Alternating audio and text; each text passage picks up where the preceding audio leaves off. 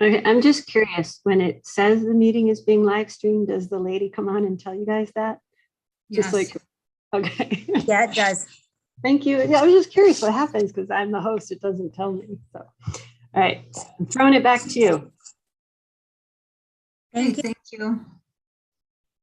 So we have 3 of us so far. Do you want to wait another minute or two, Mayor? Yes. Eric Miller is our auditor this year, so he's going to be doing the presentation. Okay. Eric, are you doing it just, are you doing, there you are. I didn't know if you were doing video or just audio. I'm here. Can everybody hear me okay for when the time comes? Yes. I'm going to turn you up here. No.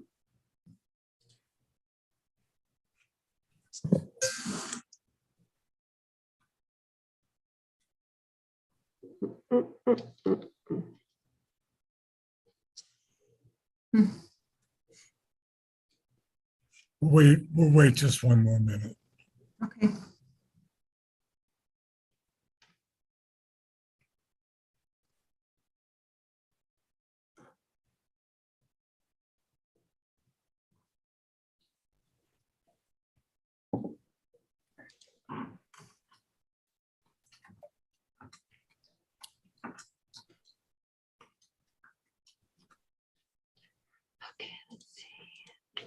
So on this program, the person who has the floor is on a full screen. Is that the same way everybody else's works? You have the ability to change it. Would you like me to change it back the other way No, I like seeing everybody full screen up close. when they're speaking? Mhm. Yeah. They'll just have a hard time seeing people that are hand raised and stuff like that. Yeah, I'll do, Madam Clerk, I'll defer to you on that. It has everybody small on top, Yeah. but like you're speaking, when you spoke, Brandon, you're the rest of the screen. Yeah, there's a setting in the upper right hand corner. It says view, and you can kind of change it back and forth. Okay. Oh, I see. There it is. To gallery. Change it to gallery. Whichever way you Yes. want. Okay, I like that better. All right, Eric, you can proceed, sir, with the audit. Awesome. Well, thanks for giving me 20, 30 minutes or however long it takes. As I mentioned to Victoria, what was that, 2 weeks ago now? I don't originally plan on getting too much into the financial statements themselves or numbers changes from last year to this year. If there's questions, let's dive in. Let's go through it. But I'm going to keep it pretty high level up at that 30,000 foot view. The first document that I'm going to go through is when I sent it over to Victoria, it was titled Governance Communication. Just so you know, Eric, we did include all 3 documents in their packets, so they should have the management letter, the financial statements, and your, what's the title of the last one called? The single audit report. Oh, the federal award, yeah. Okay. And I will caveat before I jump in, these still all are in draft format. Our file and all of our final documents, they're with Jason right now. I would anticipate probably hitting the send button on final copies tomorrow or Wednesday.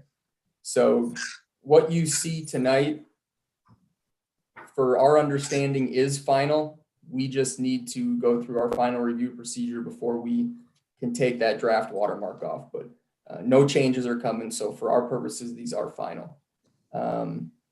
So communication to governance. This is our kind of snapshot of the 2020 audit, really to kind of give the board that high level overview of I guess the things you need to know, things that us as external auditors feel that it's important for the board to know right offhand. So really just kind of starting down, maybe middle of the page. Anything that you want to see related to your selection of financial policies or the method of accounting that your financial statements are under. Really, footnote 1 to your financial statements is going to give you all of the information that you could ever want. That's going to talk about the selection and really use of the appropriate accounting policies in place. New GASB's, nothing big this year. GASB 84, while the town of Lyons did implement that standard, it didn't change anything that is reported within your financial statements. The town had nothing that rose to the level of the criteria under that standard that we were required to implement. So you implemented it, it didn't do anything. As part of your financial statements, there really are certain numbers that we consider as estimates. We like to think of accounting as black and white. Really, I think there's a lot of gray in the world of accounting. So within your financial statements, there are items considered to be estimates. The biggest one for the town is that FEMA and all that grant related activity. You've expended millions of dollars over the course of years. And to this day, there's still a large receivable on your books that I know the town and the state are working to determine what portion of that the town is going to receive. So for purposes of us, that's considered an estimate. Same thing with capital assets. We call it an estimate because of the not likelihood, but the potential for catastrophic events. You guys saw one. So those numbers can drastically change from year to year just based on circumstances or significant events. The final one is that asset retirement obligation. I think this came about in 2019, and essentially what the standard says is you have a wastewater plant. There's state regulations that say you have to do X, Y, Z when the time comes to dispose of it. And therefore, in the accounting world, we put something on the books now to really account for any potential costs 20, 30, 40 years down the road that you will incur in order to shut down that wastewater plant. Moving a little further, no difficulties, no disagreements with management. There's one item, corrected and uncorrected misstatements. Again, that world of gray, there's certain thresholds that we audit to. If we fall into that gray area, you can fix it. You don't have to fix it. We just have to report it out to the board. There was nothing of that nature. There was one adjusting journal entry. I wouldn't really call this an audit entry. This was more us just talking with Carl and working with Carl just to make one adjustment. So we really classified it as kind of a town entry, and that's why you really don't see it reported out anywhere else. Current year findings, bottom of the second page. With your bonds, you have certain covenants that you're required to follow. One of those is that your net income must exceed 110% of principal and interest of your debt service. That percentage has gotten a lot better. So I would assume or expect here in the next 1 or 2 years that the town is going to be perfectly meeting that particular debt covenant. And I know talking through with Victoria, it seems like you guys are well aware of potential reasons why that is still falling a little bit short, but will be improving here in the future. Any questions, comments, concerns related to communication with governance? No, sir. Awesome. I'm going to jump to the next one, and this is going to be the financial statement opinion. So once everything is done, said, final, you're going to see this within your actual financial statements. It's the opinion that goes into the financial statements. No change really from the prior year. I do think it's important to point out these financial statements are the responsibility of management. So you guys do utilize Carl, third-party consultant, to really help with that audit prep and the drafting of the financial statement. Ultimately, the responsibility of those statements does fall on management. Our responsibility is really just to express opinions on financial statements in all material respects. Bottom of page 1, for the fiscal year 2020, the town unmodified or a clean opinion. So again, I always say that, that's a kudos to management. That's a kudos to the board. really setting the overall direction of the town and maintaining those finances. So unmodified and a clean opinion.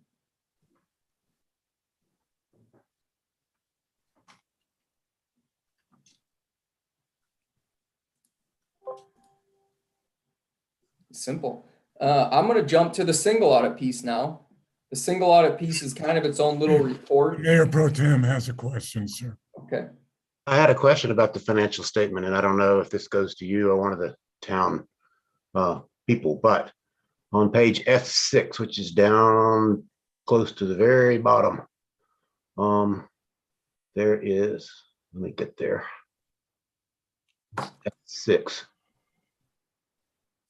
And it's the water wastewater fund, which is the one that we probably have the most concerns about for a number of reasons. One of them you already noted. There's an entry under revenues. It says contributions, $2,404,905. Can somebody tell me what that was? Because otherwise our net position would have been negative for the year. Our net position changed for the positive, but it's because of that one entry. There's a $2,400,000 entry. It says contributions.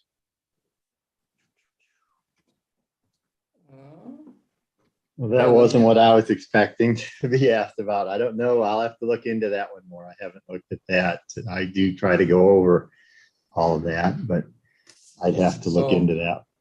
So what that is the way that the town accounts for capital assets is all of the capital assets get paid out of the general fund, get accounted for, get accounted for within governmental activities as they go through the construction in progress phase. And then once those capital assets are completed, they're essentially contributed over to the water and sanitation fund. So really what that $2.4 million this year is over the course of the last 2 years, your governmental activities column, your general fund, your capital projects fund has been accounting for these capital assets, got completed in 2020, and essentially it's a transfer over then to the water and sanitation. So the only way to get it on the books is to record that as like a contributed revenue, contributed asset.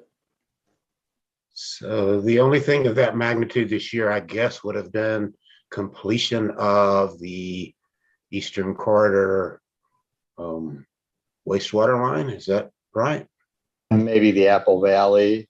I don't know when that was accepted, the water line in Apple Valley, the Eastern Corridor work. Again, we're going back a whole year now. But there should be a list of projects in there also. I remember seeing the list of all the projects that were accepted. Now that we know that's what that entry is. Yeah, it was a combination of that Apple Valley transmission line, the Apple Valley line relocation, and then some land improvements that were done for the sanitation. In regard to the Apple Valley line, it states in the audit that the line runs from Antelope Road into the town, and that's not correct. It runs much further than from Antelope Road. So I'm wondering why that was. Was that because that was what was improved, Aaron? Yes. Okay. Okay. That's the area that we improved and accepted the public improvements. Okay.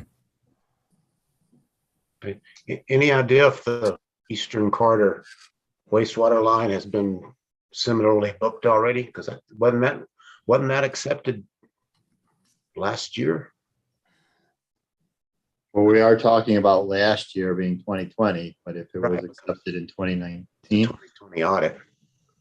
I think it was 2021 early, Okay. So we may see a possibly. Tracy's here, maybe she remembers.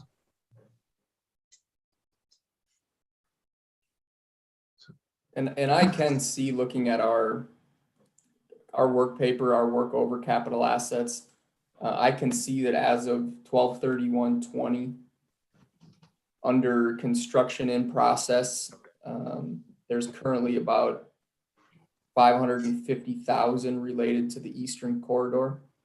Okay. And Okay. so where you'd see that is if you flipped, it'd be sitting in page D13, and you'll see a number there for about 4.998 million within governmental activities. And that's where that project is currently being housed.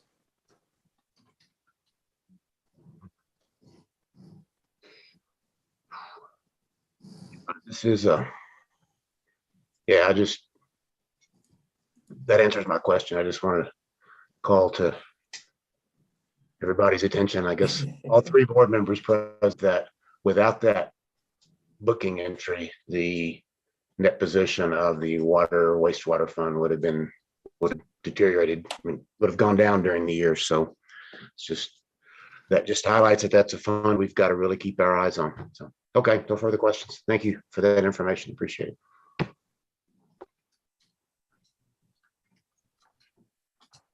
Any others before I jump kind of just into that single audit report?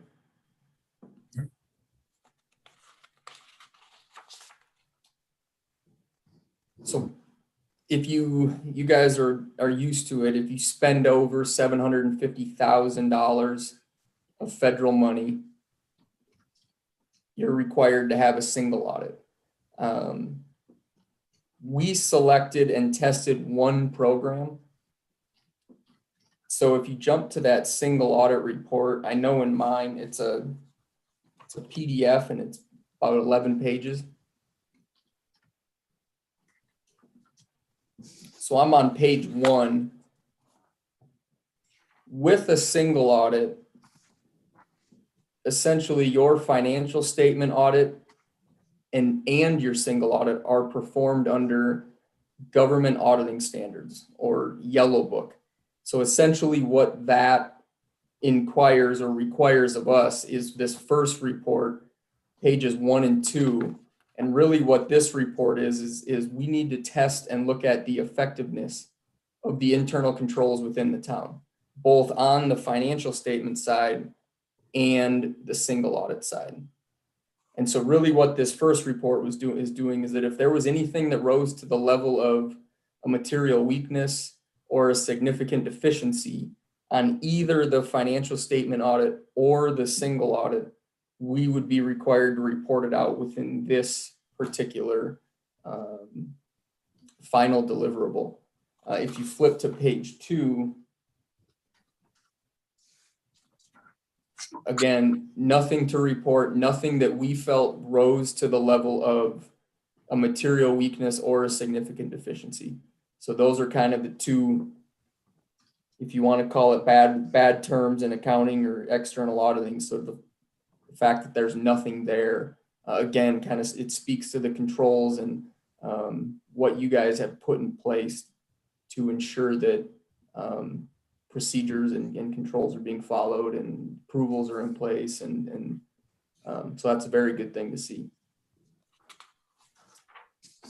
Page 3, this is ultimately now our opinion over the over the single audit.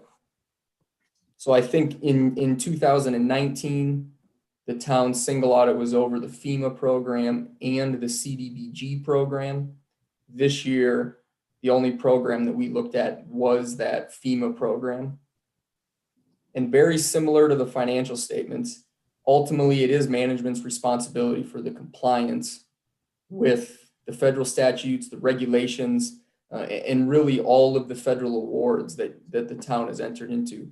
Our opinion is to express, or our responsibility is to express an opinion over that compliance. So page 4, again, for the one program that we tested, FEMA in 2020, unmodified, clean opinion on the single audit. In our opinion, the town complied in all material respects with federal regulations, those grant awards, and those grant agreements.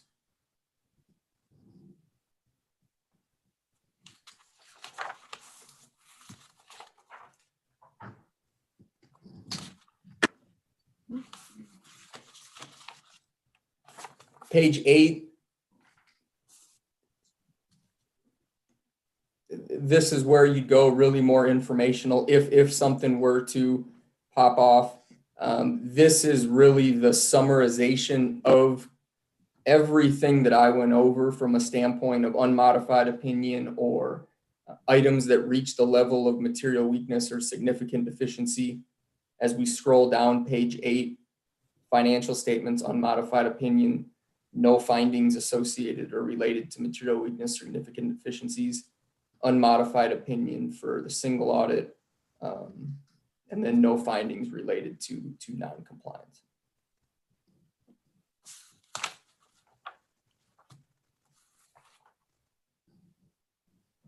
So I will pause there for any questions. Any questions? Mayor Pro Tem. I have no questions, just to comment. This is audit reports are where no news is generally good news. And I think this is like my 4th year on the board to go through these. And I think in each year, there's been a couple of little notes here and there, never have anything major about minor corrections that were needed. But this year, I didn't see any. So I think congratulations are in order to our town staff, and the town administrator and flood recovery coordinator and various financial personnel throughout the time period in question for having a, no material findings report. I think that's, they should be commended for that. Thank you. I think we all know that it was nice to have Jill available for an entire year, and as a CPA, I think that was really helpful to us to work on those items that had been noted previously. So I'll write her and let her know as well.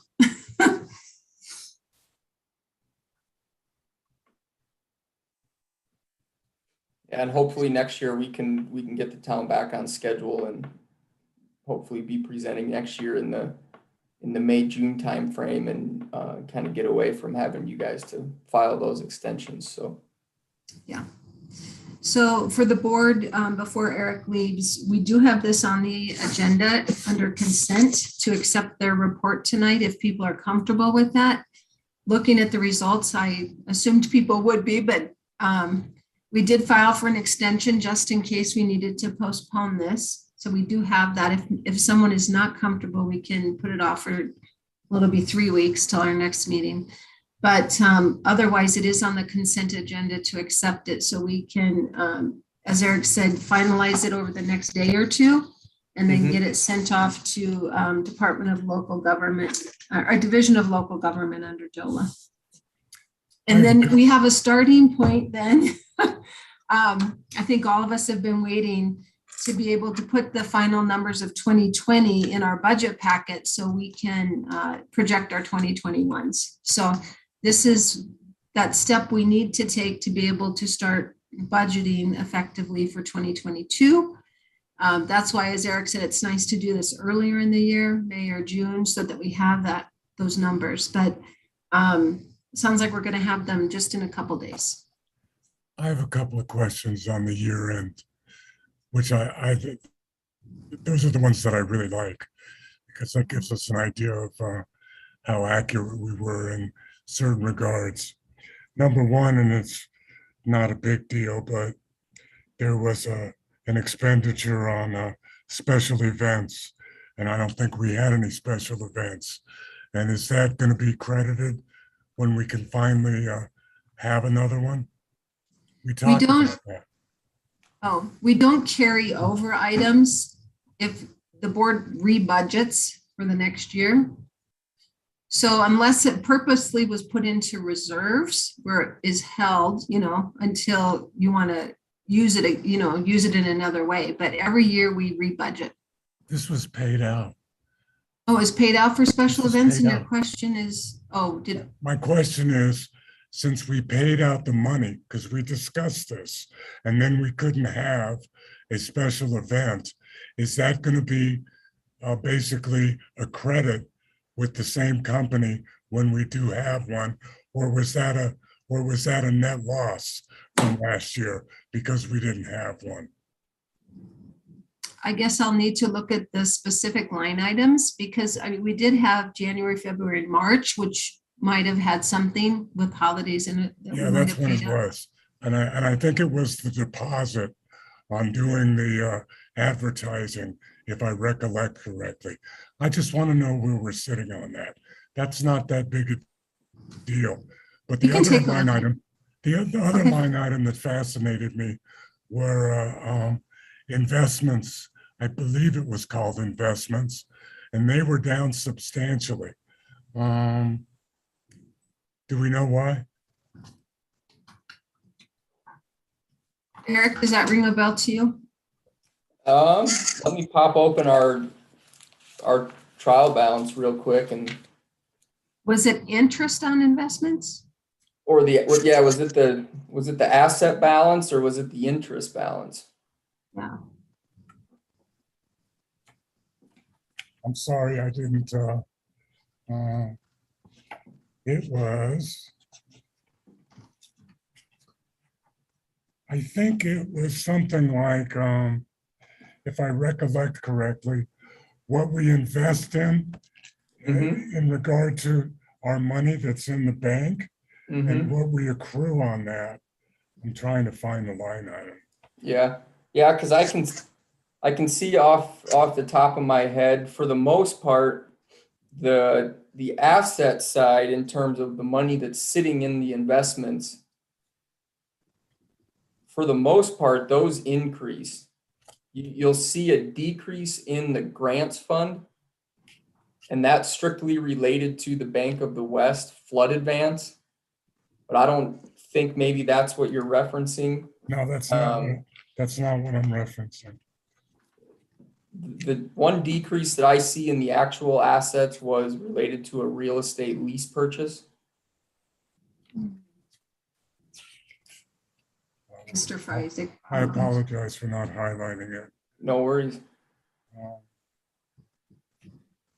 But it was a substantial amount of money.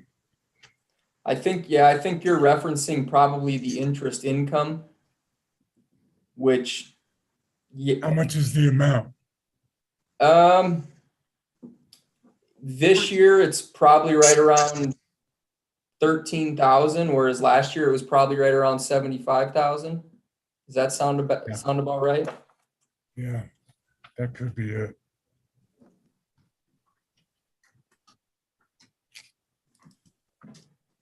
I was just wondering why the difference.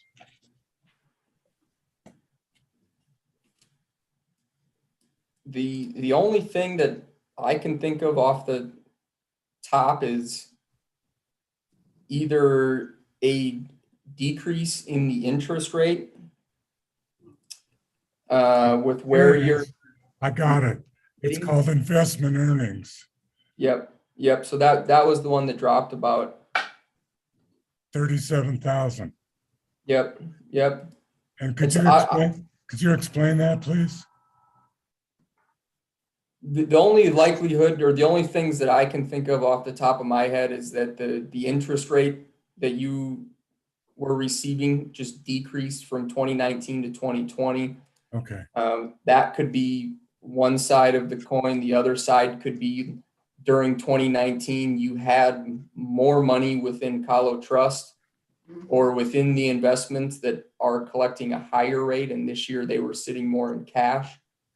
Those would probably be two of the reasons why it could have happened. Thank you, Yeah. sir.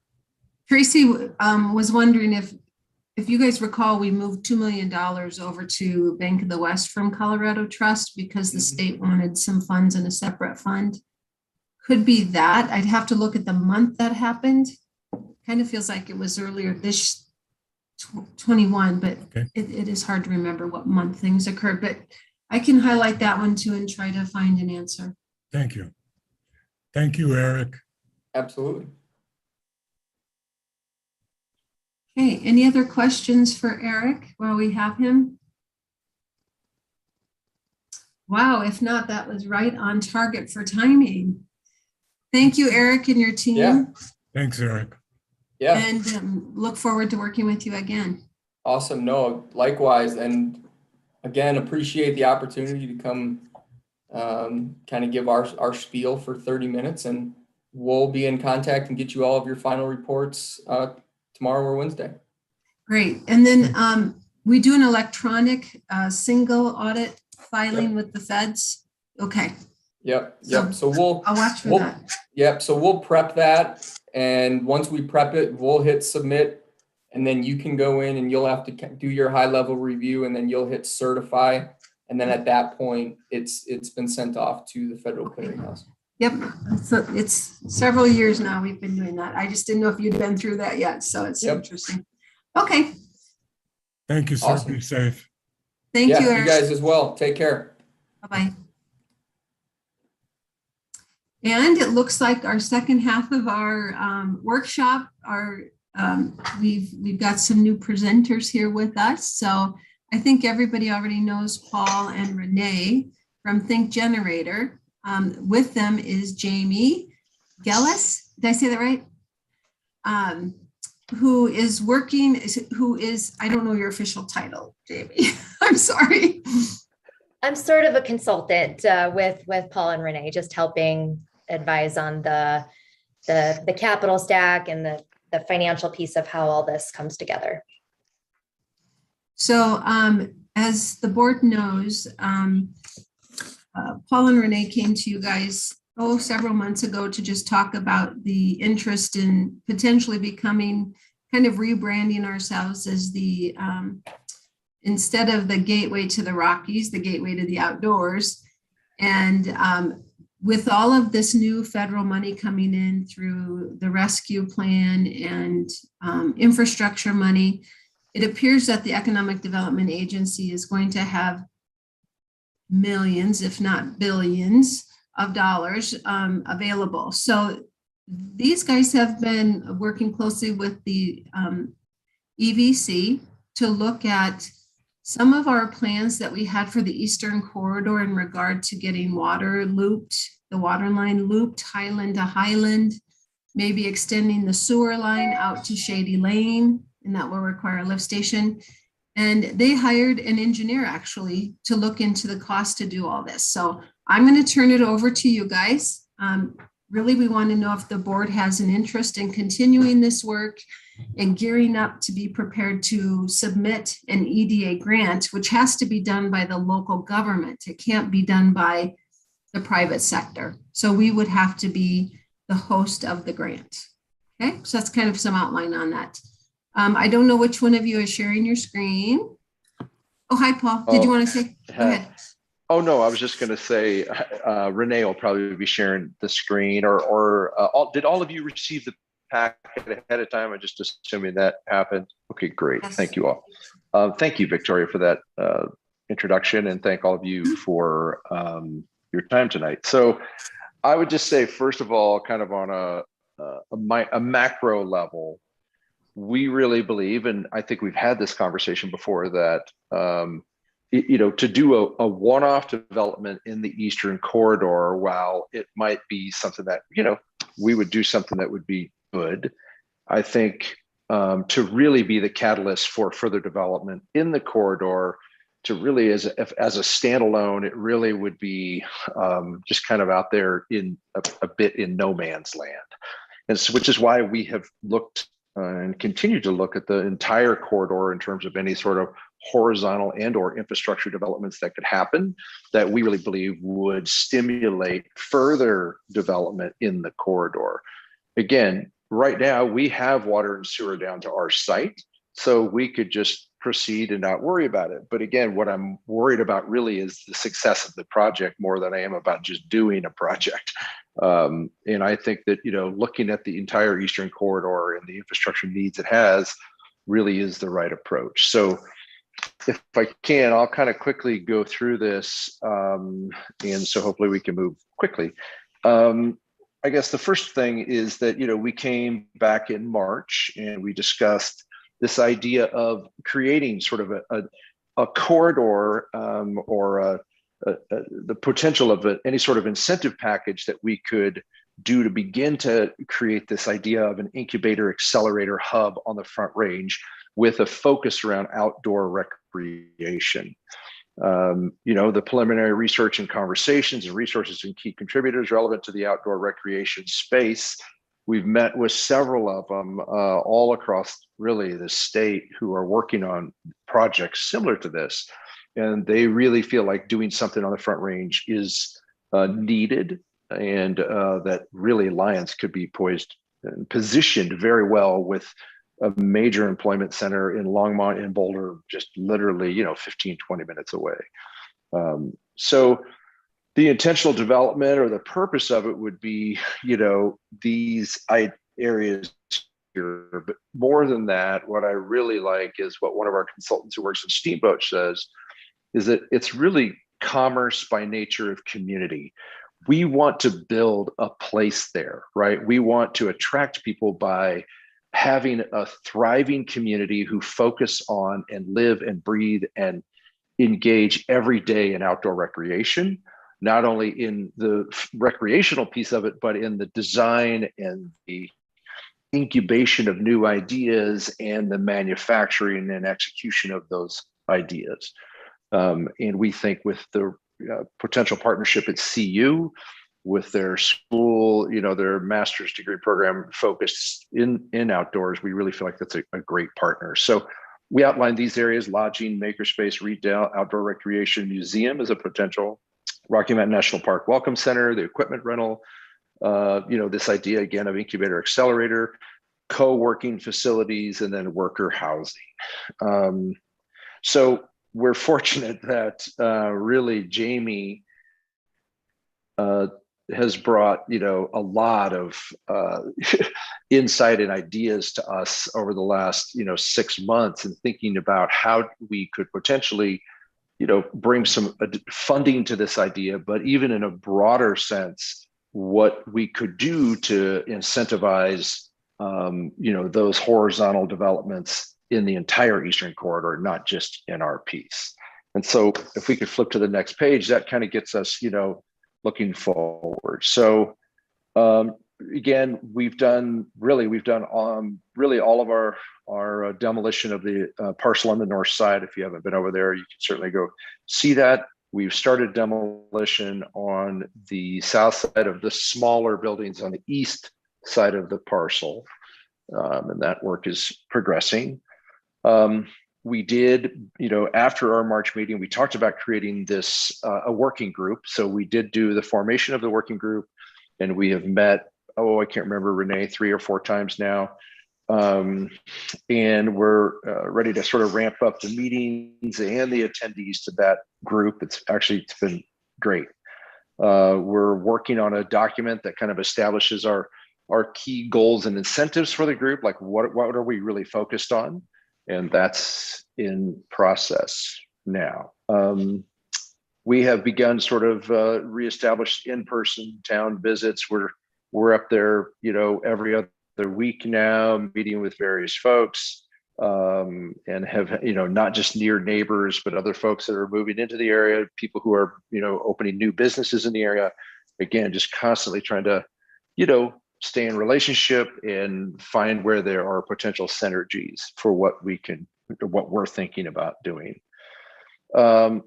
We have sort of begun conversations again with this idea of workforce housing or affordable housing options in the Eastern Corridor. And we've met with some of the landowners in the area to discuss their interest in selling, and in particular for an affordable housing development possibility, and have had some conversations there. We, again, through Jamie with an amazing contact, we sought a proposal from Gallagher Museum Services for sort of, I guess it would be an entire lookbook package for an outdoor recreation museum that would include everything from a budget and revenue streams. I mean, these guys are professionals. That's all they do is museums all over the country. If you've ever been to the Olympic Museum down in Colorado Springs, if you've been to the World War II Museum in New Orleans, that's just to name a couple. They've done hundreds of them throughout the country. in Just there. to So we pipe did in- get a proposal from them.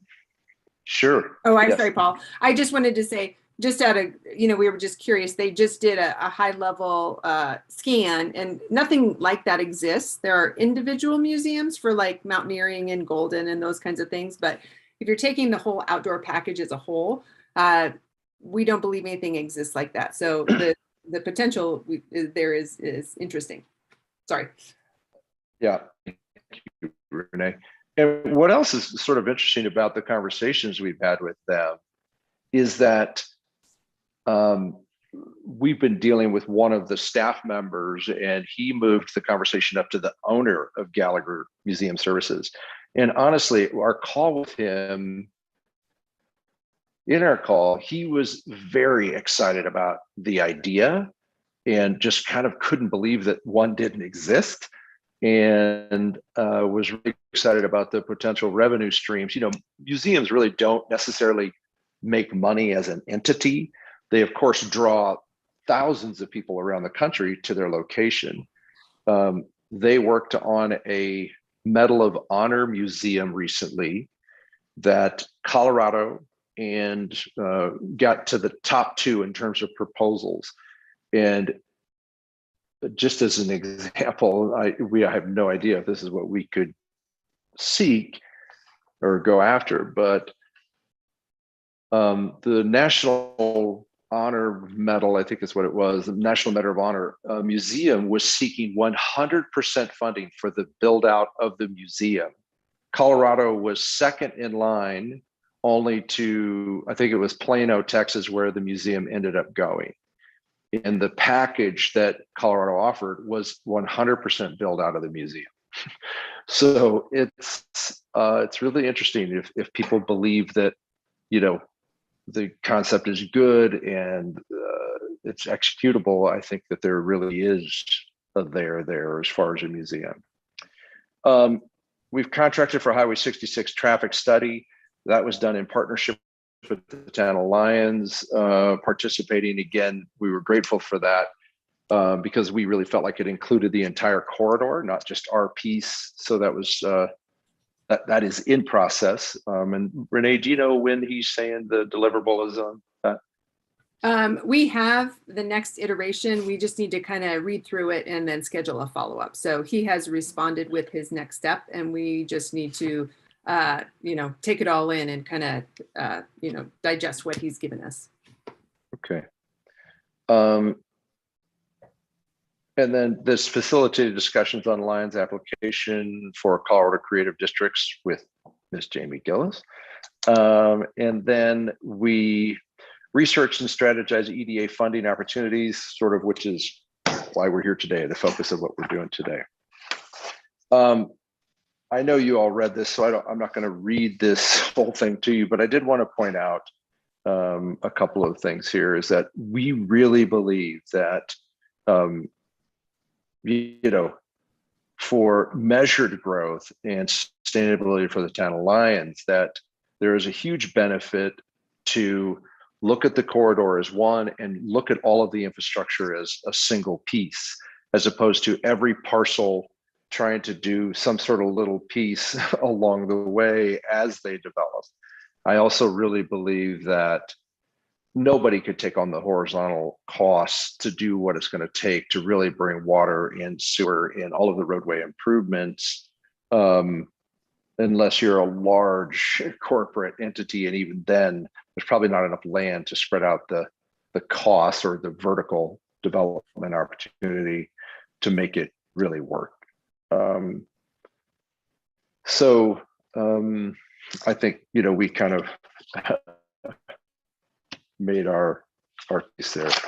I don't know if I can stop now. Does anybody have any specific questions before we jump into the sort of next piece? And I don't know, Phil, if you got my voicemail, if you're able to or prepared to talk about this piece, I'm happy to go through it if you're not.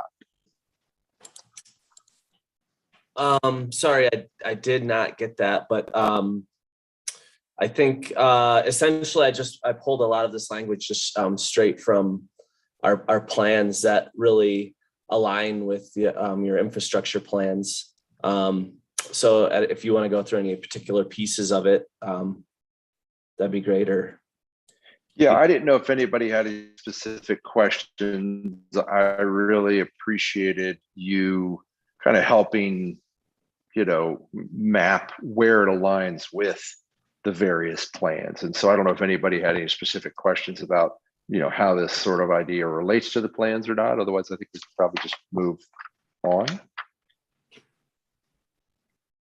I think you can move on. So Okay, great. Thank you. So Renee, I'm going to turn things over to my business partner, Renee. Hello, everybody. Thank you so much for having us. We appreciate it. So I just wanted to kind of walk through, in case you're like, well, how did you get there in terms of this conversation? And I mean, it's no secret, right, that we're out trying to find resources to help make this all possible, right? Because there are some larger pieces, and I think to Paul's point, just trying to do a real holistic view of the whole thing, not just, hey, we'll develop our part and we're going to skedaddle out of here. So we have been in conversation with Jamie. She's been helping on some other projects and just has had some really good success with EDA grants for the kind of things that we're looking for. And I know you guys are no stranger to EDA grants. I mean, certainly you've managed your fair share. So just to let you know, so, we started talking to Jamie about what could this look like? What kinds of things could we accomplish with this? What's the timing of this money? What kinds of things do they approve? Those kind of questions. So, began a conversation with Jamie, and then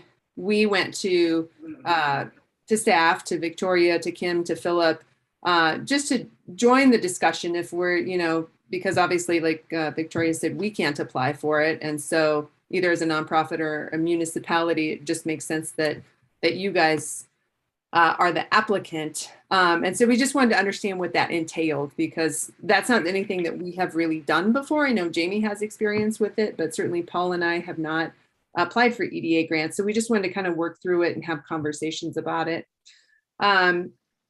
After those conversations, I think there was at least some interest from, or no red light, as we like to say.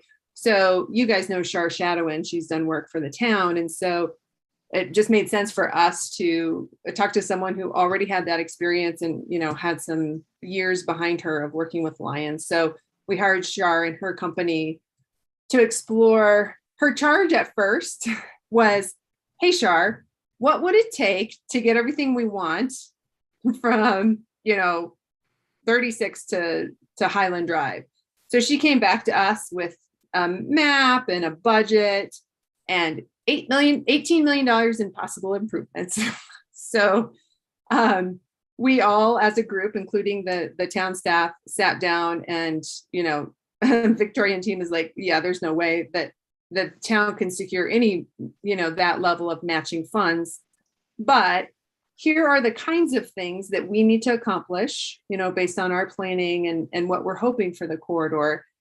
And here is a number that maybe feels a little bit more palatable in the range of, what we could achieve. So Shar was charged with going back to the drawing board, and we're like, Shar, that number needs to be around half of that $18 million budget. So she went back through, we listed some things in order of priority and importance of, what we really needed out there. And hopefully then what makes that whole area really attractive to other people who want to come in and do projects. So again, like Paul said, this isn't really just us. This is, trying to kind of look at it as a whole.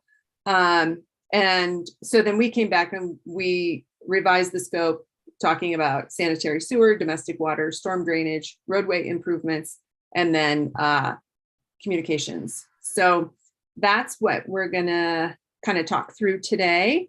And again, this is, this is just in concert with the town of Lyons and kind of what Shar thinks it will take to bring this all to fruition.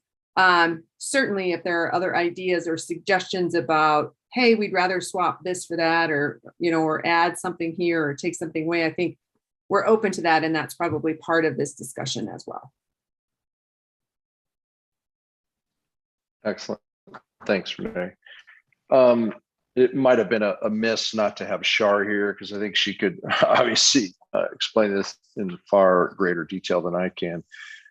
You can see the map of what she's proposing, and what's great about this is that the preliminary design you can see has an entire loop for water on the entire, or on the north side of the eastern corridor. So it would be a full loop that would go the entire distance. That's of course the blue line. It also would include an extension of sanitary services that goes from the eastern edge of our northern parcel and takes it all the way down to the end of Highland Drive, to, you know, where Shady Lane is, which is, as all of us know, is a much needed improvement.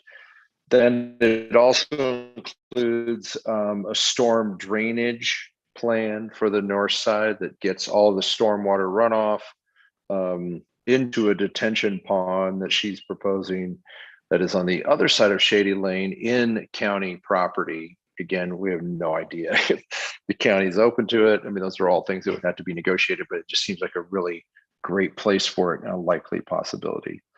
It also would include some road widening, which, given our current conversations with CDOT, the design could change, but this has just a little bit of widening to the north, or I guess you'd call it the southern edge of our northern parcels, which would allow for a deceleration lane and turn lanes into those parcels as they develop. And then there's also a trench and conduit for communications that would also run through there. So, and then the next page, of course, is the budget, and there's a conceptual draft budget, but it's, and she said, Paul, these are really on the high end, these numbers, but I don't want to end up in a place where when we get further into it that, you know, we're off. So she feels like these are, you know, high-end numbers. This is what she does for a living. You know, she just did a project for the town of Lyons. She did the sewer lift station project that was just completed. So we felt like she would probably know better than anybody what the current costs were. And you can see that really the construction cost is around 6 million. She put a hefty 20% contingency in, and then just the design, engineering, and construction administration numbers bring us to a total of, you know, 9.3. Again, all preliminary, all conceptual, but it, you know, we've had lots of conversations about it. So while it's conceptual, it's pretty well thought out in terms of what could be a great phase one to at least begin to get those infrastructure necessities in place on that northern parcel.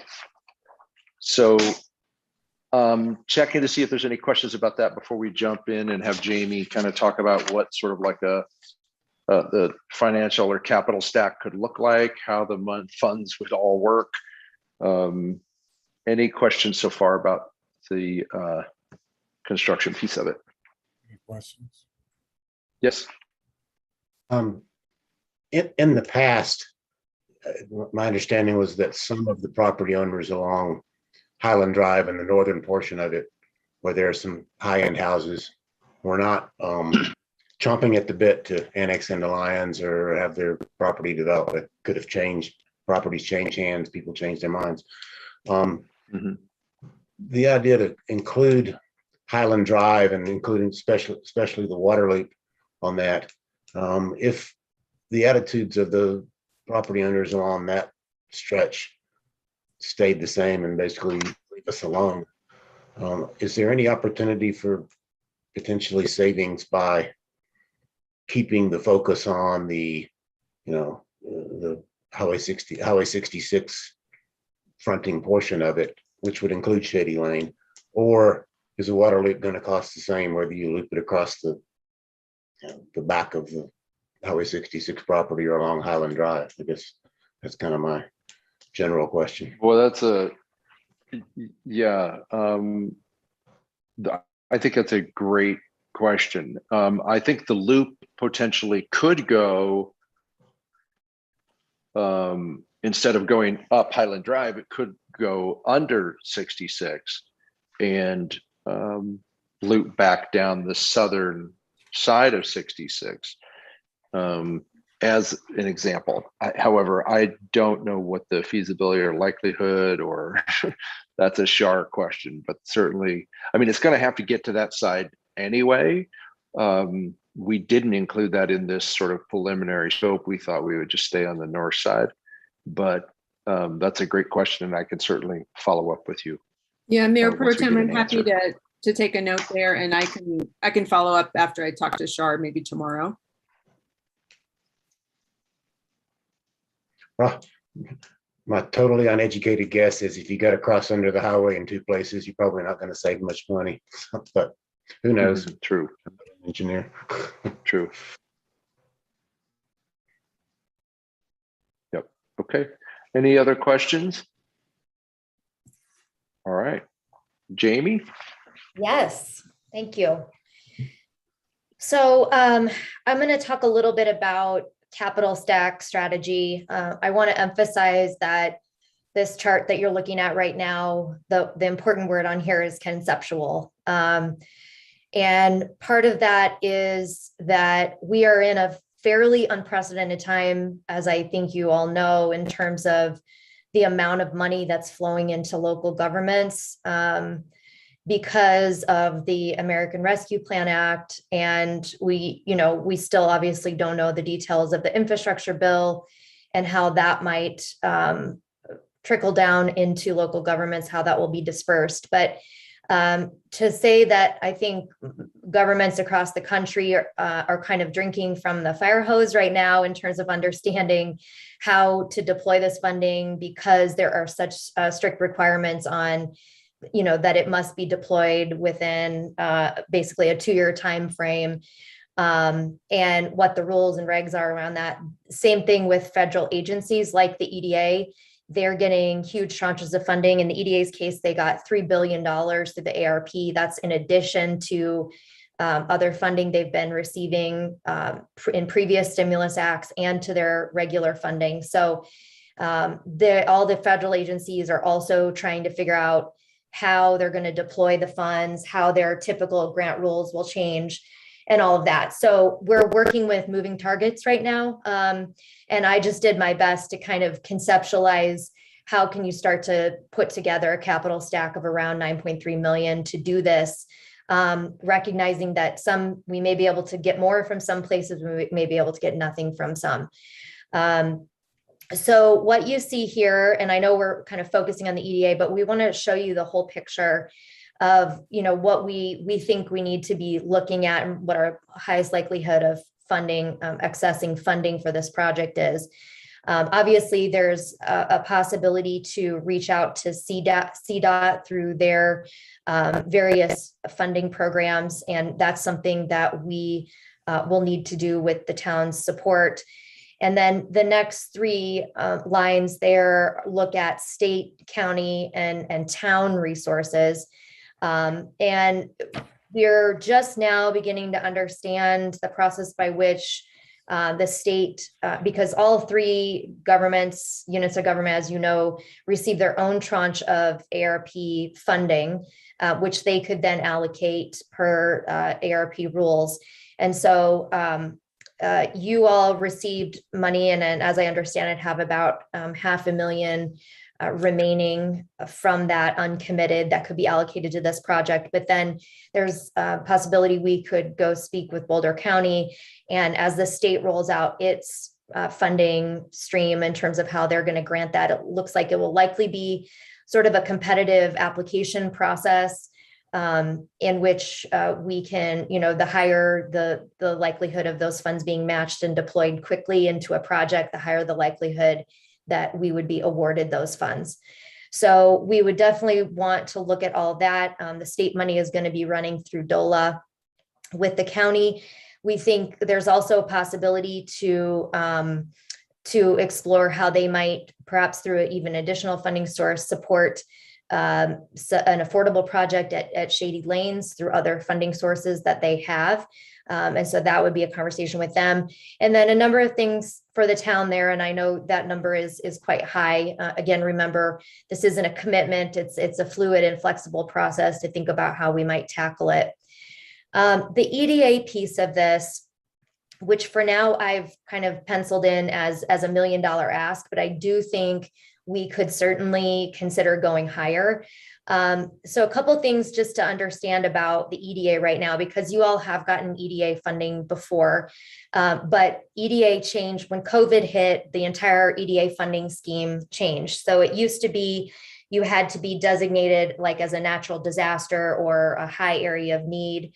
And so that made EDA program, I don't want to say less competitive, but there were fewer hands in the pot, if you will, because you had to have a special designation to be able to even apply for the grant. And that's how you all got funding before.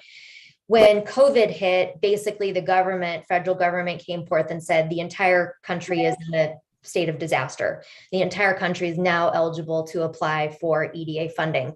So you can imagine that it was a free for all, and the EDA was inundated with grant applications. They got some more funding, but were still heavily relying on their, original funding source. And so it was really a state of chaos for the EDA. Their programs didn't really change. Their funding kind of match requirements didn't really change at that time when COVID initially hit. And so when through the American Rescue Plan, the feds contributed another $3 billion to the EDA. The EDA decided at that point they wanted to come up with new programs that were targeted just for those ARP funds to deploy them. And within that, I think one of the most interesting pieces of what happened is that traditionally the match requirement for EDA funding was a 50-50 match. Match is typically based on media income, et cetera, et cetera. There are a number of factors, but most typically, especially for Lions, that funding match would have been a dollar for dollar match to get EDA funding. For all of the ARP funded programs, that match has automatically been dropped to 20%. And you can make a case for even a lower match through your application. So that right there is pretty amazing, because we can get more for less contribution from our side. They also rolled out 6 different programs through which you can apply. I've listed 4 of them here because the other 2 are programs that the state has to apply for on a statewide level. But there, you can see the first 2 programs are really based on regional economy and creation of new jobs. And then there's the Economic Adjustment Assistance Program. Now that program was in place before. And so this is really just an extension of that, and more kind of a wider net they're casting in terms of what's eligible.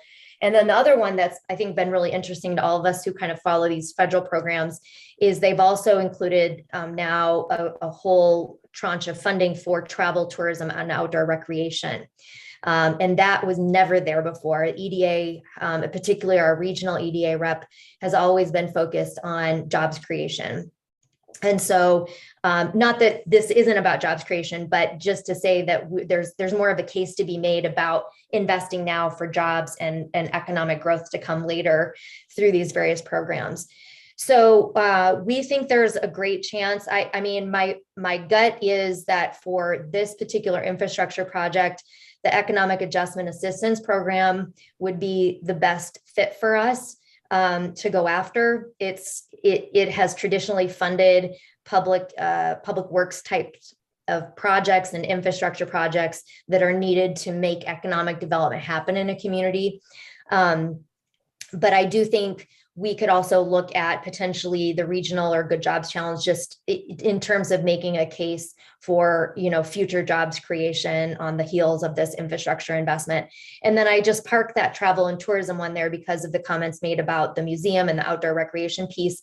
I think that's a separate conversation to be had, something just to note and think about.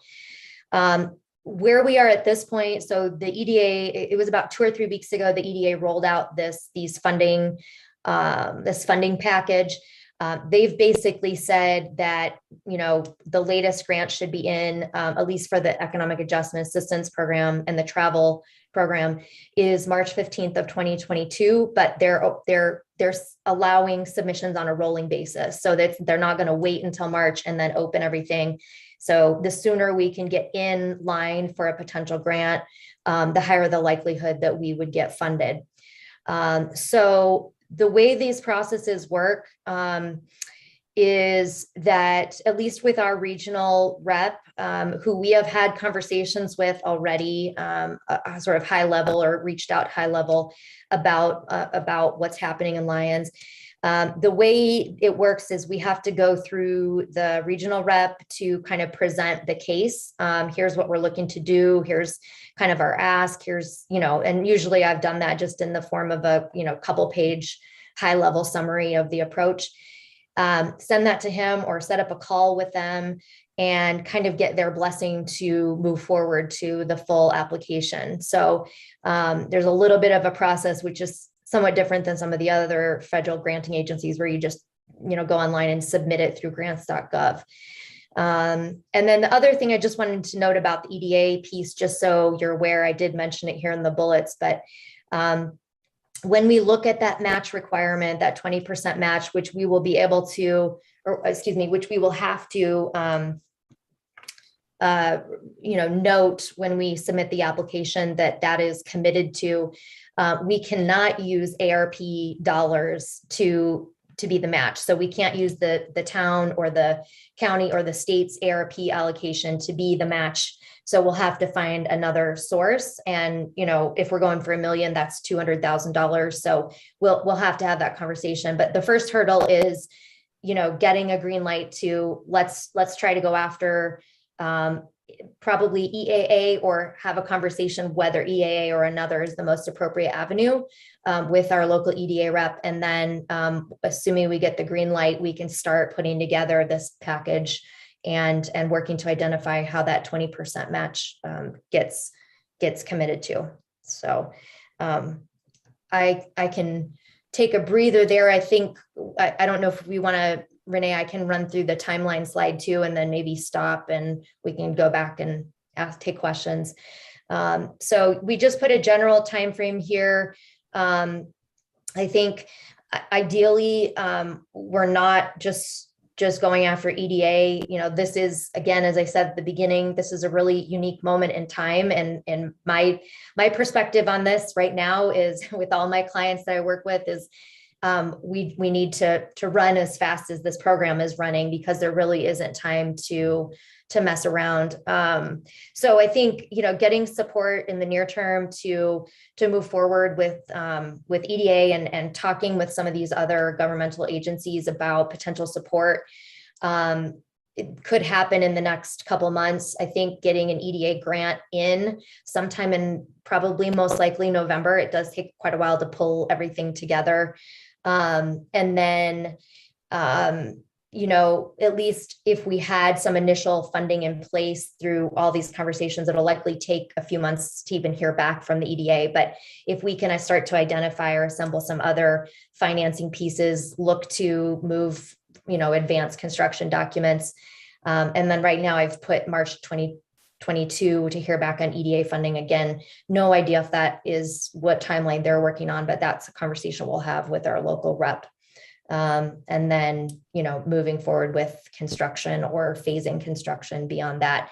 Again, I want to highlight, very conceptual, very based on a number of governmental agencies moving at a rapid pace. But the only reason I'm being fairly optimistic here, far more optimistic than I might be in normal times, is because all these ARP funds are kind of have a ticking clock on them. And if people don't use the funds, they will get rolled back and then redistributed. And so, we'll have to be prepared to move fast, assuming we can get some support from him. So now I'll stop, and certainly happy to take any questions or comments. Jamie, That sums up our I'm package. interested in matching funds and whether they need to come from the town exclusively. They do not. They can come from anywhere. They can come from a private, they could come from a private developer who is committing to making that match on the town's behalf, as long as there's a clear commitment there, a letter of commitment. So no, it can be money from absolutely anywhere, for the most part, except for we can't use ARP or other federal grant sources to be the match. We can use CDBG dollars as a match. That's the only federal source you can use. But other than that, you can use state, county, private sector, whatever. Okay. The first part of your answer is basically what I was looking for. Okay. Thank you. Any other questions? Well, first of all, I want to say thank you, team, for number one, hanging in there and bringing us a really exciting proposal. I'm really excited about this. And so I know it's been long, and just really appreciate your creativity and the work that you've put into this. And personally, I would say, yeah, go for it. I fully support this. I would ask that when we think about Shady Lane, I'm really invested in preserving the affordability that we do have around Lyon. And I know that the city of Boulder is working with the Ponderosa Mobile Home Park to change the mobile homes to fixed foundation homes. And they're thinking that there's not going to be any resident attrition.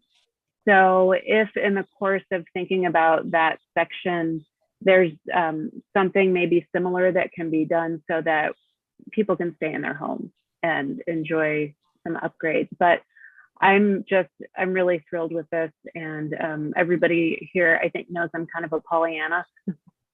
So just great job, and thank you. Thank you. Thank you very much. Mayor Pro Tem? Yeah, So I would echo. I mean, at least one of you have to have a tough question. I was expecting Pro Tem Browning to have at least one good one. Well, I'll get there. I first wanted to echo Trustee Rogan's comment about Shady Lane.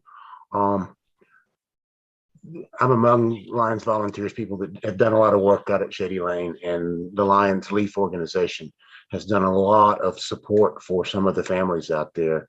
And my general thought, just in the process of getting something new and better out there and fixing the septic system, I know some of the current residents out there, and we don't want to forget those people, and we don't want to do some new, improved, even affordable housing project if it drives all those people off, and their needs need to be kept in mind if we do a project out there, whoever does a project out there. Real quick question, Victoria, where did we get our match money for the Eastern Corridor sewer line extension, which was an EDA project? Philip, correct me if I'm wrong, but I believe we did use CDBG DR. Yeah, that's right. 100% DR for the match. Okay. Which we pretty much tapped that source out, right? Well, it did because our money was disaster recovery. However, community development block grant is a regular program as well. So we've never received that I know of. But certainly we have entitlement communities with Longmont and Boulder, so they might have funds available we could consider as well. So ours were disaster recovery. We'd need to go with their regular program. Okay. Here's kind of maybe a tougher question. I understand the timing of this and how that's important, but if we were to proceed under that timetable and we got the grant and this got done and we found a source for the match, what we would largely be doing as things sit out there now is we would be extending municipal services to an area that's mostly out in the county with varying degrees of interest by property owners in annexing or not.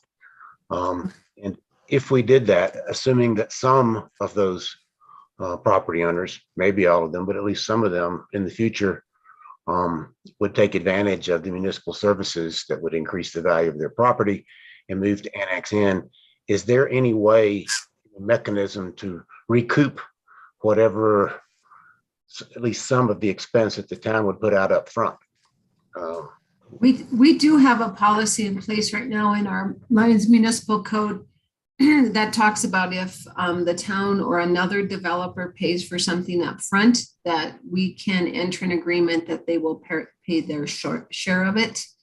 I think if the board says, yes, we're excited about this, we agree this is maybe our once in a lifetime opportunity to get this really large project going, that I think the first step would be checking in with each of those owners. You know, there's only about 8 of them, and check in with them to see what their interest would be on both getting the service and contributing toward it.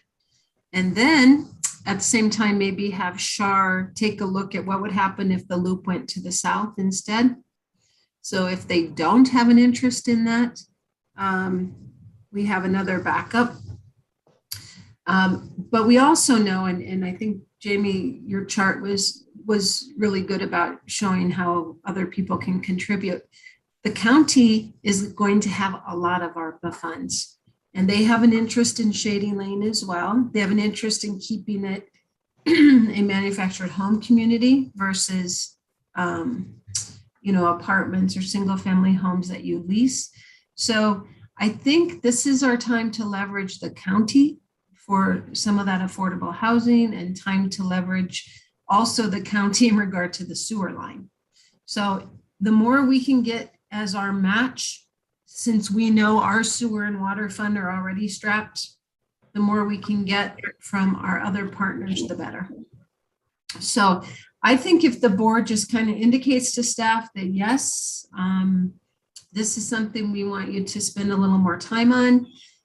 You know, right now it's been Paul and Renee and Jamie. I mean, they've been investing their time and money in this concept, and they need to know if the town's in or not. So we can come back with some better numbers over the next, you know, we have 3 weeks till our next meeting, and take a look at it.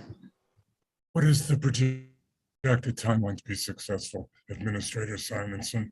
What Jamie said, that we need to have our application ready by October. Okay. It's going to be a quick one if we want to be competitive with neighbors. Okay. Victoria, you already mentioned the enterprise funds. I saw that listed as a possible funding source. Yeah.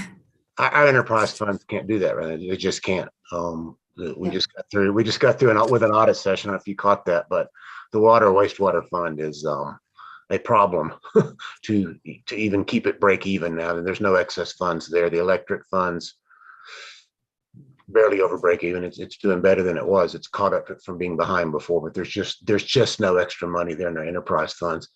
If there's a time to issue bonds, it's now, because interest rates are historically low, and we have some, as the mayor's pointed out recently, some existing debt service obligations that will be satisfied in the next couple of years. So that's a possibility, but just And maybe some settlement with Honeywell. Going to work. Okay. Mm-hmm. Excellent presentation. Thank you very much. Well, thank you all for your time, and we'll look forward to, you know, hearing how the conversation goes tonight, and then we will follow up on the question about extending the loop on the south side to see what that looks like. Okay. So just to clarify the process, right now, the submittal of an ADA grant is listed as a consent item. So if any of the board members want to remove it as a discussion item, we could do that. Or, as I stated earlier, our next meeting isn't for 3 weeks. So it is there's a gap there if someone decides to pull it. But I think what that resolution is basically saying, it's not committing to any numbers at this point. It's just indicating an interest in pursuing it. Mayor Pro Tem. I think I'll plan to pull that one, if for no other reason than if we have a couple of more board members at the regular meeting, it would be better to have all of them at least briefly discuss it and summarize what was said here, so that it's not just the 3 of us present here, but it's actually a full board vote. So I agree. As a matter of respect, I think that's fine. Anything else? All right. We'll see you later. All right. Thank Okay. you. Thank you. Thank you all. Thank you all very much. Appreciate it. Bye-bye. Bye. All right. Thank you. We'll see everybody at 7. Okay.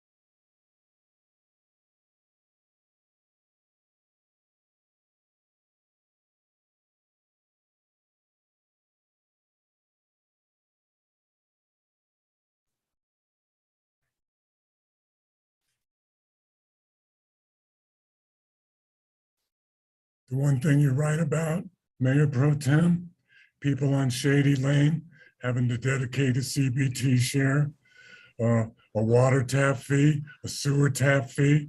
How many people do you think are going to want to annex? That's not gonna happen. I think you're right. Besides, it's affordable housing you can start with. That's Lake McIntosh share. So, That's good. That'll work. yep. Good evening, Trustee Wah. Hello. How was Maine? Very nice. Very nice. I'm going as soon as possible. All right. It's going to be nice. It's cooled off a little bit, I think. Well, I heard it was raining a little bit last week. It was hot. It was almost felt really hot there.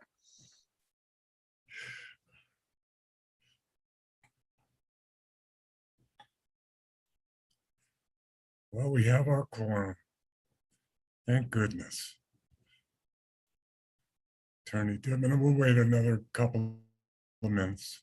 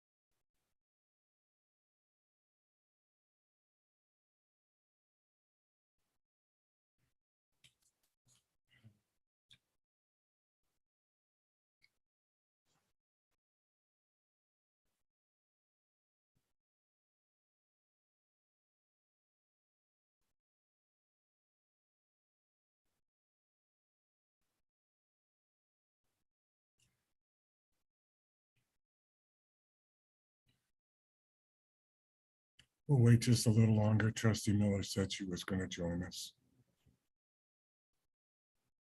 Trustee Miller is online, sir. Yeah, I'm here. I didn't see it. I don't see her on the screen.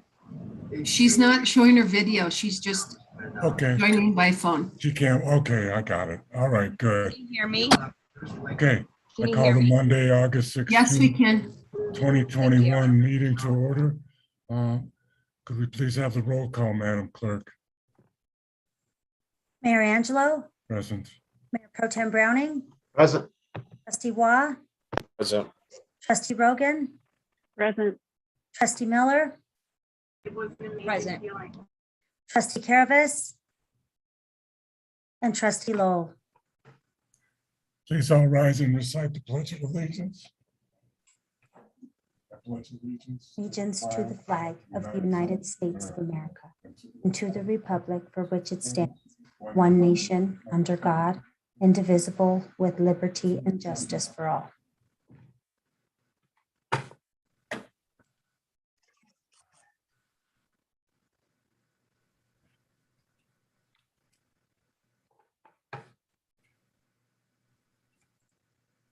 This is our moment for a reflective moment of silence. Let's keep in mind the families affected by COVID, our patriots that are in Afghanistan, and hopefully they can get out safely.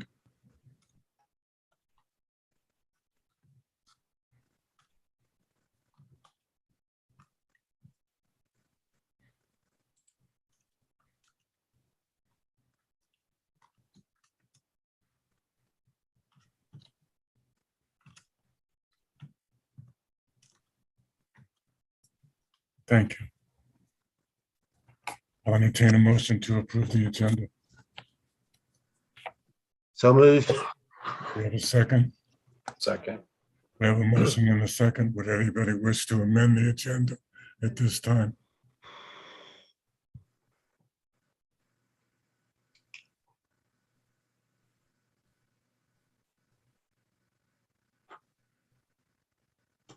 Yes. Excuse me. There's somebody asking me if the meeting's on Zoom outside. We have a motion to approve the agenda, no amendments. We have a second. I'll call for the vote. Mayor Angelo, Aye. Mayor Pro Tem Browning, Aye. Trustee Rogan, Aye. Trustee Waugh, Aye. and Trustee Miller. Yay. The agenda is approved. Now is an opportunity for anybody in the public to address their governing body on any issues other than second readings, which we have a couple tonight. But any other item, they can address the Board of Trustees on. Hello, my name is Melody Fairchild. I live at 403 Second Avenue, and Yes, I ma'am. would be grateful to add to the agenda safety concerns over the new bridge, for speed in particular. Oh, sure. I started my video. Go ahead. Oh, okay. Yeah. Do you want me to say that again? Or- Yes, please. Okay. Hi, my name is Melody Fairchild. I live at 403 Second Avenue, and we love the beautiful bridge. Thank you. I just am witness to tremendous amount of speeding. There are 7 children. Let's see. Sorry, 2, 5, 6. Yeah, 7 kids that live on one block here. And it's terrifying. And I'm really interested in discussing with the town what options we have for slowing the traffic down. Thank you very much. We don't respond to audience business, but Administrator Simonson has been talking to Sergeant Christ about placing our speed limit signs there. Thank you very much for your concern. Okay, thanks. Would anybody else wish to address the Board of Trustees at this time? Yes, my name's Keith Chatfield, and I have a rather complicated issue. I'd like to read a prepared statement concerning water dedication, if that's possible. It is. Go ahead, sir. Okay. Since time is short and my issue is somewhat complex, I'm going to read, I just had this video thing come up. I'm going to read a prepared statement. My name is Keith Chatfield. I'm a technology product lifecycle manager turned home builder, general contractor, and previous Lyons resident. Currently, I own 4 building lots in Lyons Valley Park, and I'm here today to ask the board to consider the town of Lyons water policy with a focus on achieving equitable treatment for all residents, regardless of where they intend to build in town. Currently, there are $1 million homes being built on lots on First Avenue. And there are other building lots on Overlook and Mountain View that require no water rights conveyed to the town when permitted. My lots are in Lyons Valley Park, and I'm being told they will require a share of Colorado Big Thompson water be dedicated to the town for every building lot. Colorado Big Thompson water shares, as you know, are in high demand and carry a premium price, sometimes upwards to $70,000 each.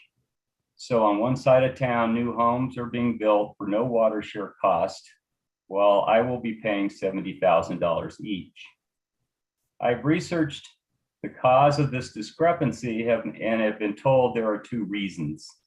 Residents of Lyons Valley Park filing 7 and 8 are being required to pay water dedication. There are 2 reasons. One is the 2003 Water Services Agreement with Longmont that established water dedication rules for developments or annexations that will come after the execution of that agreement in 2003. In this agreement, lots of developments that had land use approval, quote, or contractual commitments made prior to the agreement were to be considered prior commitments and exempt from the water dedication requirements. The lots on First Avenue, and while I haven't checked myself I assume the lots on Overlook and Mountain View were considered platted before the 2003 water service agreement, and they were identified by Lions as prior commitment. But the lots in filing 7 and 8 of Lions Valley Park were considered to be new development and thereby not exempt, even though the entire development was described in a 1986 subdivision improvement agreement, which described a development of 403 lots and called for infrastructure investments of electrical utilities to cover the entire development. By the criteria of the Longmont Water Services Agreement, the entire development of Lions Valley Park should have been classified as a prior commitment, and they are essentially in parity with the lots of First Avenue and Overlook and Mountain View. Given Lions Valley Park was master planned, it was a master plan development with contractual commitments made 17 years prior to the Water Services Agreement. I asked town staff to explain why lots in Lions Valley Park were required to pay water dedication when others are not. And I was told at the time of the Water Services Agreement, Longmont and Lions went through a process to classify lots as either being a prior commitment or exempt or a new development. And it was determined that Lions did not have enough money to cover all the water rights needed for all the lots. So the town granted other lots in town exempt status and made up the difference by requiring future residents of Lions Valley Park filing 7 and 8 or their builder to pay for a share of CBT water. Granting some people a free ride while making others pay a $70,000 bill is hardly equitable and really not a policy. So I am asking town leadership to correct this disparity and establish equitable rules. In the interim, since my lots in Lions Valley Park are in parity with the lots of the water services agreement, I'm asking the board to treat my lots in parity with the others on First Avenue, Overlook, and Mountain View and require no water dedication, or at least allow me to meet with the board to further discuss the situation. Thank you. Respectfully submitted to the Board of Trustees. Thank you. Thank you, sir. Would anybody else wish to address the Board of Trustees at this time? Yes, this is Laverne, Okay, address? 306 Evans Lions, Thank you. and I'm with the Lions Historical Society, and it's been 8 years since the flood, and we're going to have a potluck memorial on Friday, September 10th at 6 o'clock at Laverne's Park, and want to invite everyone to come and reminisce what happened to them and how we've recovered. So I'm announcing that now, September 10th, Friday night. Thank you. Thank you. Any other comments by the Town Clerk Vasquez? Yes, Lauren Click has her hand raised, sir. Okay, you are recognized, Lauren. Good evening, everyone. Mayor, would you like me to do my presentation about the Arts and Humanities Commission now or later during the boards and commissions We section? didn't amend the agenda this time because I didn't know that you were going to be on. So as long as you can keep it short and succinct, you should do it now. Sure. I'm just going to present my computer. Hold on one second.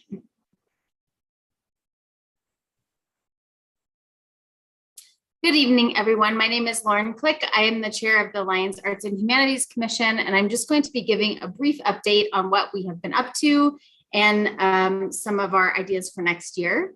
I live at 79 Nez Perces in Lions, by the way. Sorry, So, can I stop this right now? Sure. Just for a second. I would think it'd be better is if we're going to present materials. That's not the policy of public comment. We should just amend the agenda to allow us to have under boards and commissions. I realize we did not amend the agenda earlier, but we can do so at any time with the concurrence of the board. Okay. I don't want to set a precedent for PowerPoint presentations during public. Okay, is that acceptable to the board to have this presentation under boards and commissions? Yes. Okay. Lauren, you just have to wait a little while, not long. Thank you very much. Thank you.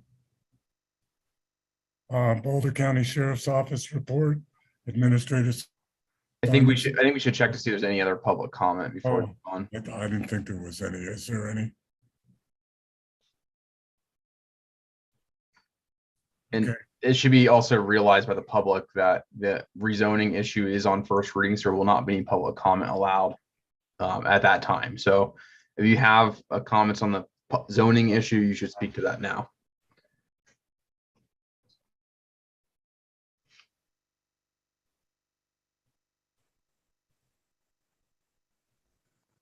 Seeing none?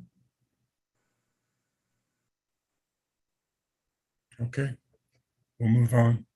Boulder County Sheriff's Office report. Thank you. Administrator Simonson. I received a text from Sergeant Christie. When he got home, he has a basement full of water. So he asked me to give his update. First of all, he wanted to say that the fire ban for Boulder County has been lifted as of last week. So he wanted to make sure people knew that. It's been rescinded. Also wanted to give a shout out to Planet Bluegrass for their continued work on routing the festival folks through the underpass. Over the last two festivals, they felt that patrons were extremely safe.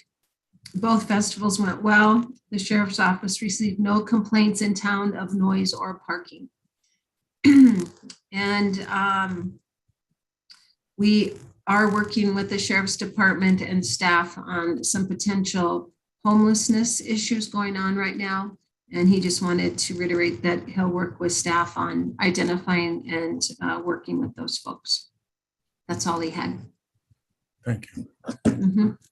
Trustee reports, Mayor Pro Tem Browning.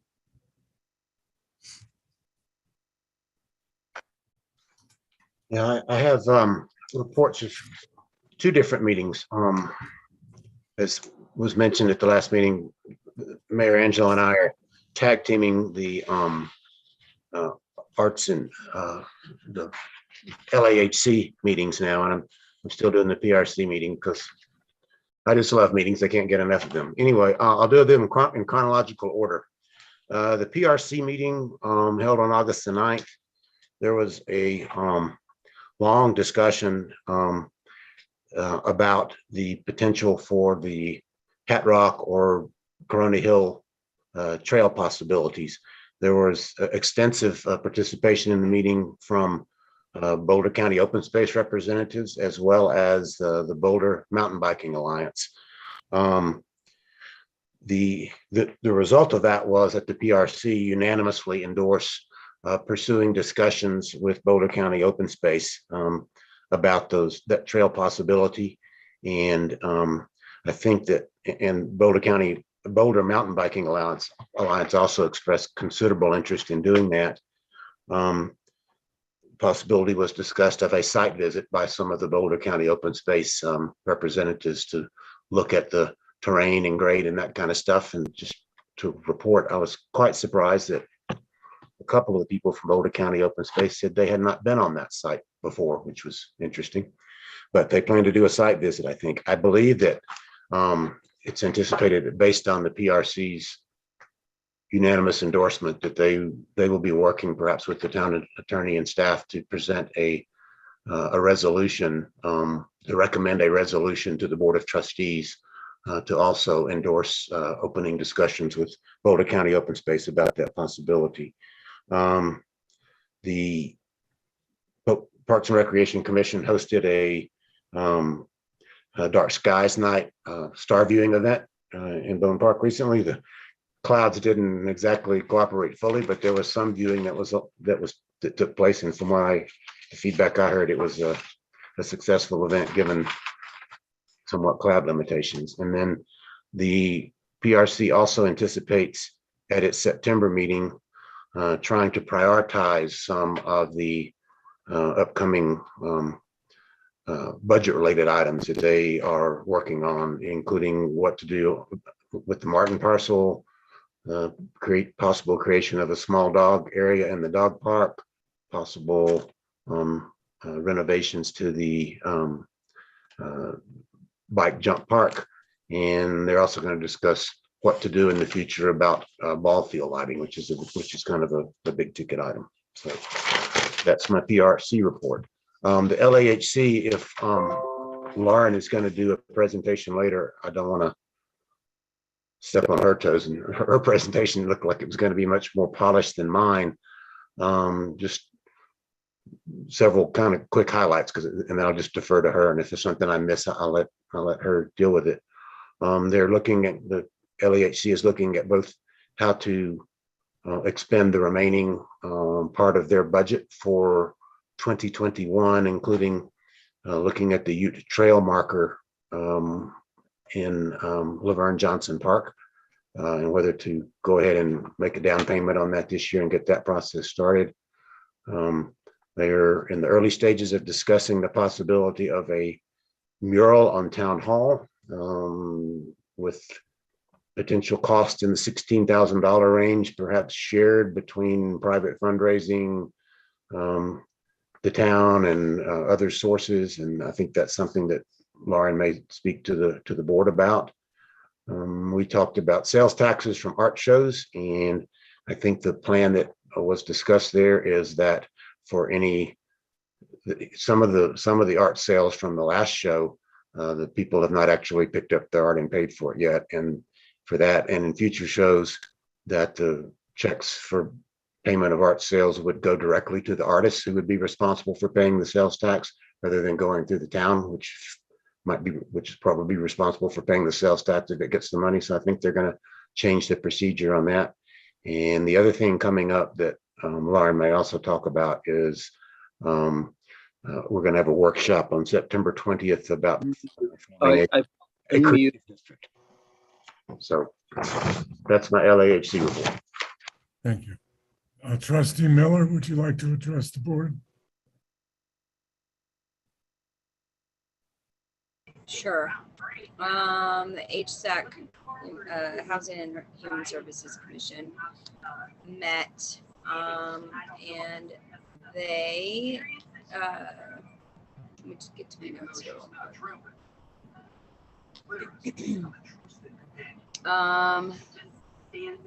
Talked about the Sherry from Leaf Mental Health therapist is taking Medicaid clients this time now, so that's something that's new.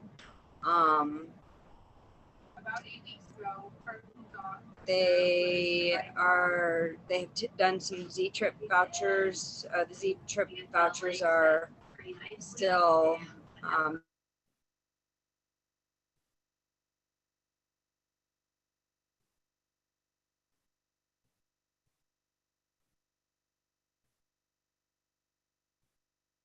We lost Trustee Miller.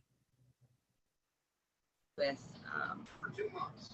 funding for that, and so Boulder County paid out $40,000 each way for let's see, Boulder County and RTD each paid $40,000 in 2021 for a total of $80,000. So we have that. And let's see if I can find anything else important.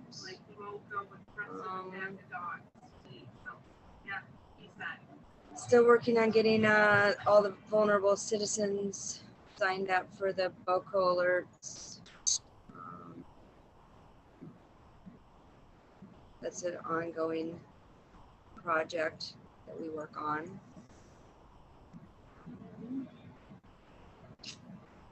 And the Lion Bistro is doing lunches again for anybody that needs lunches. It's Tuesdays, Thursdays from 12 to 1. And Lisa is doing senior exercise classes. The Lions Library is starting to do some workshops on, I guess, race and privilege and history regarding that, diversity. I did just get an email about that just a little bit ago. Spooktacular is October 30th. Rave with Grave is also on October 30th. There's a Hoot Nanny for Leaf and LCF, which is a fundraiser on August 29th, which is kind of a Hoot Nanny hoedown thing. I believe that's at the Riverbend property. And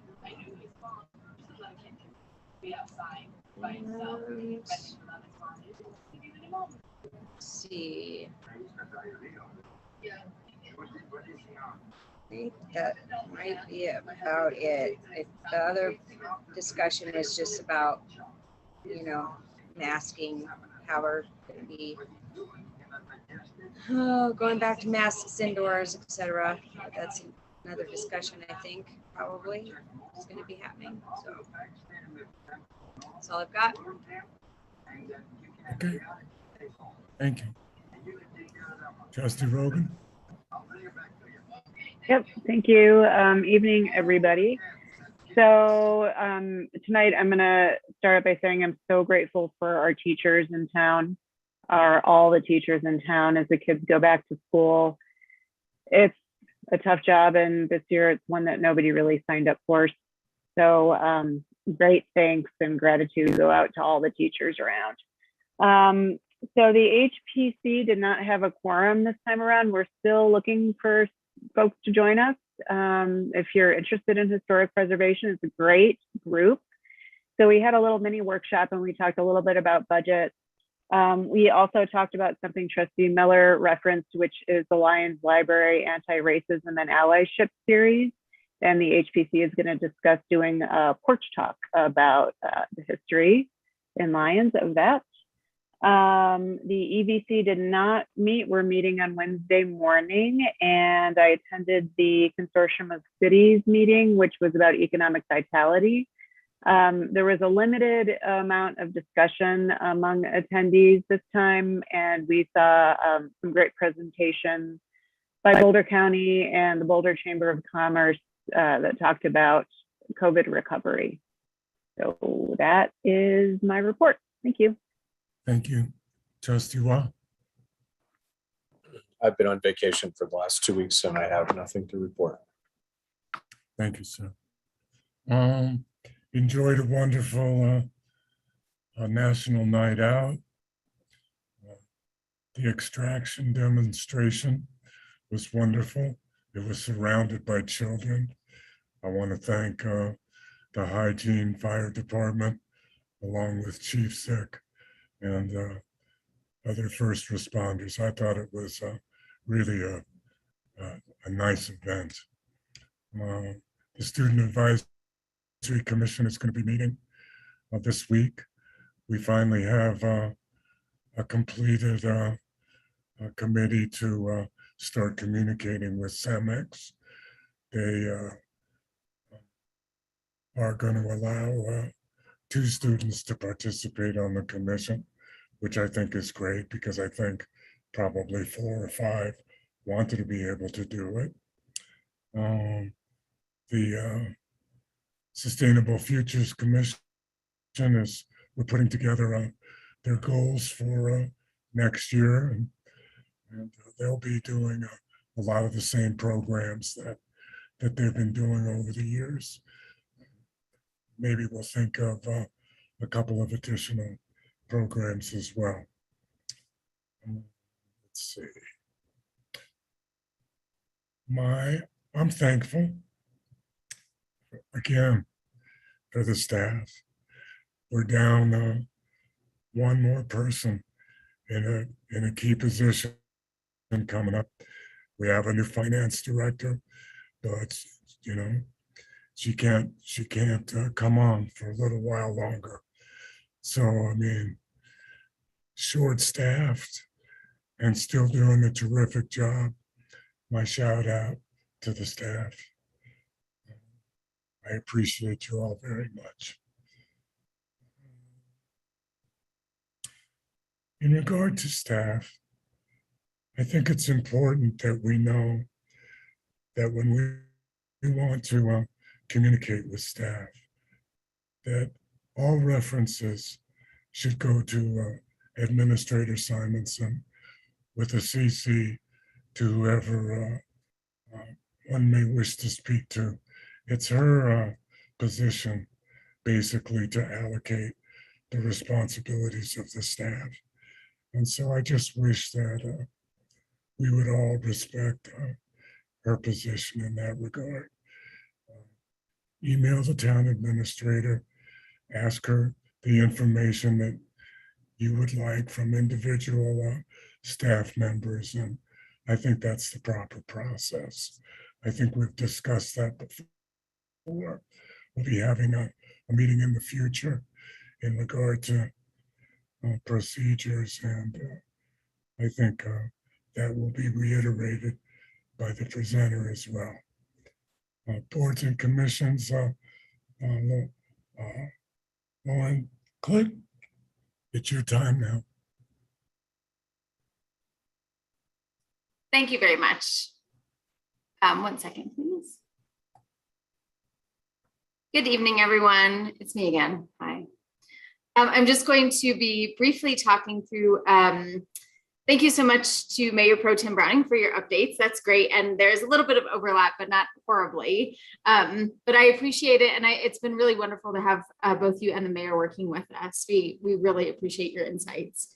Very briefly, just our commission updates. We raised money and purchased the first of 2 markers for the Clarifier project. And we're now working on raising funds for an informational signage design. Inside Out by Ann Schutten was installed on Main Street. I'm sure you've seen it in front of Pizza Bar 66. The image is here. We welcomed over 80 guests to the Town Hall Art Show and the Library Exhibition opening in July, and 5 artworks were sold thus far. And as mentioned, we will be hosting a creative districting workshop for the board on September 20th, which should be really, really good. I will not be reading all of this, do not worry. But I wanted to bring this to you in the context of this presentation for the next kind of things that I'll be talking about. And I want to say before even looking at this, that art, especially in our community where we have hundreds of artists, this covers music, dance, visual arts, public art, contemplative arts, literary arts, culinary arts. So when you're thinking about art, we're thinking really super broadly, right? Just briefly, a couple of things that I want to point out. 72% of Americans believe the arts unify our communities, regardless of age, race, and ethnicity. The arts attendees spend $31 per person per event. So that goes beyond just admission. So we're thinking of meals and parking and lodging and visiting galleries and visiting our colleagues in town, right? The arts participation also leads to better physical and mental health, which is super important, I think, still now. And 9 out of 10 say arts increase the connection to community. And I say this as I lovingly bring up my next bullet point about priorities for 2020, and in particular in relation to your budgeting priorities. So we are looking at 4 priorities as far as what we'd be asking from the town. And this is in addition to all of the other work that we do, which are the town hall art shows, the library art shows, the sculpture program, creative outlets, poetry projects. So first, we're looking at creative districting. We're all very excited about. We're already working on it, and we will continue to come back to you and bring you more updates. The Ute Trail marker, the piece that you see here is called Trail of Treaties by Ute sculptor Orland Joe. He was recommended to us by the Southern Ute Tribe, and they have also written a letter of support to the grant that we have applied for to help us in part to support this project. The Android Jones mural project, which I'm going to cover briefly next, and the depot, if that is possible. And I want to point out that in all of these, we also fundraise and we seek grants to cover all of the projects that we work on, these and more. So we want to show that we have skin in the game, we believe in the work that we do, and we are being respectful of taxpayer funds and seeking independent funders as well. So before I talk about this, and this is my last point, beyond some nice images, I do want to apologize to the board that I think there was kind of a confusion when we were looking into this project. We wanted to be sure that we did our due diligence before we brought this to the board. So I apologize for any confusion. And I'm just going to lay it out now, and feel free to ask any questions. Obviously, this is a tentative, and we're bringing it to the board later for like voting and location. The proposal is that we would bring our world-renowned Lions-born artist, Andrew Jones, to make a mural for us. He's incredible, and he was born in Lyons. We're very proud of him. It is a community collaborative mural with historical, local flora and fauna, community themes that inspire pride in our town. We intend to bring it to the board for a vote on the location and for your input on the designs and a discussion around all of that in October, and then winter, if it carries on, for public input. We are proposing that it would go on the town hall exterior wall facing the public community space, a very popular park, very popular travelways, referencing back to how important the art is for the economy in our town. And also, like, why we're doing this, that whole slew of things and everything I'm always talking about when I come on, that this is empirical research. A lot of this is done by Americans for the Arts, but it shows that art is an economic driver. It's good for our mental health. It's good for community cohesion, diversity, and in this case, celebrating a local artist in our community. And we would be seeking 1/3 from grants, 1/3 from funds, and 1/3 from the town next year.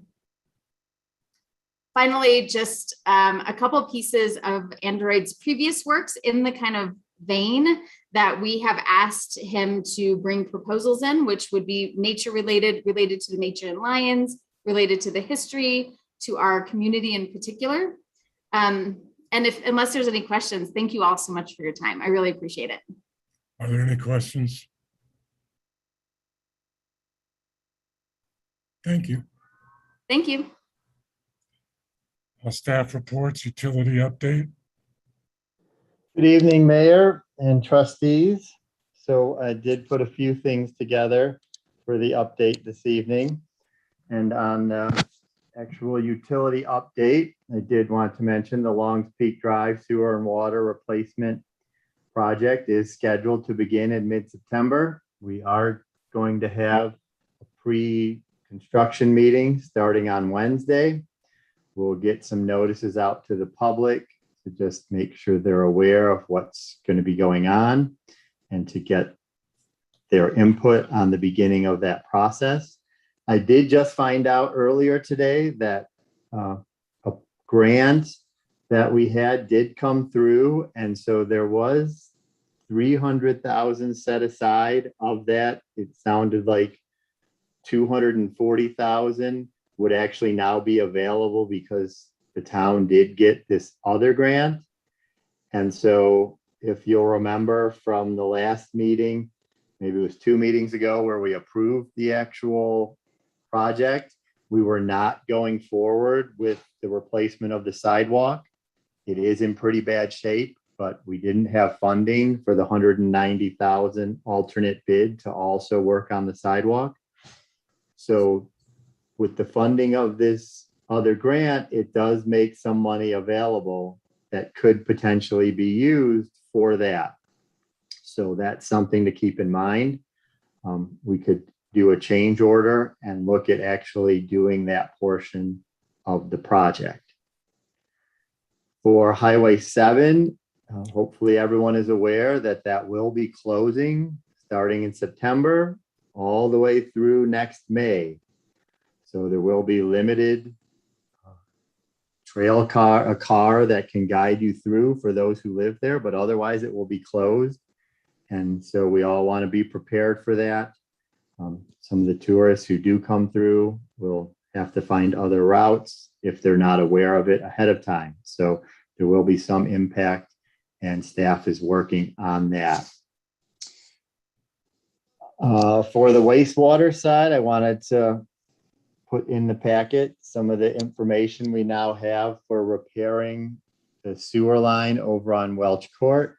You may remember we've had 2 backups there, and there is this issue that we need to deal with and figure out what the problem is. The engineers have been reviewing that, and have come up with a design plan and a cost estimate. One of the additional factors in there I tried to emphasize in the packet was the fact that this item called the force main actually dumps into this manhole. And I thought it might be helpful for you to have a basic understanding of what that is. The force main actually comes from a lift station, and the lift station is an area that takes sewage in a lower elevation area and pumps it up and then gets it to a higher elevation so it can then follow gravity down to the sewer plant, right? You can't just let gravity take sewer up the hill because it won't work. So we have a few of those around town. And in this case, there is one over in the McConnell Drive area. And that one does dump into this particular manhole. So in addition to looking at the sewer line where we have been told there are issues, we have seen the video that there are issues of that line dropping out. Maybe something happened underneath, the pipe didn't hold properly, but there are sags. And when you have a dip, you can get it back up. And on top of that, you get all of this pumped up sewage that dumps into that manhole, and it may not be going properly. So we want to look at actually redesigning the manhole to make sure that all the extra sewage that comes up from this lift station goes down the gravity portion of the sewer and is not somehow backing up into this other section. No, it's not the most elegant thing to talk about, but it is critical infrastructure, and the infrastructure was one of the reasons I got involved. I guess during staff reports, there isn't really questions, so I'll just keep going on to First Avenue. And I did put in the report some of the information we have on First Avenue. I did want to first get into before we got into the details, I received an email last week, both myself, Administrator Simonson, and Fire Marshal Piskey, that put out a hypothetical situation with regards to the fire pressure up on First Avenue. I suppose, Attorney Dittman, are emails that go to town staff public emails? Yeah, generally, unless they involve attorney-client privilege information or limited categories. I mean, the town is the holder of those records and generally can choose to disclose it or not if it's privileged. So, right, I don't think there was anything privileged. I would just speak in general terms what the concern was and what we're doing to address it.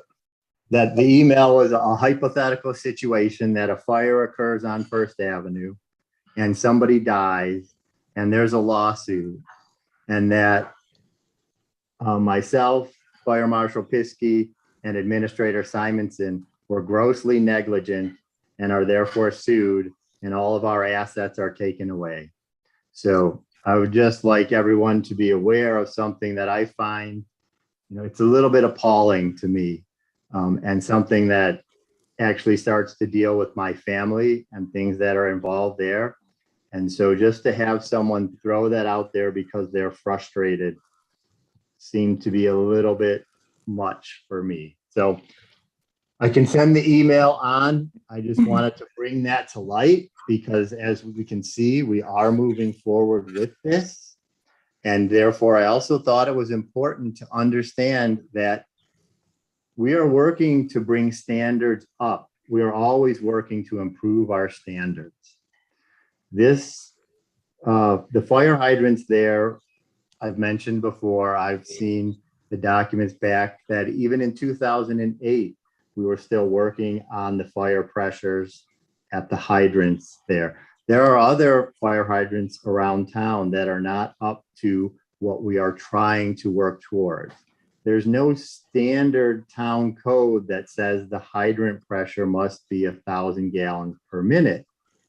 That is something we would like to work towards. That is something that I have thought was beneficial and have worked with the fire department to say, yes, let's work towards this new standard.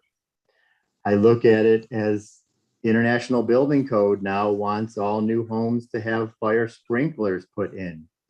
That doesn't mean any home that doesn't have a fire sprinkler is insufficient and that all homes need to have a sprinkler system put in them.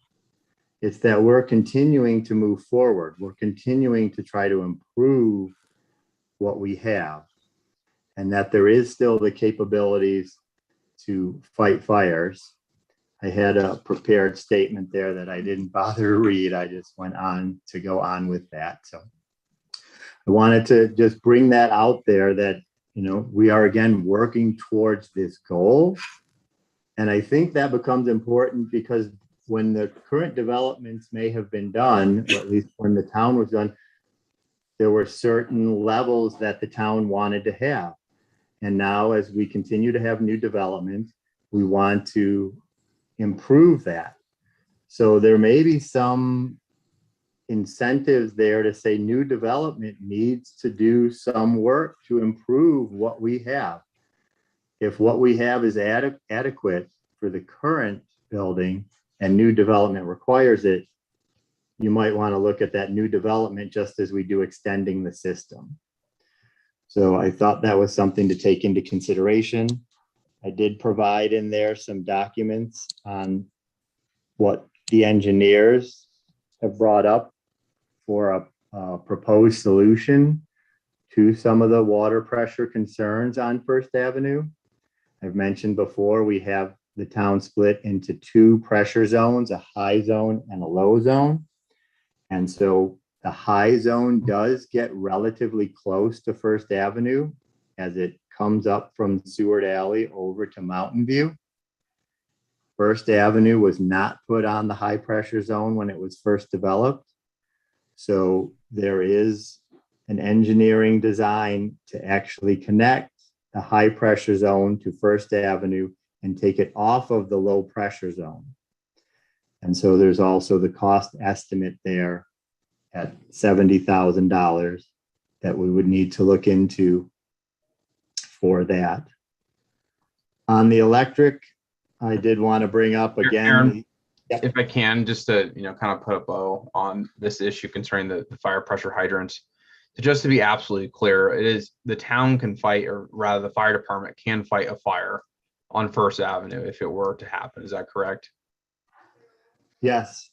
Yeah, unequivocally. And so I just want to let everyone to know, that any town employee, the board of trustees, and their capacities as trustees do not have legal liability, as was essentially alluded to in this email that the town received.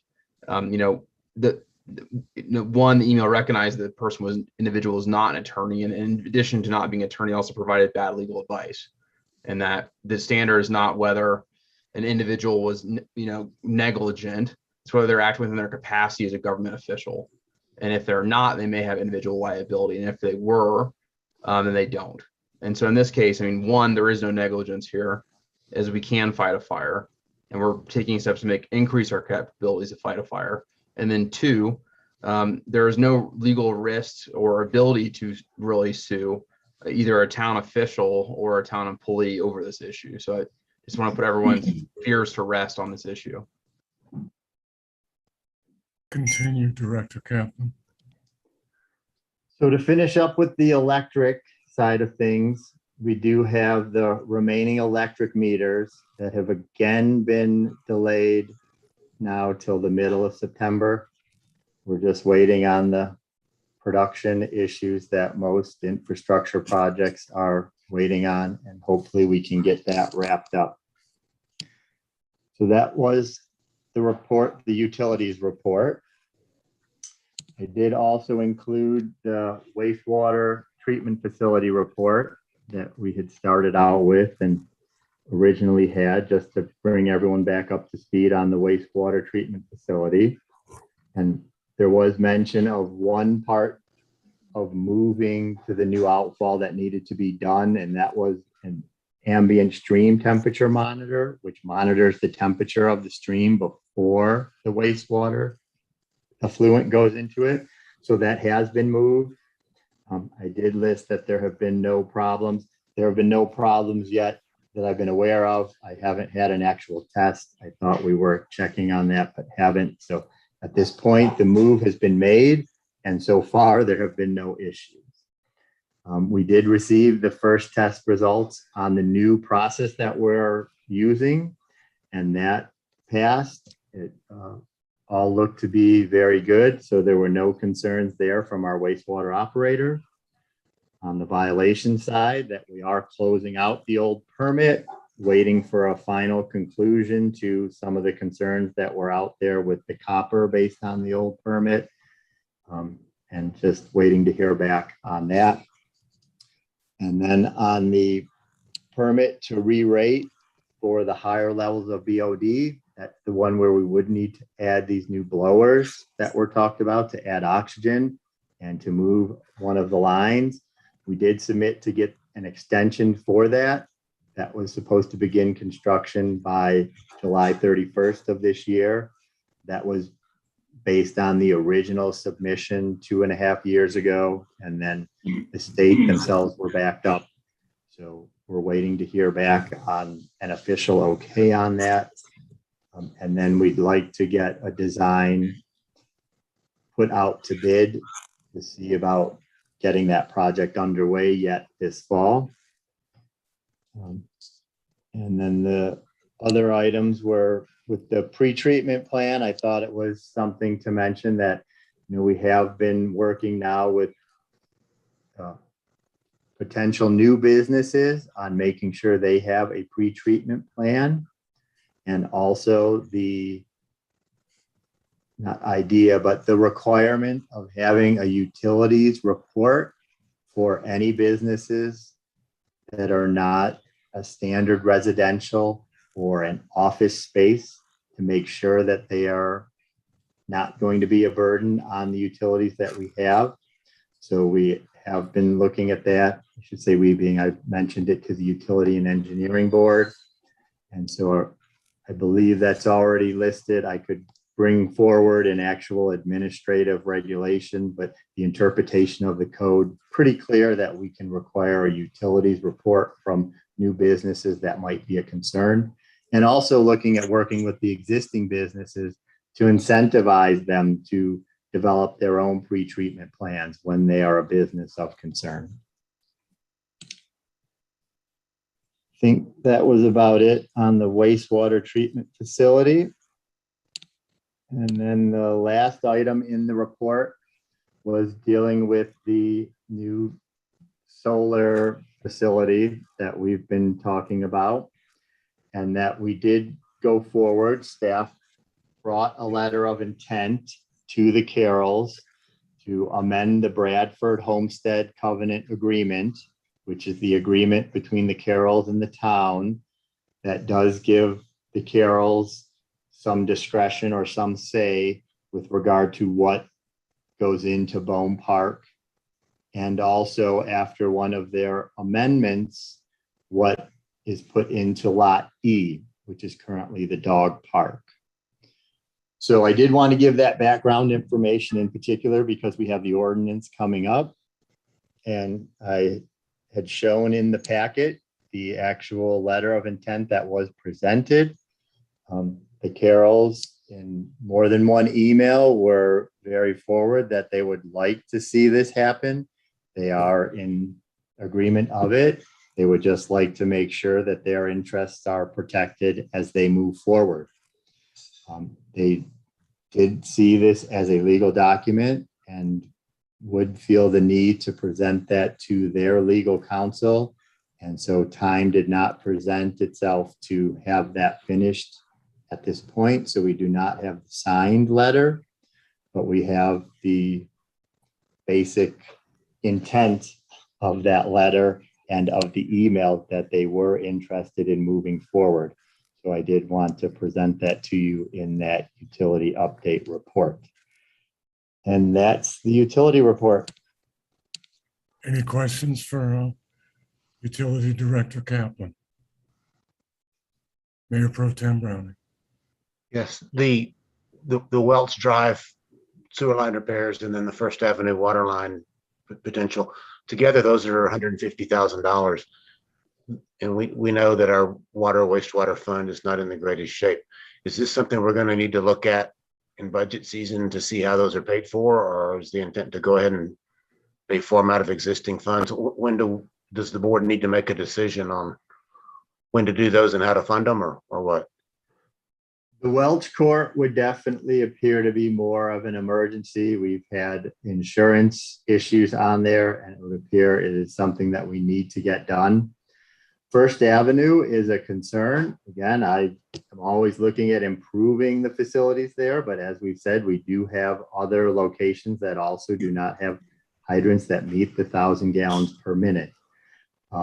So it's, again, during budgeting season, now that we have the audit also to see exactly where fund balance is and what might be available. I would be hoping to come back with both of them next month, but putting more emphasis on the Welch sewer. Okay, thank you. And I agree that should get priority. Further questions? I have a couple. I couldn't find it, but I know I read that there were a couple of unacceptable effluent levels. Have you been in the report? Have you been able to locate those? Now, I wondered if they were in Ramey's report. I think they were.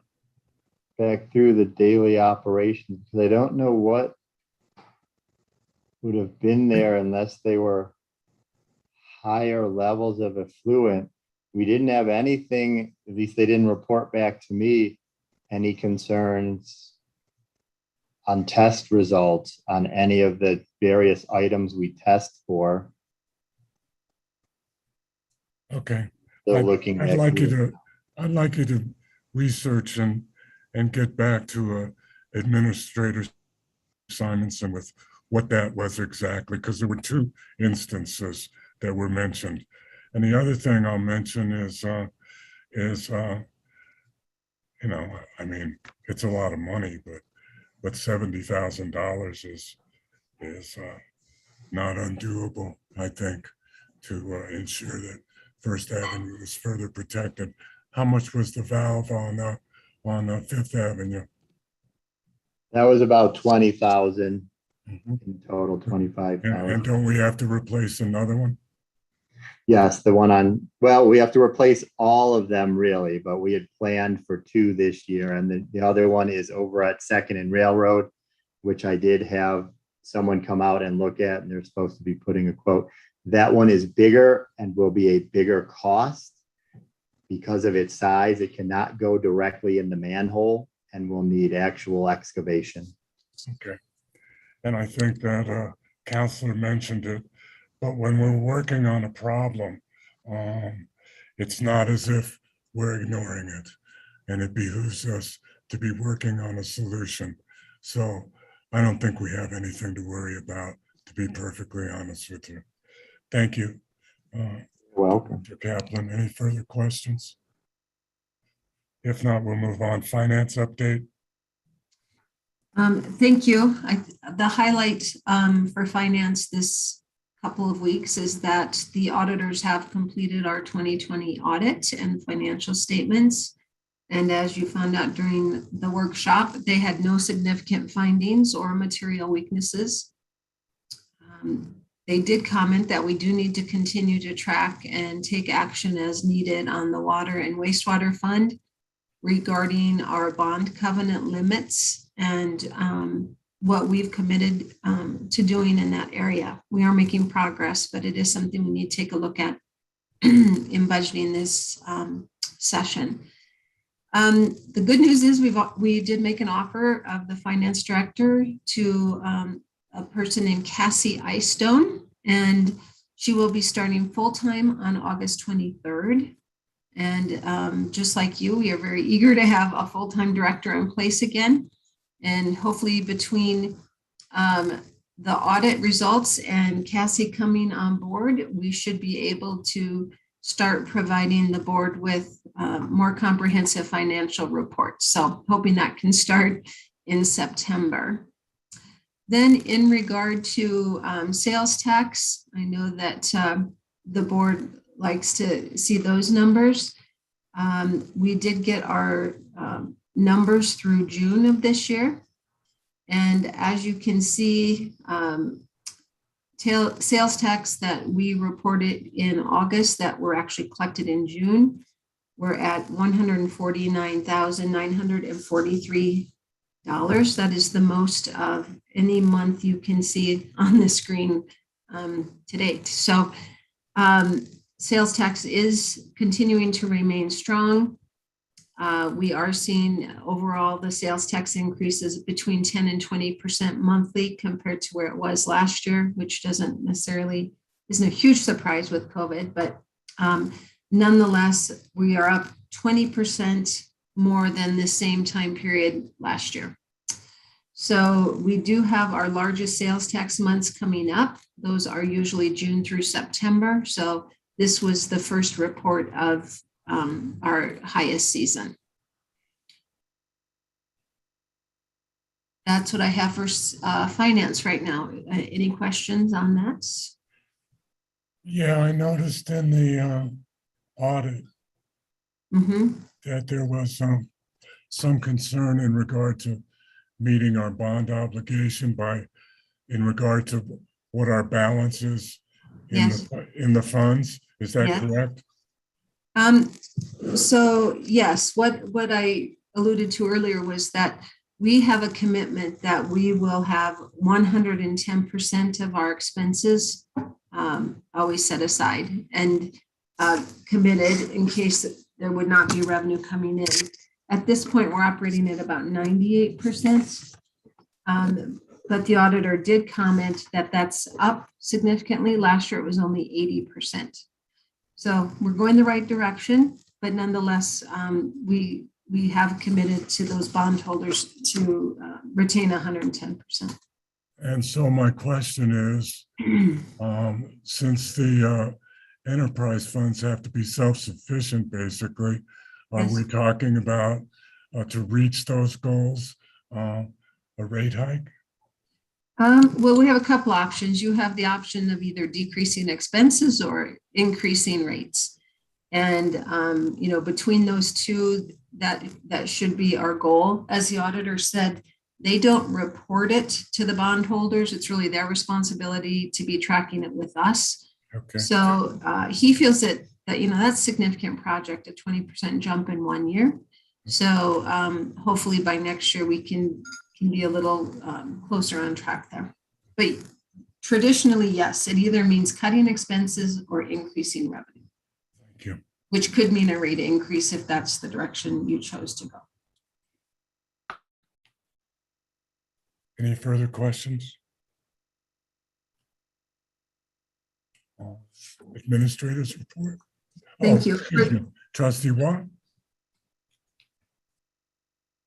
I think this is at least the fourth month in a row that I'll ask this question following the sales tax report. Is there a breakdown of how much of that is from local businesses versus online sales?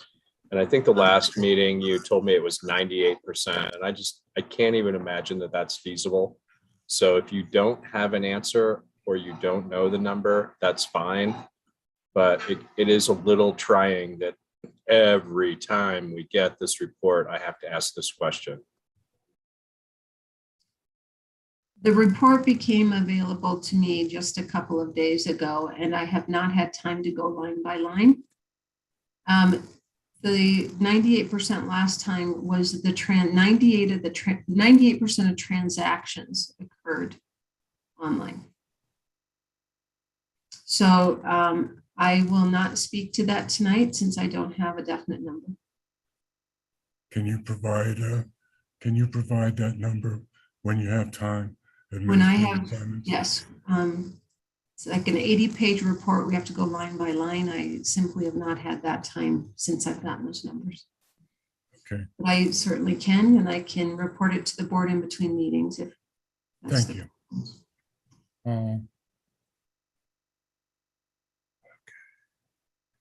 Legal update, Counselor.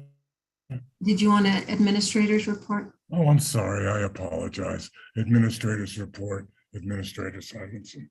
I think the biggest thing we just want to get out on the record is that to keep track of all of these pandemic issues over the years, for the record, is that the Boulder County Public Health Office has approved a new public health order that went into effect on August 10th.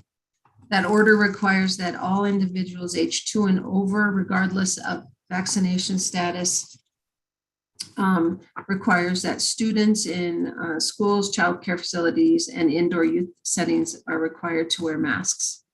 They are also, with the latest guidance from the CDC, are strongly encouraging individuals to wear masks indoors in public spaces, regardless of your vaccination status. So it is something that we need to have either the board talk about or allow me the administrative authority of at what point do we declare that in our local public settings, especially government settings. We're fortunate that we have a very high vaccination rate here at Town Hall and in our public work settings, but nonetheless, we are also exposed to quite a few public that come into our facilities. So as you guys know, the Delta variant is really high transmission rate.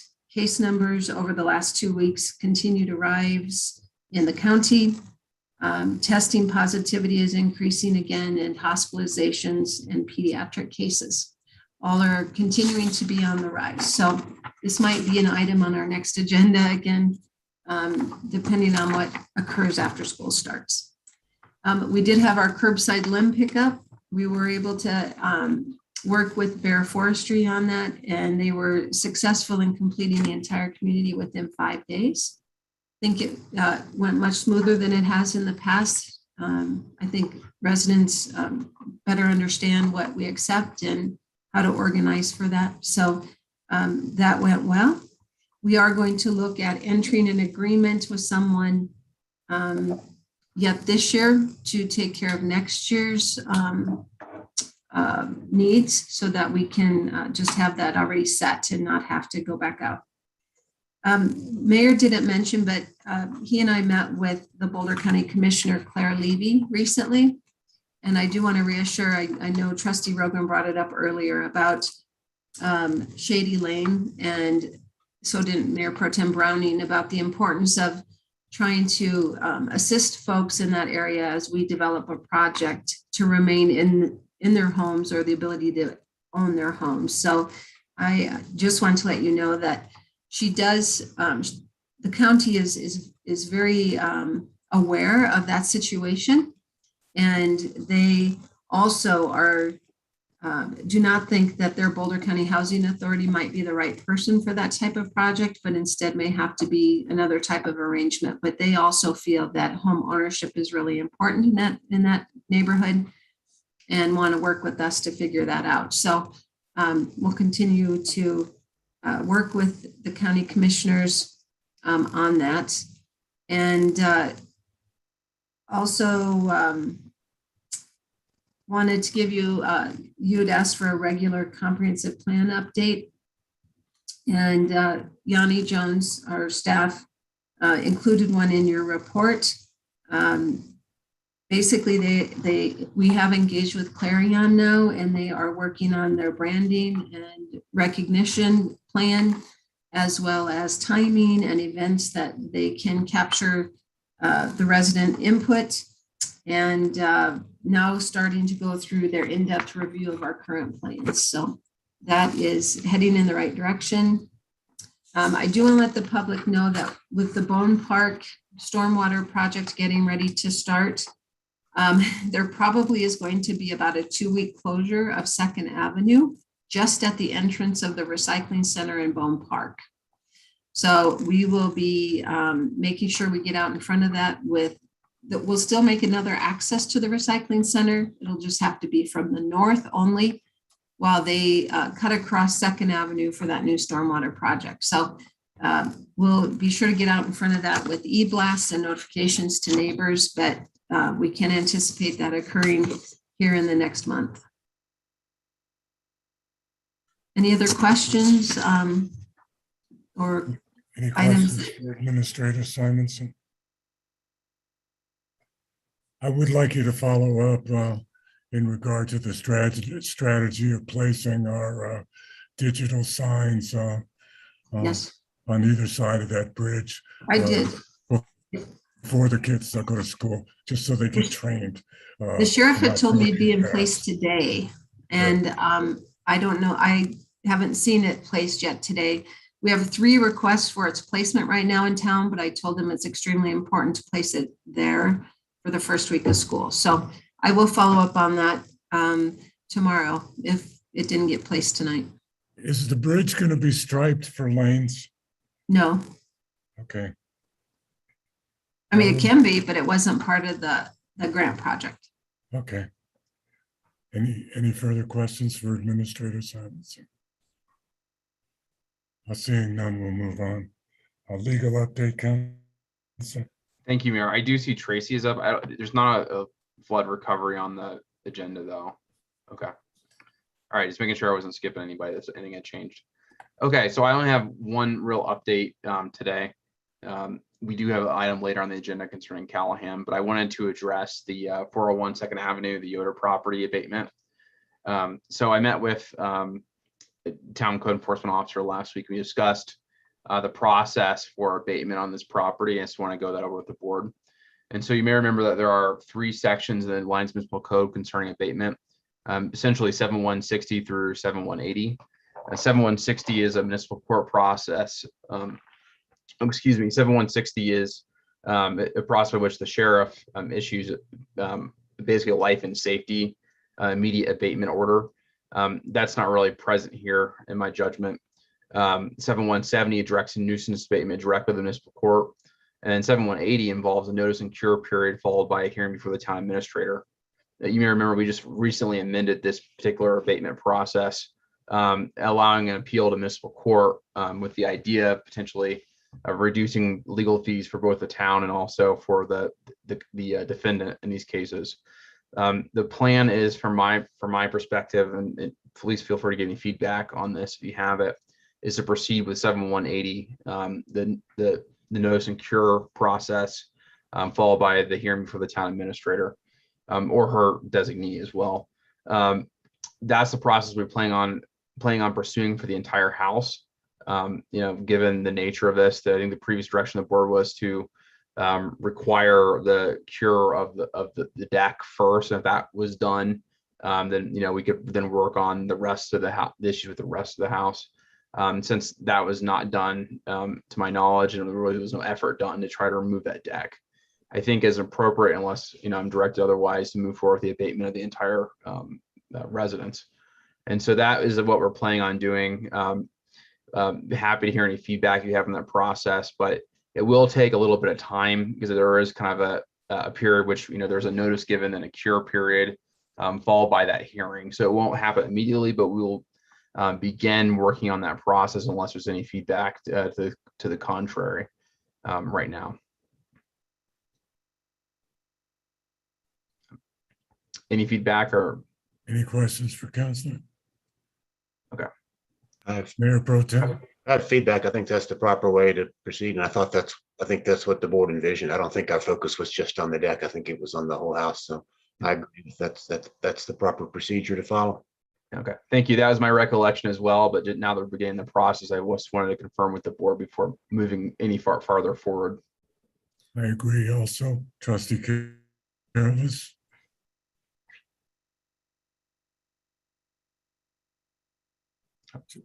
Yeah, I agree. The whole house is the issue, the whole property. Trustee Waugh. I agree. And Trustee Rogan. I agree.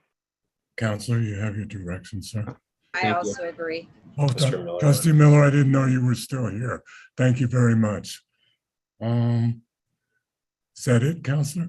The only other thing is just a reminder again that we will be having a wireless code amendment coming before you at the next meeting. That'll include with a workshop and a first reading, kind of given the pressing nature of wanting to get that into place. Just a reminder on that one. And then also that we have a Callahan executive session later in the meeting. And that's it. Okay. Town Clerk Vasquez gave me the procedure but I'd like to go over it with you, Counselor. On second reading, staff reports, questions by the Board of Trustees. Then is there a motion? Public hearing at that point in time. Public hearings next. Yeah, second reading. That's what I thought, but I didn't know for sure, and that's why I asked. Then a motion? Then a motion, second, discussion, any amendments? Comments and discussion, and then the vote. Correct. Thank you, sir. Of course.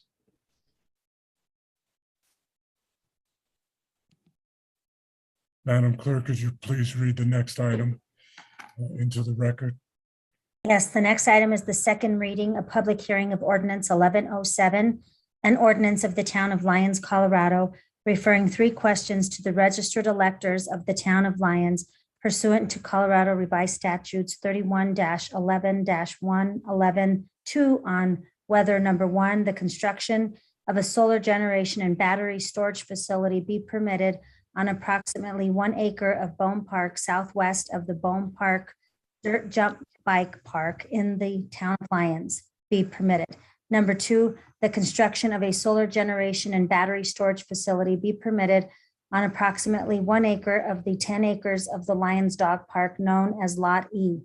And 3, the construction of a solar generation and a battery storage facility be permitted on approximately 1 acre within the 10 acres of land directly south of the Lyons Dog Park known as Lot F. Steph? Hello again, Mayor, trustees. So you might remember from the first reading that we have a proposal for a solar facility, a solar generation and storage facility that the Utility and Engineering Board had began looking into a year, 15, 18 months ago. And then there was a feasibility study that was done by the Colorado Department of Local Affairs for DOLA. And DOLA came back with some recommended top locations. And of those, then the Utility and Engineering Board also reviewed.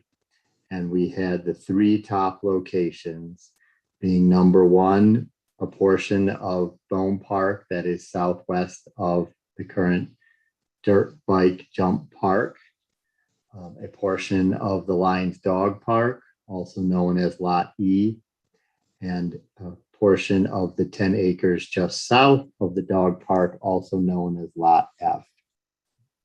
So for that, using Bone Park, that is zoned parks and open space. And so parks and open space has specific uses that are allowed, and a solar facility is not specifically listed as one of those uses. So in order for that area to be used, it would be required to go to a vote of the people or the electors of the town of Lyons to authorize a solar facility in a parks and open space zoned area. It was then presented that we might want to find out a little bit more about the additional locations that were recommended, a location in the dog park, Lot E, and a location in Lot F. And while those 2 locations did not require an actual vote of the people, it was thought to present those potentially to see what the people might say.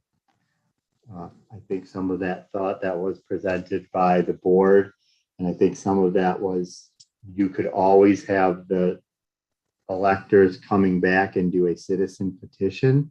So there might be some interest in finding out ahead of time if those locations were also of interest to the people. It is staff's recommendation or my recommendation that we did only go with the 1 required area of the dog park. To try to simplify, to try to keep it straightforward, and to try to go with the 1 location that did actually require a vote of the people. So the recommendation was from staff to amend the ordinance to only request question 1.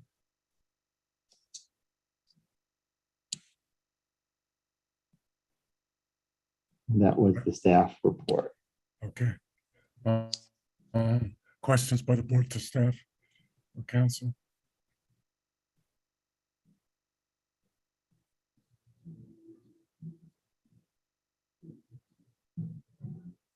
No questions for staff or council?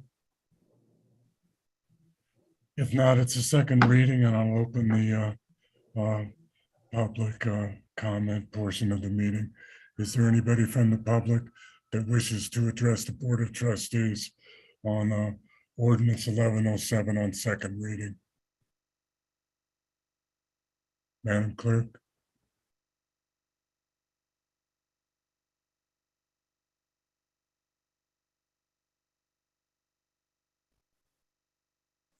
I don't see anyone with their hand raised, sir. Thank you. The public portion of the second reading of ordinance 1107 is over. Comments by the board and discussion? I think a motion and a second would be appropriate at this time. Oh, excuse me. That's right. We need a motion first. Just Mayor Pro Tem? to get the process started, I am going to have an amendment, but I would move the adoption of ordinance 1107 relating to the election ballot language. Do we have I'll second that. We have a motion and a second. Do you offer your amendment now, Mayor Pro Tem? Yes, I would move to amend the draft of ordinance 1107 as set forth in the packet, consistent with the staff's recommendation, which, and that would be to only include the first ballot question, which would reference 1 acre of Bone Park southwest of the Bone Park dirt jump bike park on the ballot, and strike the other 2 possible ballot questions. Is there a second Second. to the amendment? Second. We have a motion and a second as stated by Mayor Pro Tem Browning. We vote on the amendment. Is that correct, Counselor? I think if there's any discussion on the amendment at this time, it'd be appropriate to have that, and then we can vote on the amendment. Okay, is there any discussion? Mayor Pro Tem. We talked about this some last time, although we didn't actually vote on it, and that is having 3 different ballot questions, 2 of which are really optional, seems highly confusing. And so the one that's required seems like the proper thing to do is keep it simple, get the voters' opinions on that, yes or no. If the voters say no, then the other 2 options can be looked at, and if we decide we need to sometime later get an advisory opinion from the voters on those, we can. But for now, let's just keep it to what's required and keep it simple for the voters. No further comments? I think that's the rationale behind what staff recommended, and I agree with their recommendation. Further comments? Well, I disagree, and I'll be voting no on the amendment. I don't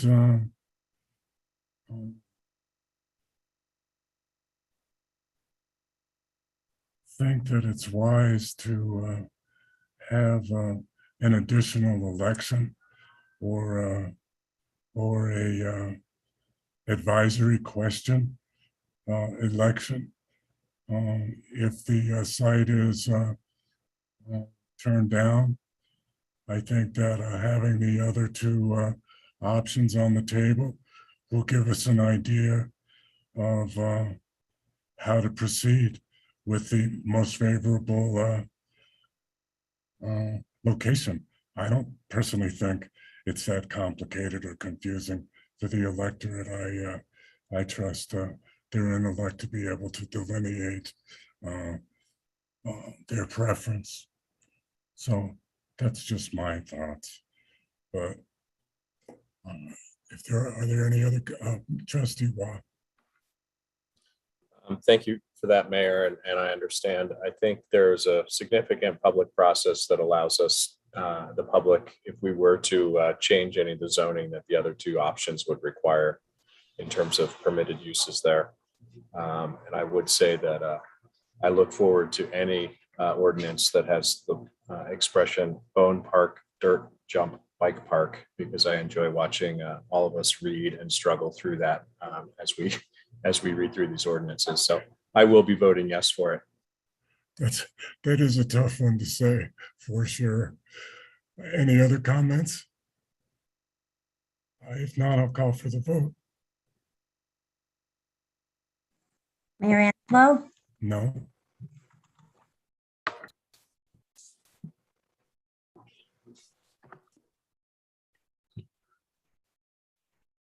If you ask for me, my vote is aye. yes, Mayor Pro Tem Browning, sorry. Okay, I couldn't hear you. Aye. Trustee Rogan, Aye. Trustee Waugh, Aye. Trustee Miller, Yay. Trustee Carabas. Aye. Okay, so now we'll vote on the, unless there's further discussion, we'll vote on ordinance 1107 as amended. Is that correct, Counselor? That's correct, Mayor Angelo. Okay, I'll call for the vote, Madam Clerk. Mayor Angelo, Since it's the will of the Board of Trustees, yes. Mayor Pro Tem Browning, Aye. Trustee Carabas, Aye. Trustee Waugh, Aye. Trustee Rogan, Aye. and Trustee Miller. Yay. 1107 passes unanimously. Could you please read the next item into the record, Madam Clerk? Yes, the next item is the public hearing on Resolution 2021-75, a resolution of the Town of Lyons, Colorado, approving a conditional use review on a detached ADU located at 210 Ewald. Staff? Good evening, everybody. My name is Yanni Jones. I'm a historic preservationist and planner for the Town of Lyons.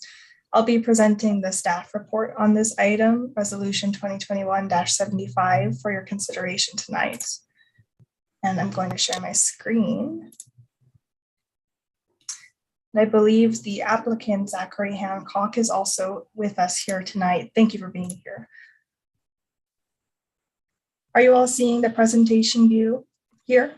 Yes. Excellent, thank you. So this is a conditional use review for a detached ADU at 210 Ewald Avenue. All detached ADU proposals are required to go through the conditional use review process per section 16720 of the Lyons Municipal Code.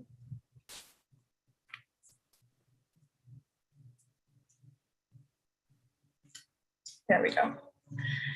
This slide just provides a little bit of site information and background information for your reference on the property. The parcel is outlined in red on the map on this screen. It's Lot 6, Block 1 of Corona Heights subdivision. The owners and applicants are Zachary Hancock and Lydia Holtzman. The zoning of this parcel is low density residential, R1. And the lot size is 6,700 or just over 6,700 square feet, which means that it does meet the minimum lot size requirement for detached ADUs. This is just a brief synopsis of the applicant's proposal. They are proposing a new accessory building located at the rear of their property with 420 square feet in total. Half of that would be the detached ADU, and half of that would be a storage area for the applicant's use.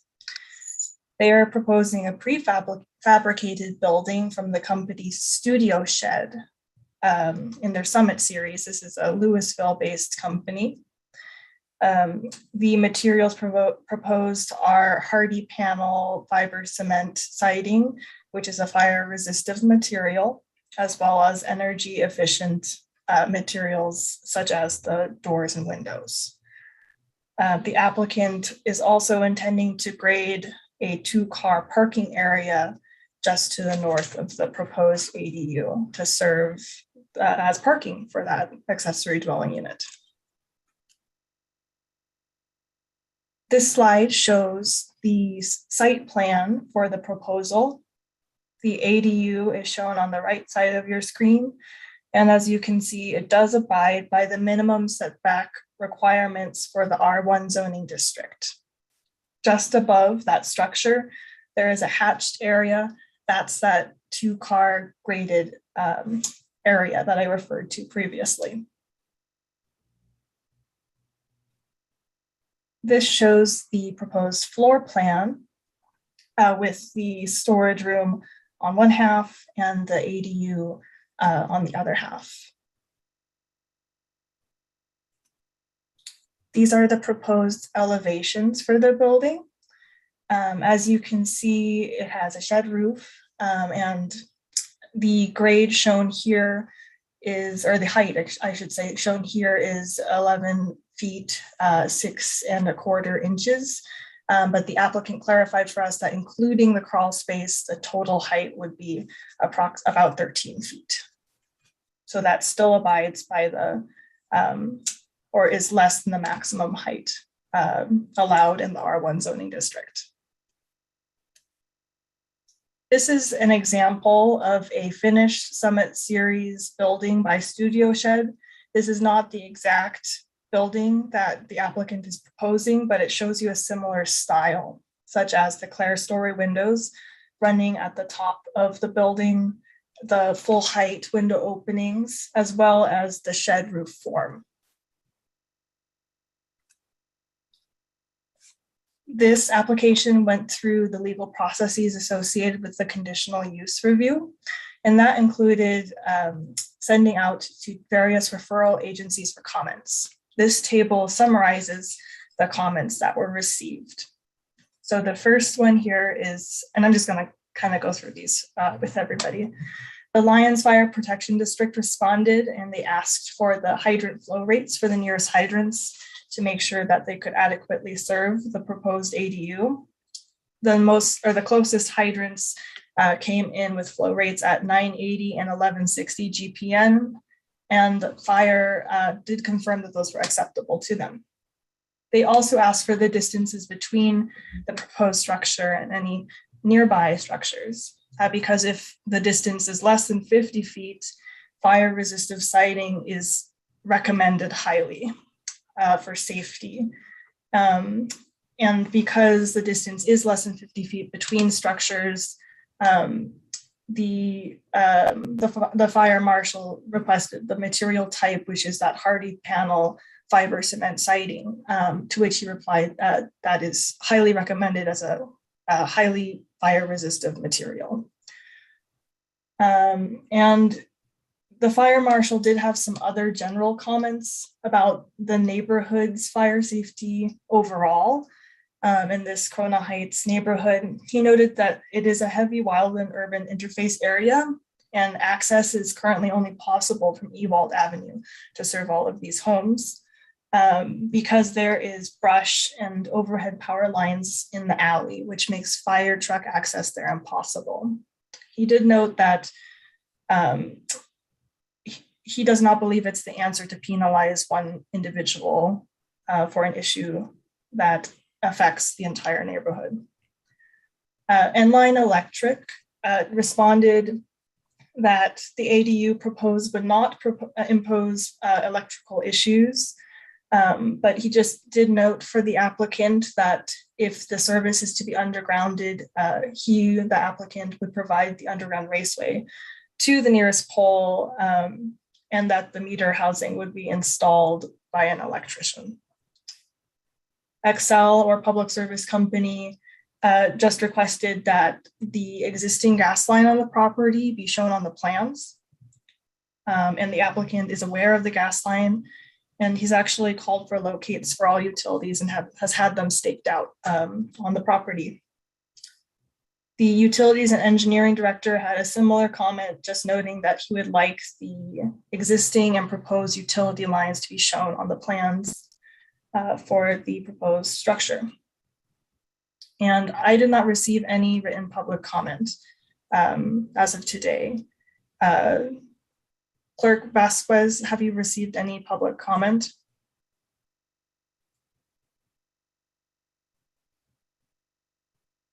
Sorry, no, I have not. I did not hear anything back from Patty, who spoke at the Planning Commission, so I have not received anything. Okay, thank you. So this slide summarizes my evaluation as well as the PCDC's evaluation. The proposed attached ADU does conform to the review criteria for conditional uses and for ADUs, and the dimensional standards align with those of the R1 zoning district, as well as additionally, the proposal does align with several goals of the comprehensive plan, as I've listed here. I won't read those out to you, but they are related to encouraging a diversity of housing stock and density to promote affordability in town for housing. I did make one note in my staff report that sort of called out one of the review criteria. I just wanted to clarify that because I figure somebody else probably had the same thought. There is a requirement in the ADU part of the code that says that ADUs should face alleys. It's not abundantly clear in the plans that is how it is intended, but the applicant has clarified for us in the PCDC public hearing that that is the intent. The ADU would face the alley. During that public hearing for the PCDC held on the 9th of August, the PCDC unanimously voted to recommend that the Board of Trustees approve this application with the condition that any outstanding referral comments be addressed prior to the issuance of the building permit. And I, as staff, also recommend approval of the proposed application with that condition, as well as the condition, which is fairly standard, that the final design of the ADU substantially conform to the preliminary design included in the conditional use application. So tonight you all have a few options. You could approve resolution 2021-75 to approve the conditional use application with or without amendments or conditions of approval. You could approve resolution 2021-75 to deny the conditional use application, the second version, or you could continue the resolution to postpone the vote to a certain date. And I've included in your packet a sample motion should you choose to use it. And that concludes my presentation.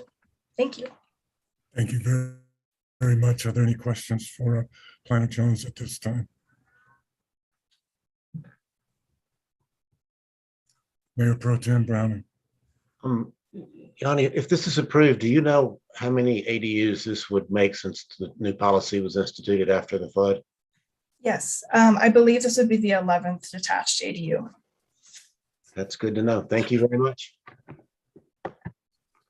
Trustee Wah. I'd like to make a motion. Are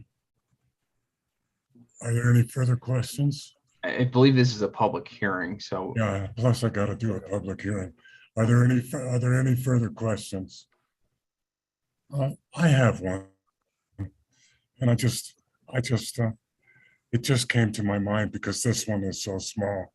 Are there any ADA compliant regulations in regard to ADUs, Yanni? I don't know the answer to that question, to be very honest with you, Mayor. I can do some research into it if you would like. I was just wondering because, you know, these are small units, the bathrooms are small, and I just would like to know the answer to that. So if you could research that, I'd certainly appreciate an answer. Of course. And I do know that in our code, it specifically says that there is no minimum size requirement for an ADU, if that is helpful at all. Okay, Attorney Dittman. Yeah, I mean, I'll let Yanni do her research, but I think the answer is going to be no on this because it's not a place of public accommodation. There's two titles, the ADA, which have compliance obligations, Title I and Title II. Title II being government facilities, and Title I being places of public accommodations like a movie theater or a hotel or someplace that avails themselves to the public. And I think this would probably not fall from that category. I think I always take council's advice, and you really don't have to do much research on this, Planner Jones. Any further questions? If not, I'll open the public hearing on Resolution 2021-75. Are there any public comments? Clerk Vasquez, if you see anybody, let me know.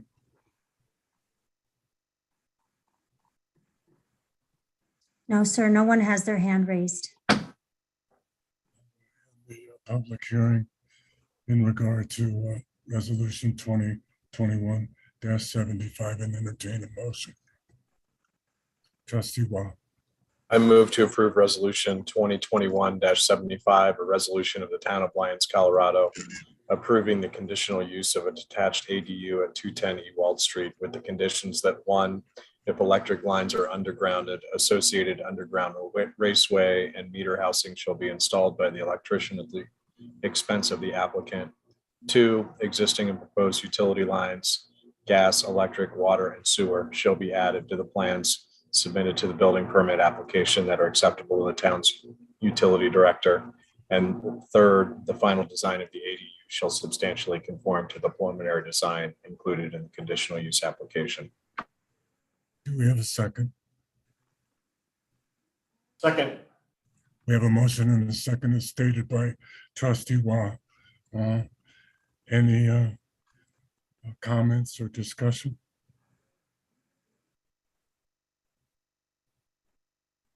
I'll make a comment. This is the finest presentation of an ADU that I have ever seen. Congratulations, Yanni and Zach. It is really, really terrific to be so comprehensive. Any further comments? If not, I'll call for the vote. Mayor Angelo, Aye. Mayor Pro Tem Browning, Aye. Trustee Carabas, Aye. Trustee Rogan, Aye. Trustee Wah, Aye. and Trustee Miller. Yay. Resolution 2021-75 passes unanimously. Congratulations, Mr. Hancock. Madam Clerk, could you please read the next item into the record? Yes, the next item is the first reading of ordinance 1108, an ordinance of the town of Lyons, Colorado, approving an application for the rezoning of lots 1, 2, and 3 of Block 32, commonly known as 431 4th Avenue, within the town of Lyons from the C Commercial Zone District to the General Industrial Zoning District, GI. Staff?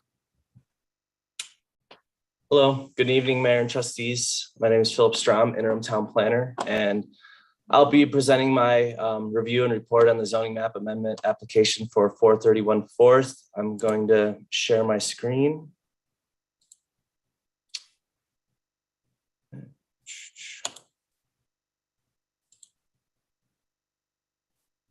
Okay. How does that look for everyone? Looks good. Good. Okay. Tonight, I'll cover my recommendation, a summary of the request, the existing context of the site, the properties, the proposed zoning, the public review process, criteria for review, legal issues, and alternatives. First, I guess getting to the point, staff's recommendation is for the denial of this application, and I'll review the criteria I used to make this determination in this presentation. To summarize the rezoning request, the property owner is proposing this rezoning mainly to accommodate the operation of his construction business on the site. The property contains 2 buildings. It's located on 4th Avenue between Railroad and Park. Prior to Mr. McCain's purchase of the property in 2003, it was used for bulk oil tank storage. And this was a non-conforming use in the medium density residential zoning. However, when this property changed hands and changed use to Mr. McCain, when he began using it for his construction business, this non-conforming use was terminated and the property reverted to the medium density zoning, medium density residential zoning. Then shortly after purchasing the property, Mr. McCain requested and was approved rezoning from medium density residential to commercial district. Here's the proposed zoning. It's general industrial. I'll just read the description straight from the municipal code. The zone district is intended to provide a location for a variety of employment opportunities, such as manufacturing, warehousing, and distributing, indoor and outdoor storage, and a wide range of commercial and industrial operations. The permitted principal use includes any manufacturing operation or industrial use, which does not create any danger or safety in surrounding areas, does not cause water pollution, and does not create a substantial amount of offensive noise, vibration, smoke, dust, odors, heat, and glare. The maximum building height is 40 feet, and you can read further details for this in Chapter 16, Article 3 of the Municipal Code. Some existing context, the area is primarily residential to the east and the south, and then to the north and to the west is municipal. Here is a map of the existing zoning, just pointing out yellow is residential, blue municipal, red is commercial. This just gives you a general idea of the zoning in the area. The public notification process was completed for this and requested the town clerk provided notice to the surrounding property owners and interested parties, as well as notice of the public hearing. There was a PCDC hearing on August 9th, at which PCDC passed a resolution recommending the denial of the zoning amendment application. Now we're holding the Board of Trustees public hearing tonight for first reading. And while there are no comments at the time this was posted last week, we did receive a number of comments over the weekend by email, and I believe some hard copies were dropped off. So I'm not unsure if those have been provided to you or they have not, or what is the best way to share those, Dolores, the public comments? Per Brandon, today we discussed this. This is not the public hearing. This is just the first reading. There are no public comments. So I've got everything scanned in and ready to go for second reading. Okay. They'll be included in the packet on second reading if this moves forward. They're part of the evidence to be considered at the public hearing. Okay. Thank you. Moving on. So this is the criteria for review. And this is, again, straight from the municipal code. I think it's worded a little different than, so just keep in mind that the official zoning map shall not be amended except for these 6 circumstances. So I'll go through each one of these criteria. So first, the official zoning map shall not be amended except to correct a manifest error in an ordinance establishing the zoning for a specific property. So the proposed zoning amendment to general industrial does not correct a manifest error. 2, the official zoning map shall not be amended except to rezone an area or extend the boundary of an existing district because of changed or changing conditions in a particular area or in town generally. The proposed amendment to general industrial district is not being rezoned due to changed or changing conditions in the area. The surrounding area or land uses have remained constant. 3, the official zoning map shall not be amended except the land to be rezoned is inconsistent with the policies and goals of the comprehensive plan. So the 2010 Lions Comprehensive Plan is comprised of a community vision and a series of elements with goals and strategies to implement the vision. The land use and growth is listed as a goal and is further detailed by ensure that the built environment contributes to Lions identity is consistent with the proposed 2010 Lions planning area map. This is the future uses map. And so while I'll go to that in a second, while the current commercial zoning district is inconsistent with the Lions comprehensive plan future places map, the rezoning to general industrial would also be inconsistent with the comprehensive plan.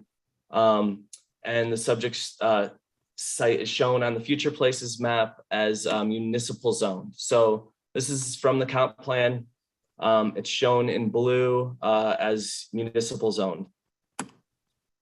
Continuing on that, number 3, that I would just like to note that prior to this 2010 map, the property was consistent with the commercial zoning district shown on the 1998 prior land use map. And additionally, while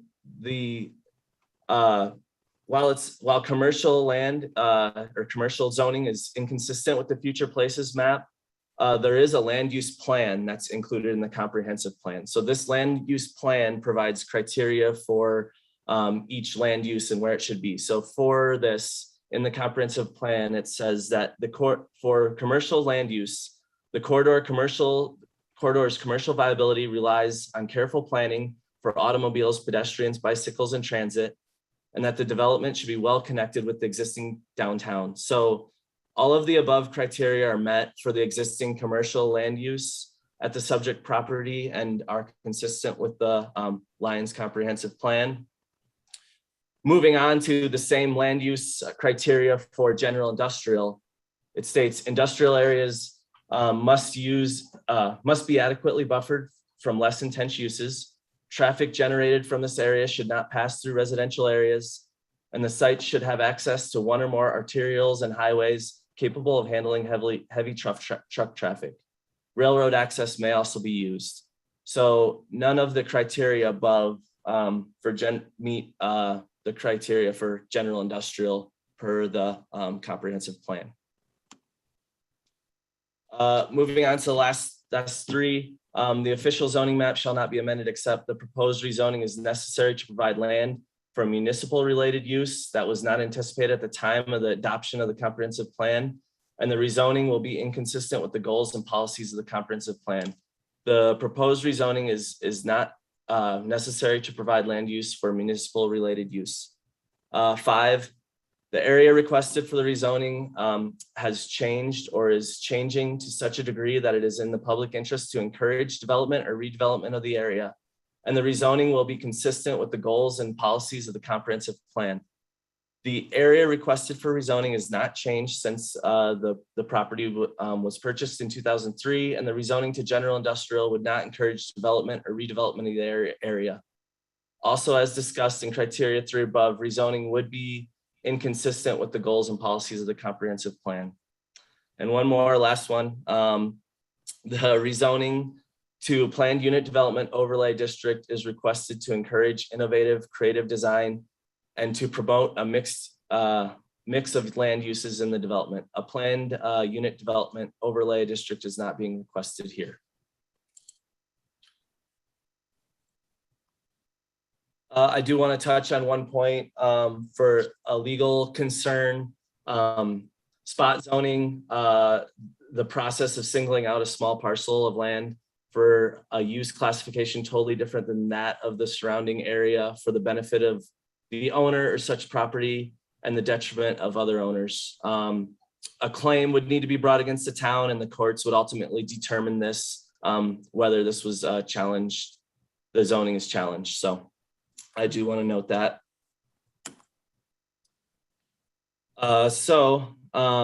Again, staff recommendation and the PCDC resolution 2021-02 recommend that the Board of Trustees deny the zoning amendment application.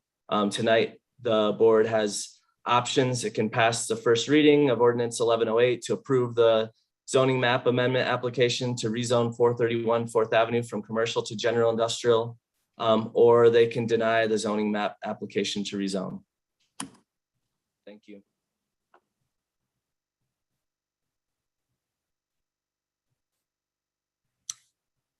Counselor, is there anything you would like to add? I just want to add one quick process kind of comment before I move on to questions, and that what we're doing here tonight on first reading is basically setting a public hearing if the board wants to collect additional evidence on this proposed rezoning. So at the second hearing, we'd see those comments submitted via email. Individuals could submit further comments to the town clerk if they so wished. And then also there'd be public, testimony taken at that time. And so the vote tonight, if you vote yes, is not to approve this. You can choose totally differently at the second readings, just whether or not to move this on to a public hearing. If you vote against this tonight, then it doesn't move on to a public hearing and dies for lack of a second reading.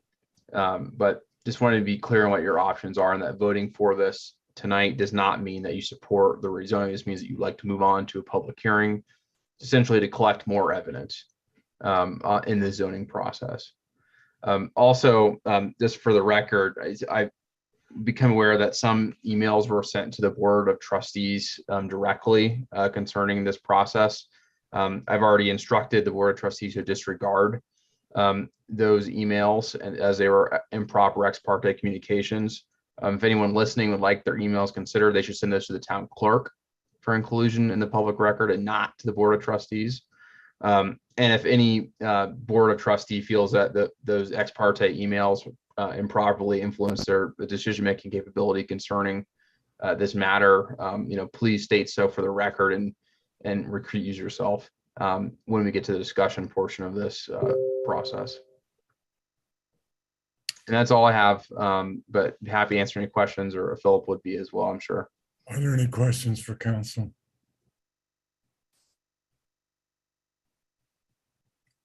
I have one, and it has to do with the fact that the subject property in the comp plan and in a couple of other places is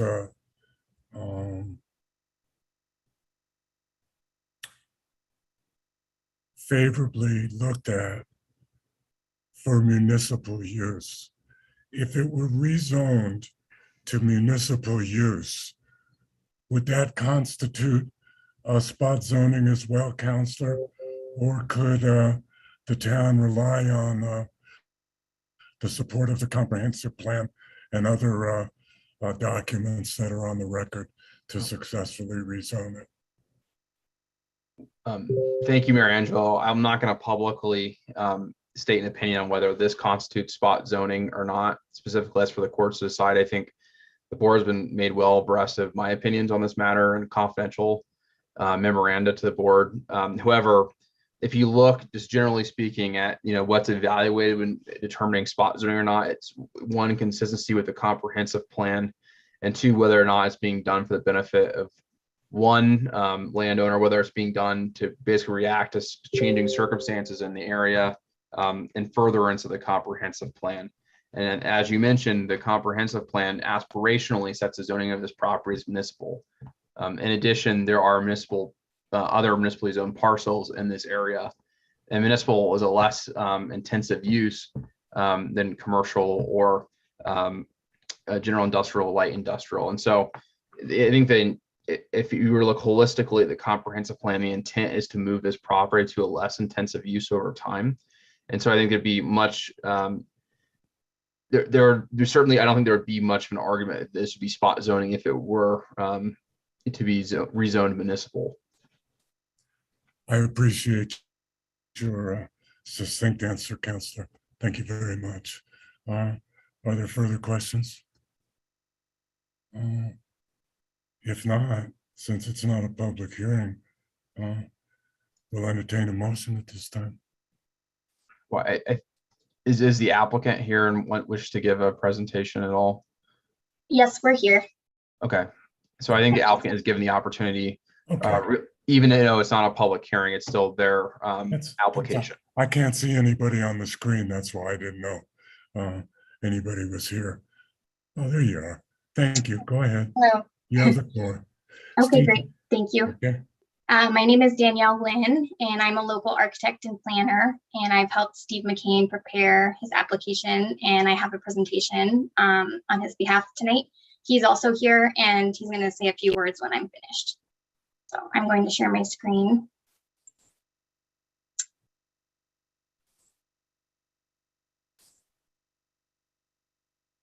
So to quickly reiterate, this property is bordered by Railroad Avenue, 4th Avenue, and Park Drive. We've got municipal zoning to the west and to the north, low density residential to the south, and medium density residential to the east. Along 4th Avenue, you can see the two main structures on McCain's lot, built in 1945 and 1970. And these are his shop and office and storage buildings. Along Railroad Avenue is the Lions Volunteer Shed, his shop yard, and storage building in the background. Oops. Along Park Drive, you can see more of the shop yard and shop and office building. And then directly adjoining to the west is the town property, the sheriff's substation and public works. And this dirt lot often houses town equipment and trucks and material storage as well. So the zone property is currently zoned commercial. And when it was zoned commercial, it was in alignment with the 1998 comp plan.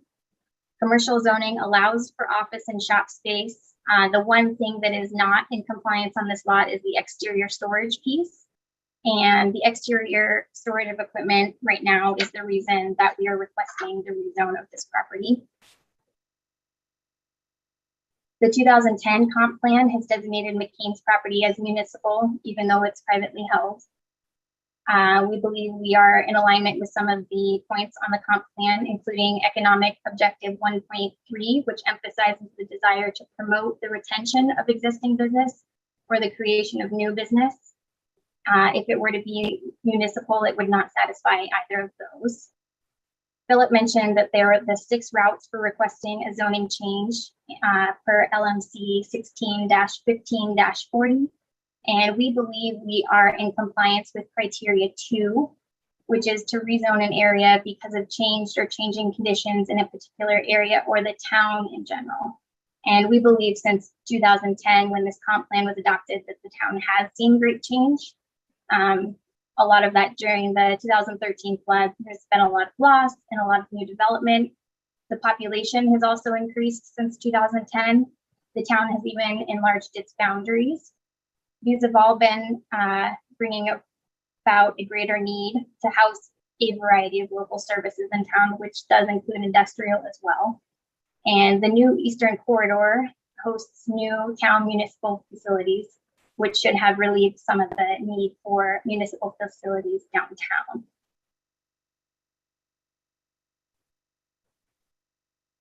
So our application is proposing to rezone from commercial to general industrial. And again, it's the exterior equipment storage that is the one piece that makes Hat Rock Excavating out of compliance. And the rezone will bring that existing use into compliance and allow Hat Rock Excavating to continue operating in this location as they have done since 2004. General industrial also does allow for the uses that are permitted under commercial. So if it were rezoned, we are not limited to industrial on this site. So if there's any concerns about future development could also be commercial as well. So that lot won't be limited if it is zoned to general industrial. Philip also mentioned 3 location criteria in the LCP that were not met for general industrial. And we actually believe that we can meet those. And Steve McCain is open to conditions of approval to make sure that we meet them. One of the criteria mentioned is the buffer from less intensive use. And as this town is primarily residential and there is no industrial core, it's nearly impossible to find any place to provide industrial without it adjoining residential. And we believe buffering could be accomplished by screening the exterior storage yard from residential, potentially with a fence. The other location criteria mentioned that traffic should not pass through residential areas, and we believe this also could be accommodated along Railroad Avenue if we limit which road the heavy equipment is used to access the lot. And then the third location criteria mentioned adjacency to major arterial streets. And we think that that can be satisfied as well, as the property is only 200 feet from Broadway and 400 feet from Fifth Avenue, which turns into Highway 7. Hat Rock Excavating is locally owned and family run. Steve McCain purchased the property in 2003. And as Philip mentioned, prior to that, it was a bulk oil storage plant. In 2004, Steve opened Hat Rock Excavating using those existing metal industrial buildings that were built in 1945 and 1970. The excavation business is a unique and valuable service to the town, and it's helped the community on many occasions, with the town and the residents during emergencies and any other times. And it's an invaluable service to have in town, and it also helps create local resiliency, which was a big focus on the 2014 Lions Area Recovery Action Plan. Steve McCain prides himself on being a good neighbor, and he has a great relationship with the surrounding homeowners, and he's supported by them. And he's also committed to safety. So he's already committed to move the operations to the center of his lot once the sidewalk is installed along his property on 4th Avenue. There were some concerns over spot zoning. And we wanted to point out that the current commercial zoning is already surrounded by differing uses. And also, as previously mentioned, since the town is primarily residential and there is no industrial core, industrial will always be surrounded by less intensive uses if you're going to provide it in town. And this is evident by the only other general industrial parcel in town up here at the top, which is surrounded entirely by residential. And we actually think the 431 4th Avenue property is actually one of the best candidates for industrial in town, as it only has 2 sides adjacent to residential and the other 2 are municipal. And again, Steve McCain is open to conditions of approval in order to satisfy concerns and get this zoning approved. And again, we think this could be controlled with fencing and controlling which road heavy equipment is allowed to access the parcel from. And if the rezoning is approved, then our town will be able to keep a valuable community asset in a long-term local business. That's it for my presentation. Thank you guys for your time and your consideration and your presentation, Philip. Thank you. And I will let Steve say a few words if he's ready.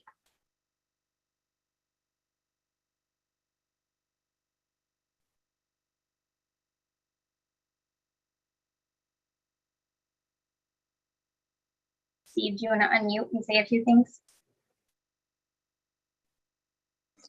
Am I on now? Yes. Oh, hello, board. How are you tonight?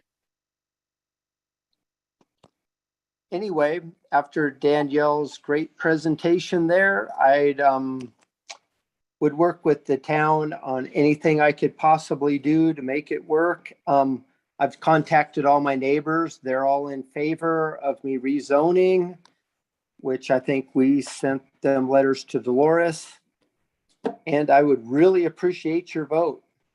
Let's keep Lions local. That's about all I got to say.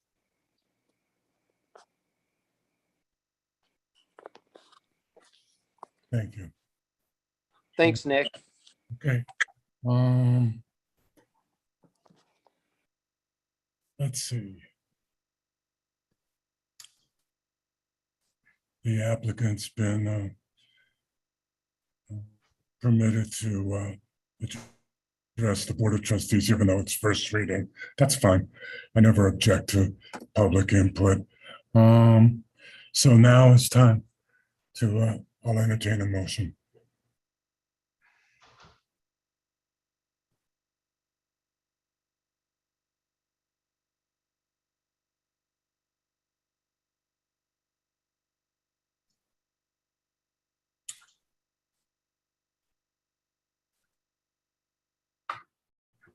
I'll move, Mr. Mayor. Second. Pass on first reading the ordinance 1108 to approve the zoning map amendment application to rezone 431 Fourth Avenue from C to GI and schedule a public hearing in a second reading at a future date. Do we have a second? Second. I'll second that. We have a motion and and a couple of seconds, as stated by Trustee Caravas. Any comments? Mayor Pro Tem? Normally, I would routinely vote to move something to second reading. As the attorney said, the vote at first reading does not indicate how you might vote at second reading. However, on this particular property, it's been looked at before. The PCDC's been by this board in detail. PCDC's looked at it in detail. Staff has looked at it in detail.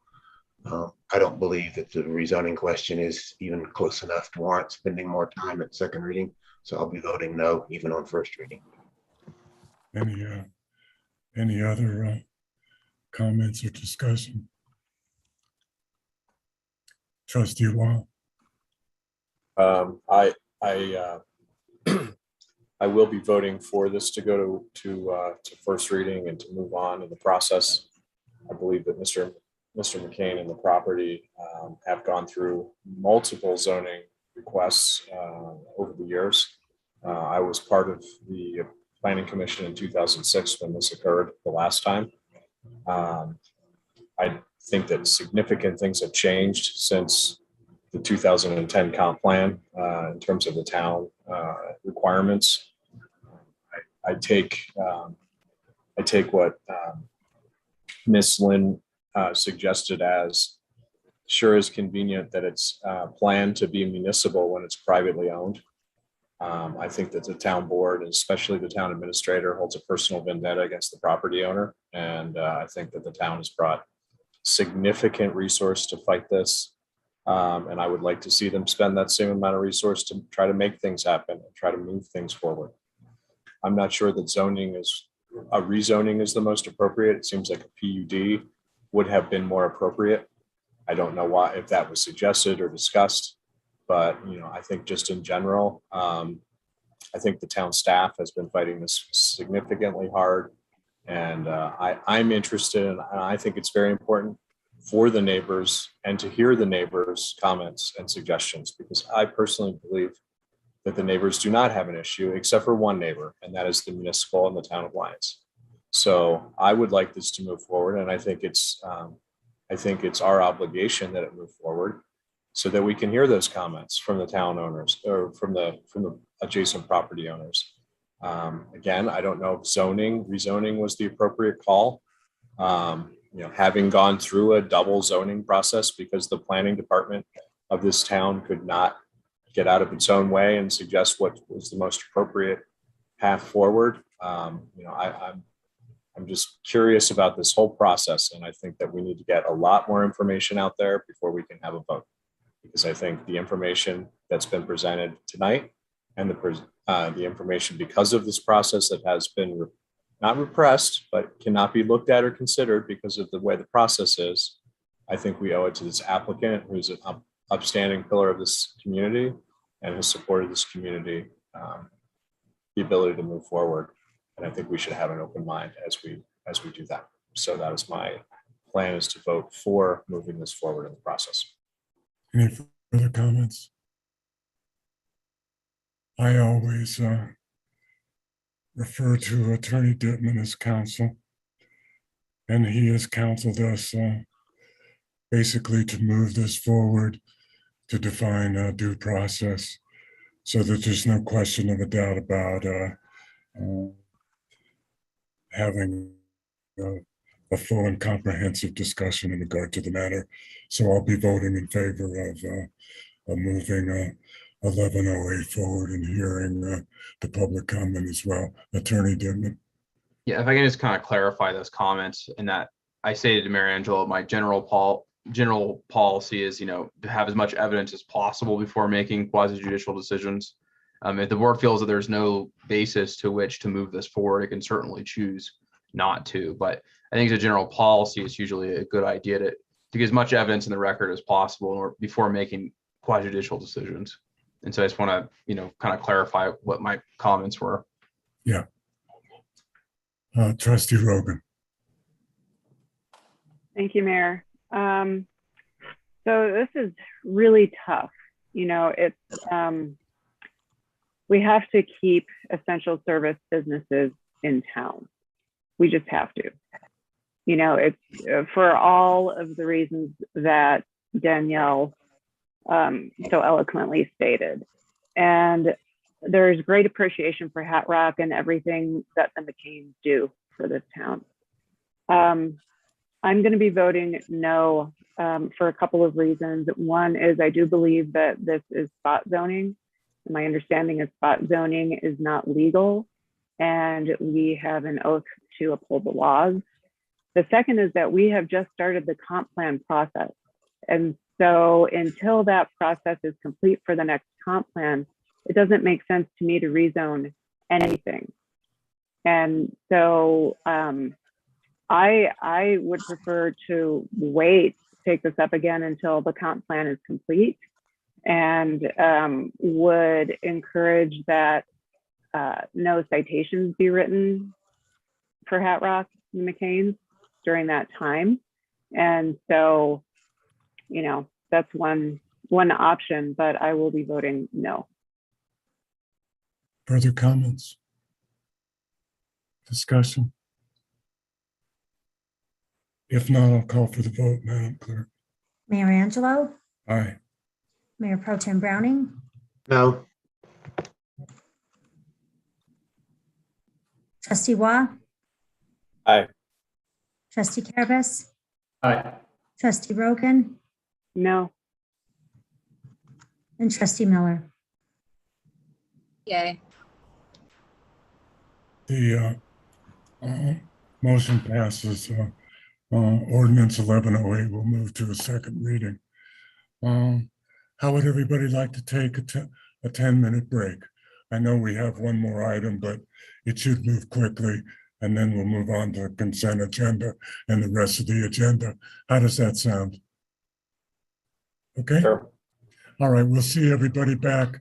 Let's make it 9:30. Thank you.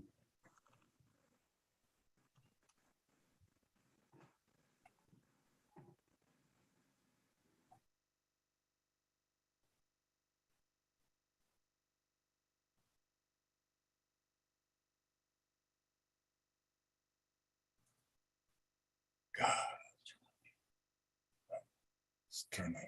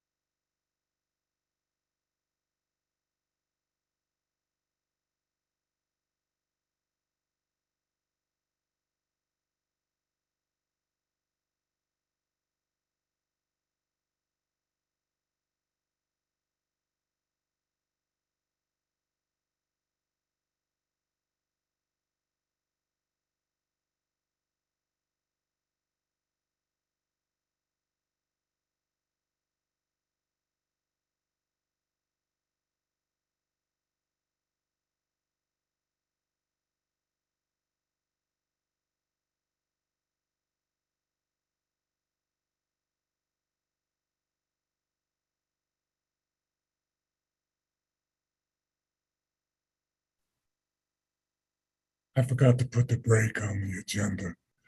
So that's why I just, I apologize. I felt it was time. Yeah, thank you. Appreciated. You betcha.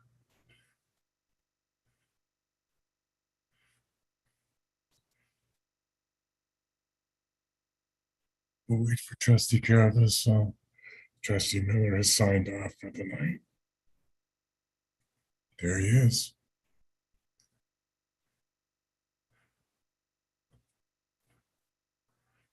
Madam Clerk, could you please read the next item into the record? Yes, the next item is the first reading of ordinance 1109, an ordinance of the town of Lyons, Colorado, creating a new section 18-1450 of the Lyons Municipal Code to allow for in-kind dedications in lieu of the park fee required by Lyons Municipal Code section 18-14-10. Counselor, could you give us an update on this, please? Of course, Mayor Angelo. So this is a fairly simple change to the park fee section of the municipal code. You may recall for the summit discussion, one of the things that was agreed to in the amendment was that the town would undergo a process by which to allow dedications in kind, so things of value in lieu of the park fee. And so what was agreed to, I believe, is dedicating 3 lots to the town. Correct me if I'm wrong on that, in exchange for park fees. And so this would be a code change applicable to any developer or individual moving forward, where they'd be able to develop water share, dedicate extra water shares or extra lots or any sort of in-kind item with a value of equal or greater value to the fee, to the town in lieu of paying that fee. And so I took an attempt at trying to craft a very simple update to allow for that. And I'm happy to take any questions or to make any modifications. Just the first attempt at carrying out what the board's directions were.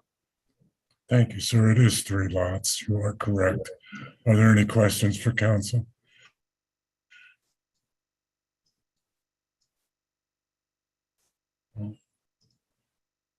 No questions. Good.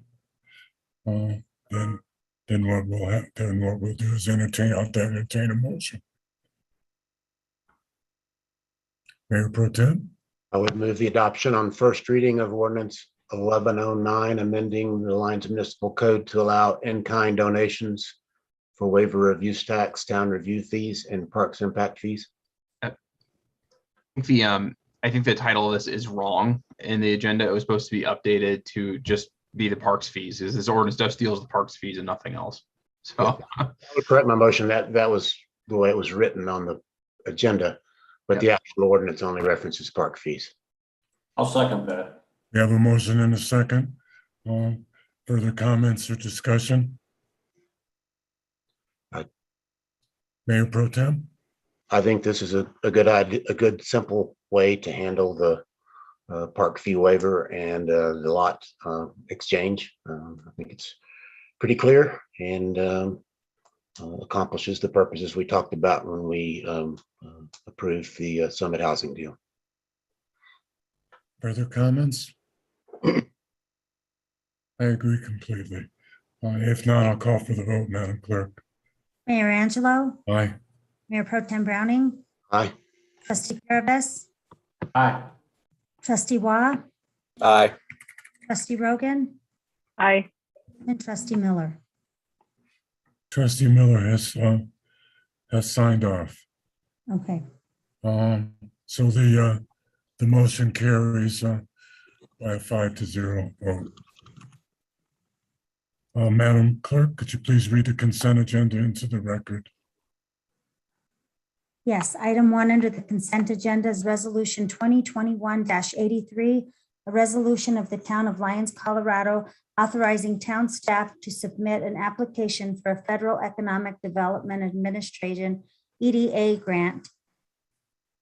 Resolution 2021-84, a resolution of the Town of Lyons, Colorado, authorizing an intergovernmental agreement with the Colorado Department of Transportation for U.S. Highway 36 multimodal improvements. The next one is Resolution 2021-85, a resolution of the Town of Lyons, Colorado, ratifying the Fifth Amendment to the Professional Services Agreement with Roxall Consulting Group Incorporated for construction management services for the Second Avenue Bridge Replacement Project. Item 4 is Resolution 2021-86, a resolution of the Town of Lyons, Colorado, ratifying the Second Amendment to the construction agreement with Zach Dirt Incorporated for the Second Avenue Bridge Replacement Project. The next item is Resolution 2021-87, a resolution of the Town of Lyons, Colorado, accepting the 2020 audit and comprehensive annual financial report. The next item, there's no longer a resolution 2021-88. That was moved to general business discussion. The next item is Resolution 2021-89, a resolution of the Town of Lyons, Colorado, approving a construction agreement for the 4th Avenue pedestrian bridge, trail connections, and street improvements, Project 21-4AV-PB-03 with Anderson Bridges LLC. The next one is the August 6th accounts payable. And the next one is the August 2nd, 2021 Board of Trustees meeting minutes. Do we have a motion to approve the consent agenda? So moved. I'll second that. We have a motion and a second. Would anybody like to remove anything from the consent agenda? Mayor Pro Tem Browning. Items 1 and 2. Items 1 and 2. Okay. Any further requests? If not, we'll vote on the approval of the consent agenda minus item 1 and 2 for later discussion. I'll call for the vote. Mayor Angelo, Aye. Mayor Pro Tem Browning, Aye. Trustee Rogan, Aye. Trustee Waugh, Aye. Trustee Carabas. Aye. The consent agenda is approved unanimously. Mayor Pro Tem, item 1. Item 1, we talked about at the workshop, and not all of the trustees were able to be present at the workshop, but wanted to pull this just to kind of summarize what we talked about there. We had a good presentation from both the generator development people and her name was Ms. Gillis, who seemed to be quite an expert on EDA funding. And this would simply basically authorize staff to proceed forward to look into those sources of potential grant funding for Eastern Corridor infrastructure improvements. I believe that they told us the standard match is 20%, although that could be reduced. And we're talking about potentially a $9 million total ask, although that's subject to revision.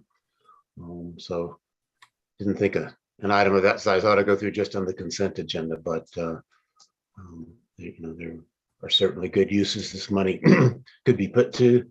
It may be a kind of a once in a lifetime chance because of the COVID funding available to do some substantial things on the Eastern Corridor that would otherwise be quite difficult for a town of our size to do.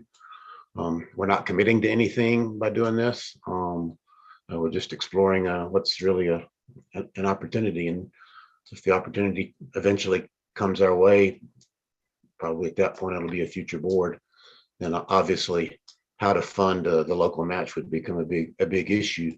But for now, we're just exploring the possibilities, and that's something I certainly think we should do, since Eastern Corridor development has been a goal of the town and in comprehensive plans for quite some time. So I'm in favor of it. Just wanted to kind of, Trustee Rogan, you wanted to speak? in case any of the other trustees wanted to say anything you weren't there, give them the opportunity to do so.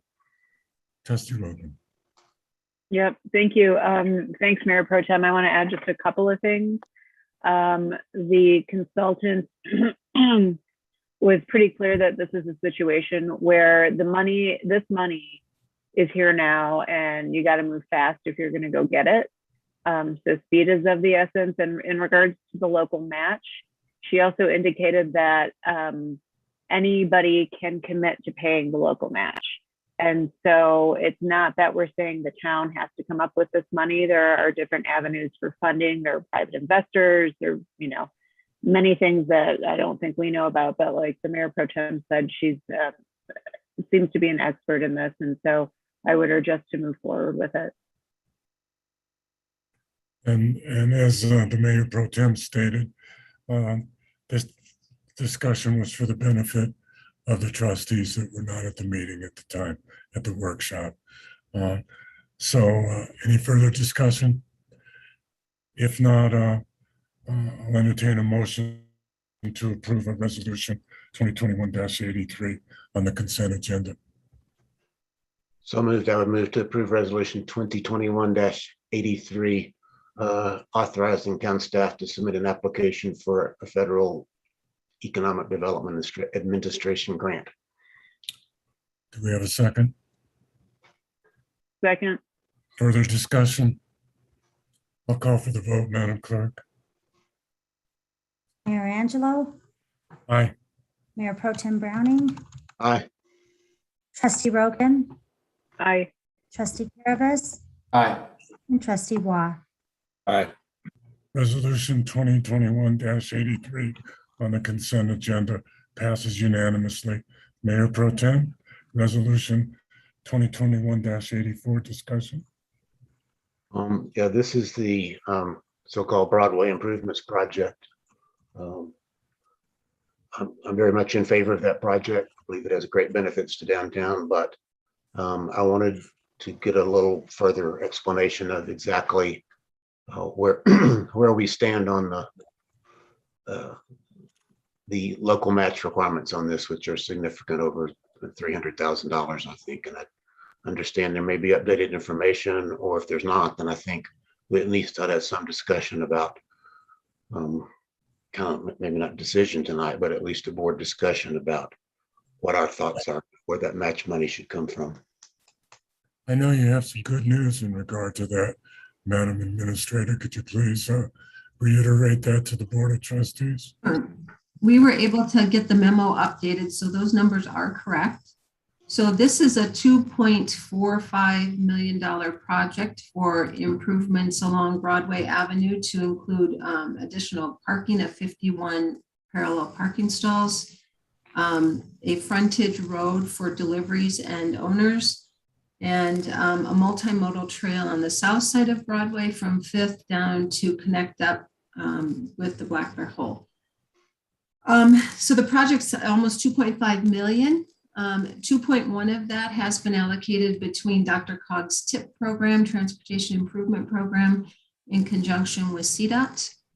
And that was both a mix of the TIP project and then some additional stimulus funds that the other municipalities in our region voted should go to Lions. And then on Friday, Thursday or Friday, we received notice that we did get the Revitalizing Main Street grant, which is administered through DOLA, for $243,000. So that leaves that the local match would be $60,600 to a $2.45 million grant. And so it was originally 12% of the project. I think we're down to closer to, gosh, I don't know if we put that in the memo. Significantly less than that. We can figure it out quick. But so the local match would be $60,600. What the board had talked about when we got a permission to submit this grant was that we had set aside, we've been setting aside money every year for street improvements in town. And so that fund has over $300,000 in it now. We would recommend that the $60,000 come from that fund so that this project can move forward. It could be potentially, if sales tax continues where it's at, we might be able to just pay for it outright too, if that's something the board would prefer. But we do have $60,000 available in the street reserve fund for street improvements, if we follow what the board discussed earlier when we submitted the application. So originally, we were discussing taking $300,000 out of the street improvement fund. Is that correct? That's correct. It wasn't a unanimous agreement, but the majority. I understand that. Now we're down to 60,000. Yeah. Which I think is terrific. I think that, and I think that it could even be funded by the increase in sales tax and lowered even further in regard to having to take funds out of the street fund. And I think that that's terrific work, Administrator Simonson. It's about a 2.5% match to the 2.5 million. That's just phenomenal, so I'm very pleased about that. I'm not into taking money out of the street repairs when I see the condition of some of the streets, but how much do we have in that fund now? I don't have a recent number. I'd have to go from the audit. Let me see if I can find I thought you that. mentioned it earlier. Well, we were up to 300,000 last year, but we've been trying to put away a little so more. I think if we appropriate a substantial percentage of the remaining 60,600 from our additional sales tax proceeds, I don't think many people would object to rating the street fund for that amount of money. But I'll entertain any further comments on the issue. Trustee Caravas. As I've stated, every time this subject's come up, I would highly suggest we make a plan with the utilities director to find out the true status of from what I've been told multiple times in utilities engineering board meetings, to partially collapse drainage underneath Broadway into our park. And if there's reconstruction there, we look at what needs to do to get that drainage open, because protecting our businesses on Main Street, and while we have the road partially open, and if hopefully that collapses close enough to where the work's being done, we can find money to take care of that, because that's going to be a very expensive issue to take care of. Now it's going to be very expensive, and the longer we wait, it's going to be very, very expensive. And at some point, our downtown businesses are gonna have to demand that we take care of that drainage, that partially collapsed culvert. So actually, I'd like to report from Aaron on the next meeting concerning this and what we can do to piggyback a project on that if possible. I think that's a terrific idea. Administrator Simonson, since there was a contribution to the parks, couldn't there be any consideration given to a small contribution from the Parks Fund? Potentially, if you're talking about the donation that was made for $100,000, it was just earmarked to go toward parks and recreation. So if we feel in good faith that the multimodal trail fits that, we could certainly use it. If you don't choose to use it on another project. Okay, that was just an idea. Mayor Pro Tem. Are we deciding tonight where how the matching funds will be, the $60,000 will be funded, or is that to be done later? We don't have to declare it with accepting the grant. We just, we want to have some idea that you're comfortable accepting the grant, knowing that will be the match. Okay. But they don't ask us to identify where it's coming from. Okay. Because I had some other ideas other than the street fund. In particular, I would like this board to ask the Lions Urban Renewal Authority to provide some or all of the $60,000 in funding, because we've had a URA since 2016. It has not contributed one dime to any project in the town of Lyons yet. It is exclusively funded by taxes on downtown businesses, downtown commercial property. And that's exactly what this project is intended to benefit, is downtown business properties. And so if the URA is ever going to do anything, and it finally does have some surplus funds after 6 years, it's ultimately a decision of the URA commission, of which this board forms a majority. And maybe it requires a resolution of this board first to request the URA commission to do that. But that would be the first place I would look for funds. And the second place, because it does involve a multimodal trail, would be to the Parks Fund. Not necessarily specifically that large donation, but the Parks Fund is in the best in the best shape of any of our and I am really strongly reluctant to raid the street fund, which is, we're way behind in our street repairs. That's one of the last places I would look, not one of the first. But I do have one other additional question.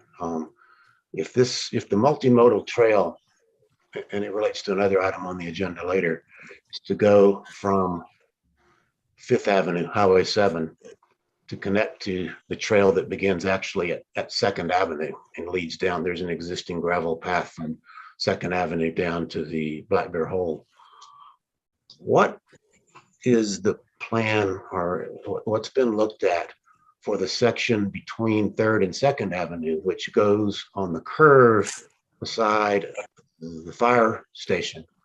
That curve, I measured it myself. There's about 11 feet of space between a line of big trees that are there right now and the actual concrete curb of Highway 36. And the trees are one issue, and that curve, on that curve, there is also a sloped drainage culvert that at one point narrows to about 5 to 6 feet and is a concrete culvert. And there's some electrical boxes there. And I'm kind of guessing that we can't fill in the drainage culvert there for obvious storm drainage reasons. So how exactly is the multimodal trail going to work on that, around that curve, if anybody knows? Well, Tracy is going to be our internal project manager on this. And so if this moves forward tonight, we will move forward with our hiring design consultants. And that will be part of their job to figure it out. But actually that storm drainage you're referring to, it's part of a larger master plan is someday to get that all enclosed to the appropriate size. That won't happen with this project, however. So I don't know the answer to that yet. But the design consultants, that's what we hire them to do. So, okay. So, so there's no design person who's really looked at that section yet. Not in detail, no. I went out there and walked in on Saturday. It's I don't think you can put a standard 10-foot wide crushed gravel path there that's going to be level. Yeah. Filling in that drainage cone, maybe it does need to be covered someday, but for now, it's there, and that's an issue. Well, it's similar to 5th to 4th too, where all the juniper trees are behind the depot building. That's a very quick slope as well. So yeah, it'll be similar to that. Some of those trees, however, are dying. I know. Yeah. So I'm less concerned about those. And yeah, there is a slope there, but yeah, that's anyway, I just bring that up as an issue that's going to take some looking, but yeah, I'm in favor of this tonight. When we get to the point, maybe it's during budget season, I don't know. I'm not in favor of using taking street improvement funds, and I'd rather look at other sources. And first source I want to look at is the URA, so that we could tell people that's actually done something. I think the idea of using URA funds is an excellent one. And I think with the additional suggestions of where funds can come from to equal the $60,600 grant and not take a dime out of the street improvement fund would be excellent. And I think the budget process is exactly when to address where the funds are going to come from. Any other comments? If not, we'll vote on, I'll entertain a motion on a resolution 2021-84.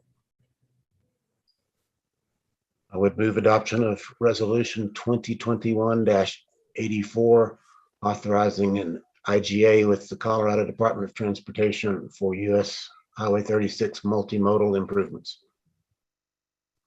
Do we have a second? I'll second that. We have a motion and a second as stated by the Mayor Pro Tem. Any other comments? If not, I'll call for the vote. Mayor Angelo, Aye. Mayor Pro Tem Browning, Aye. Trustee Waugh, Aye.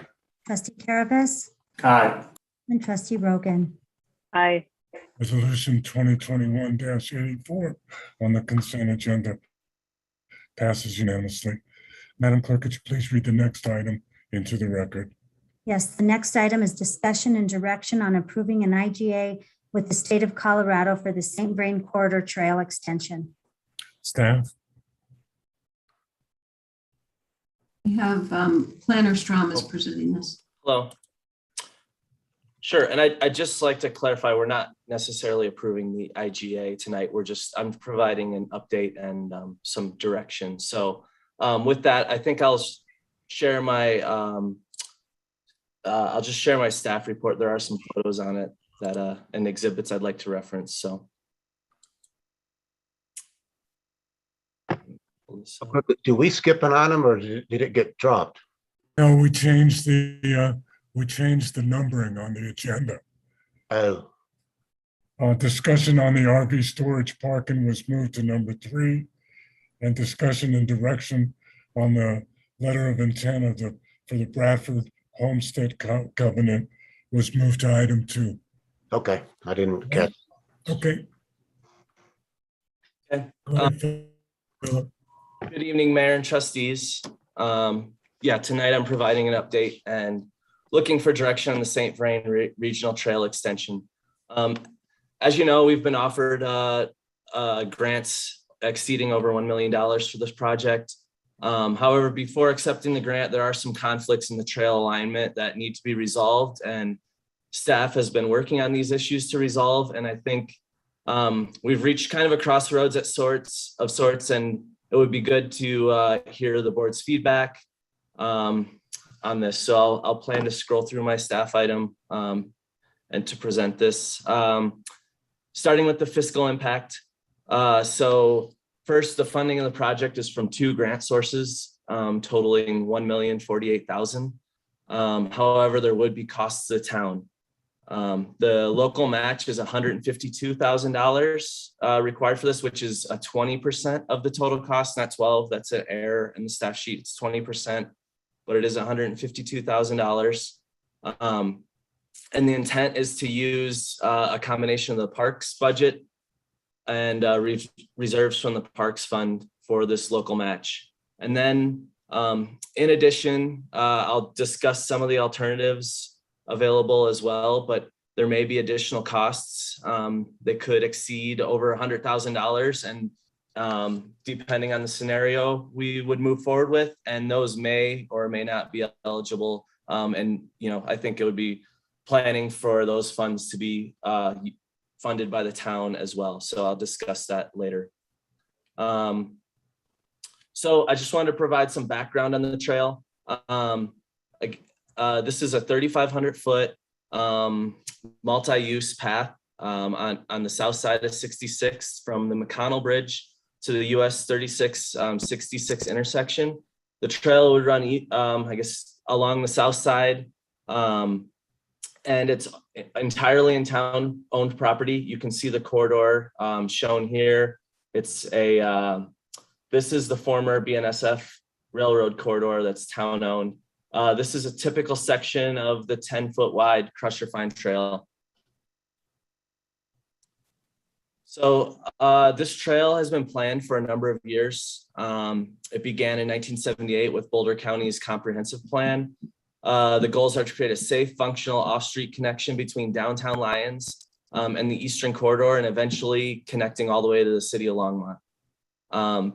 The off-street trail could be functional in long-term planning for the Public Works and Parks Department. Now that they're located in the Eastern Corridor, this would allow them to drive equipment, maybe small vehicles into town, rather than trailer the equipment or store the equipment in the Public Works garage in town, which I understand is not considered for the long-term storage of the vehicles.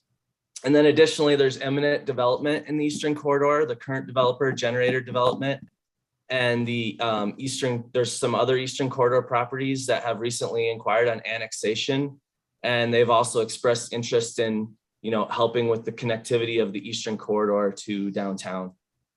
And the downtown has included this project in multiple recent planning efforts. The 2008 Parks Open Space and Trails Master Plan, the 2010 Lyons Primary Planning Area Master Plan, and the 2010 Comp Plan, and the 2015 Lyons Park Flood Recovery Plan.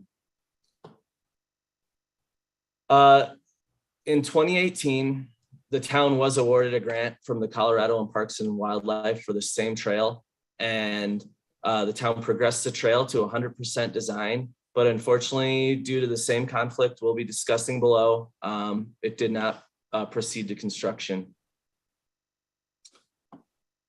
So while the trail this trail project is planned to end at the intersection of 66 and 36. There is future plans for this project. This shows the 36 bridge. When they constructed it, they allowed for a future underpass of the trail. And then I know there's significant issues to get this trail all the way to Longmont. But this project alone would do a lot towards specifically connecting the Eastern Corridor and eastern limits of town. And this also additionally shows some of the master plan documents from this. We have coordinated with businesses along this. We've touched base with both Spirit Hounds and Blue Mountain Stone in their lease. We've notified them of the, their lease requirements allow the town to construct a trail through the property.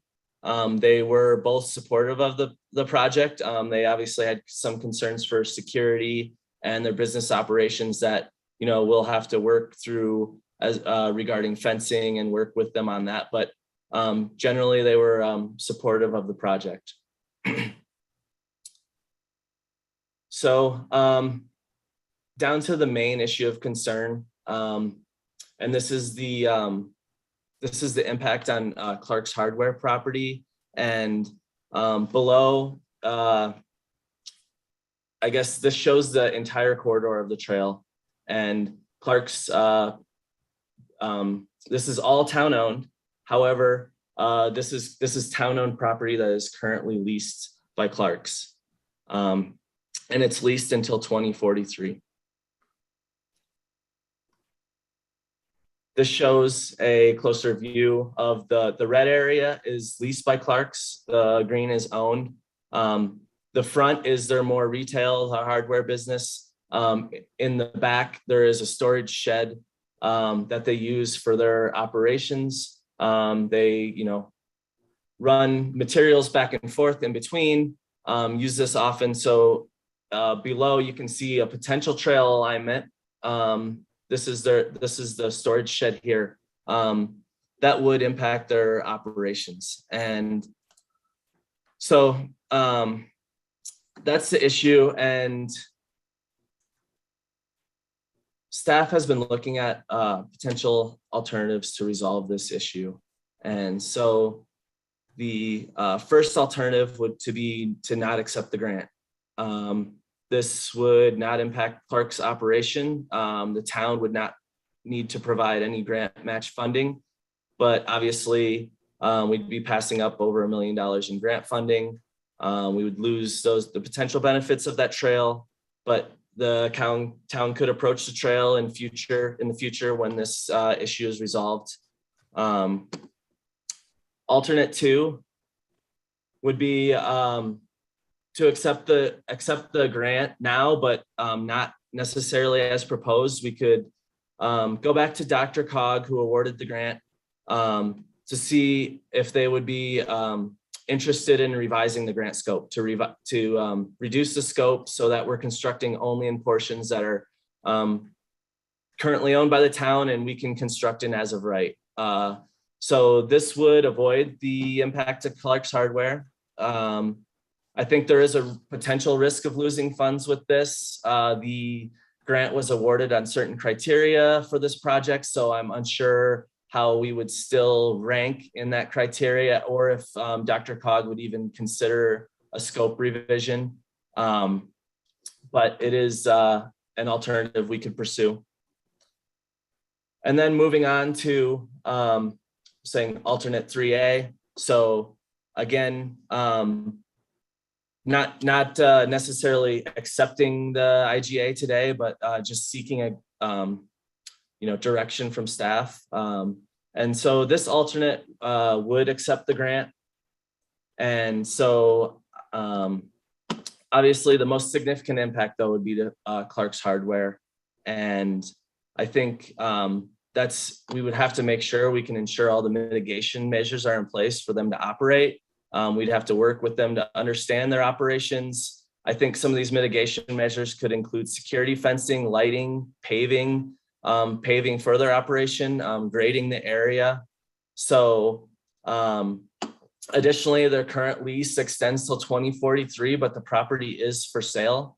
Upon the sale of that property, the town would then need to determine if they would assign the new lease. I would think if we could manage a way to have the trail, allow the trail to go through while mitigating his operations. That seems like that would be something that could work moving forward with potentially a future tenant. And, the town may consider extending that lease to the future tenant if it's sold in the near future. And then again, also we would still, again, need to match the grant funding. And then what I'm saying is alternate 3B. This would be, again, accepting the grant, but pursue an alignment on private property that's currently owned by Highland Ditch. So we've been working together with Highland. They've expressed what they need for operations and some safety concerns. So that would need to be mitigated as well. So some of the infrastructure costs would likely be over $100,000 for that. Most likely may not be eligible for the grant, so that would potentially be town funds for this. So that is another option. So we're continuing to coordinate with stakeholders in this. I think none of these are completely baked, but I think we are just looking for direction so I can understand where to, concentrate our efforts moving forward, and understand where the board is at with that. So with that, I'm happy to take any questions. I think the most important question to ask, and I have a couple other comments after this, is whether we have agreements on the additional ditch crossings that we need to negotiate. So for the ditch crossings, we do not have agreements for the ditch crossings. In order to do that, it is a pretty significant cost to work with the ditch companies. One, they usually require fees, costs for their administrative review. But then on top of that, the ditch crossings they're bridges. They're going to have their designers review the bridges. We currently do not have a design. We have a design from 2018, but that designer is no longer under contract. We would need a designer on board to work with them to ensure the design meets their requirements. And, again, there's a cost to that. So typically the agreements are put in place after the grant's accepted, so the grant funds can fund that. And I would just note that we did, and I was part of it, the Eastern Corridor project, we did do a sewer force main under, it's almost the identical alignment across all three ditches. We were successful in getting agreements with all three ditches. It is different, it is a sewer main below, but I think in speaking with Highland, they understand that we would be seeking a separate agreement with them regardless of the alignment, if it goes through their property or through Clark's, and we would need to seek an agreement with them as well. And Palmerton and Rough and Ready, I think those prior agreements, we didn't run into too many issues with them. And I would like to think we could get through the ditch agreements with these for the bridge crossings. And are you saying that that the grant will pay for those? Yes, correct. The grant will pay for those, so that's not any money out of the town's pocket. The other thing is with the knowledge of Administrator Simonson, and because I have a long-standing agreement with one of the Clark brothers, they've agreed to allow us to go through the rear of their buildings with the improvements that you discussed, which I think are going to be a lot less than the $100,000 that Highland wanted for the sliver of land that we claimed to them for not very much money. So I just wanted the Board of Trustees to be aware of that also. But it's good news that the grant will pay for those ditch crossings. Philip, any further questions? I just wanted to clarify with Highland, it would be, it may be purchase, it could be a lease, it could be a license agreement with them, and the improvements are they have some infrastructure that would need to be relocated for some of the safety and operations reasons. So I think they have, a valid point in that, and just wanted to clarify that it's not, necessarily the purchase of the land, and we still are working with them just to ensure that the safety of their operations, and we haven't gotten to any sort of negotiations with their property. So that's fine. Further questions?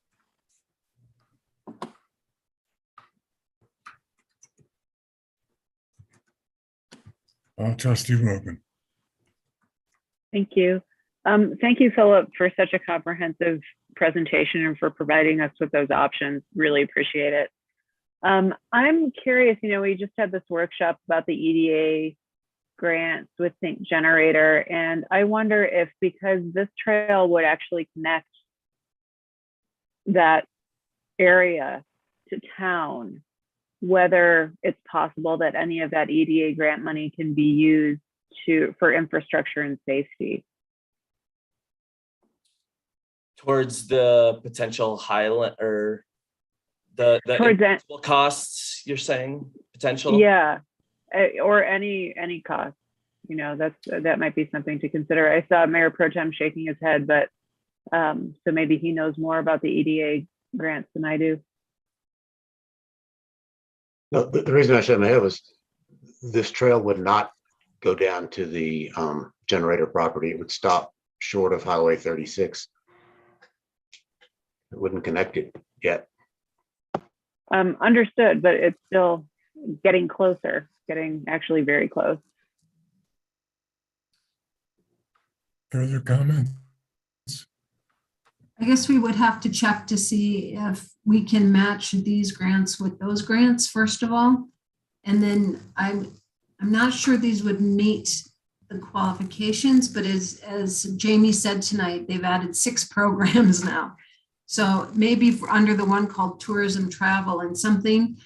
I don't know that offhand, but we can certainly look at that. We would extend the scope of the project. Mayor Pro Tem? Yeah, several questions, and then I'll save some comments for after other trustees have had the chance to ask questions if they want to.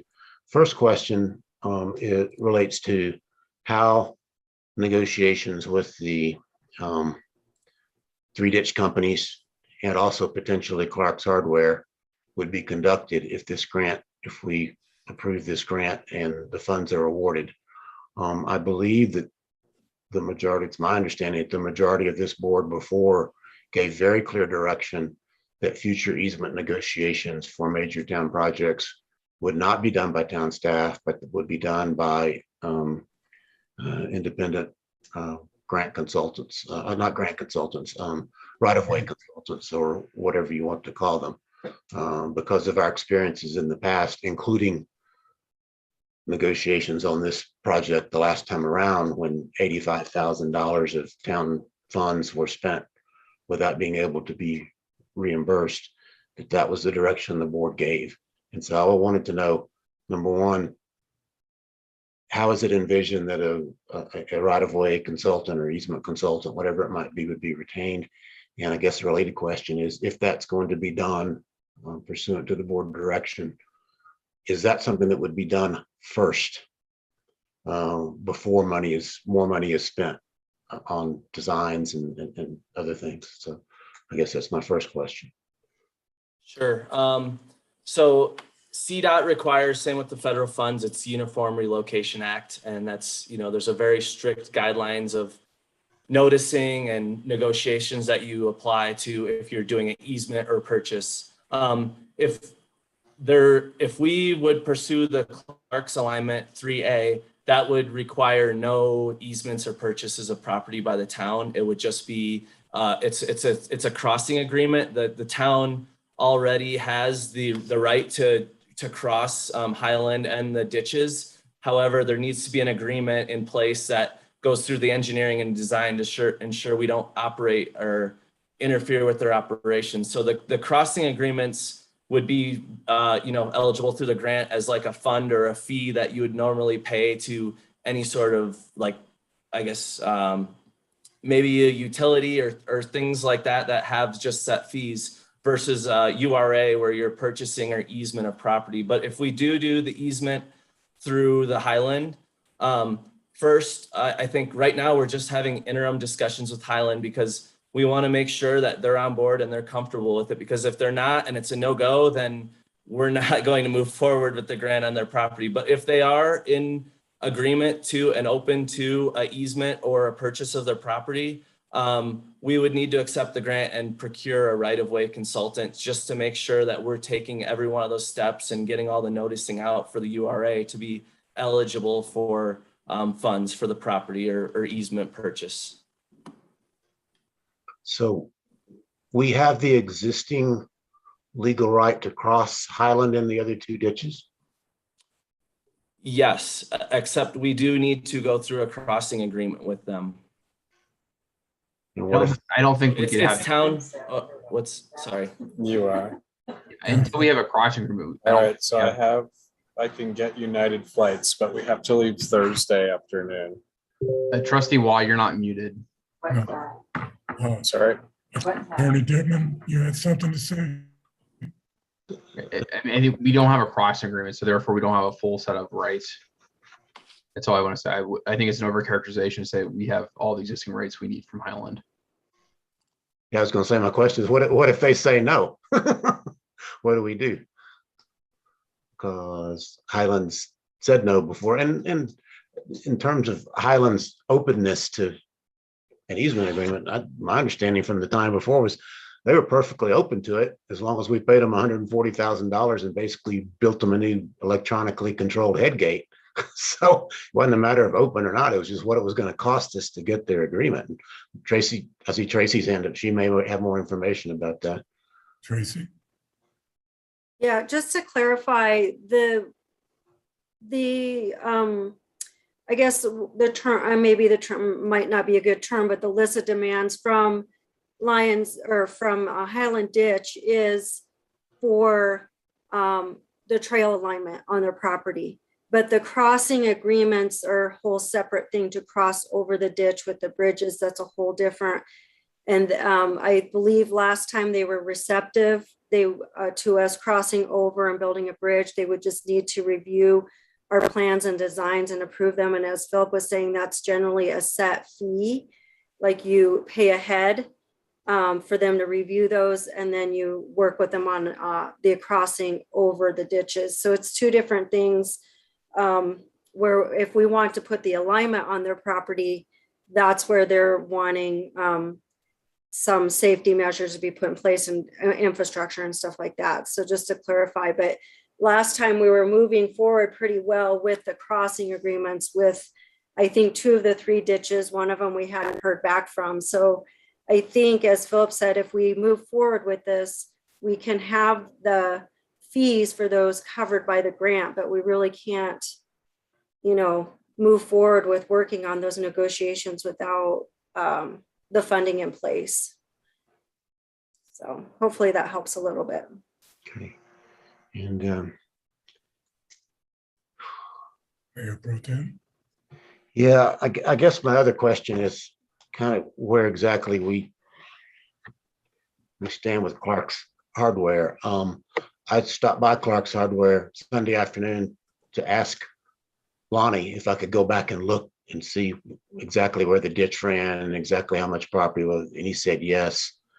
And he volunteered that they were undecided.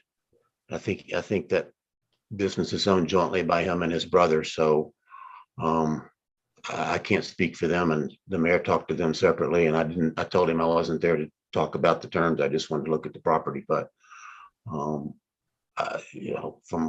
the brief comment he made to me, I'm uncertain that there's an agreement there.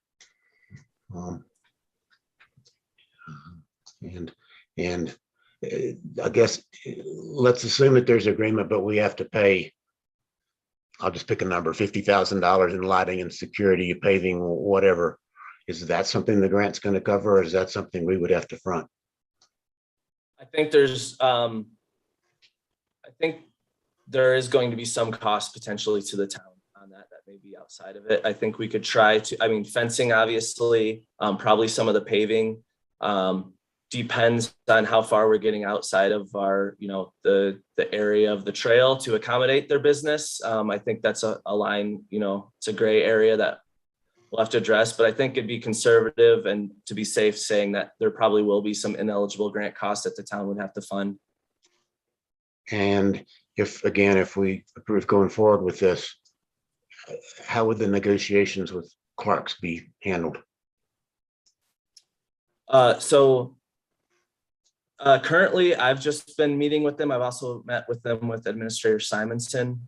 We've provided them information on that just to see if they'd be interested in this. I think I'd be happy to hear from the board how the board would like us to proceed if they want us to continue that. I think I've talked to Lonnie and met with him and emailed him. developing some sort of relationship so I could continue that, or otherwise, if we want to, I don't know, more formalize it, workshop, I'm happy to proceed anyway. Okay, well, I mean, I guess I'll say that from my comments, I thought the board direction before was pretty clear that we wanted to use right-of-way or easement consultants to do those types of negotiations on big projects in the future. So Tracy, that's all my questions for now.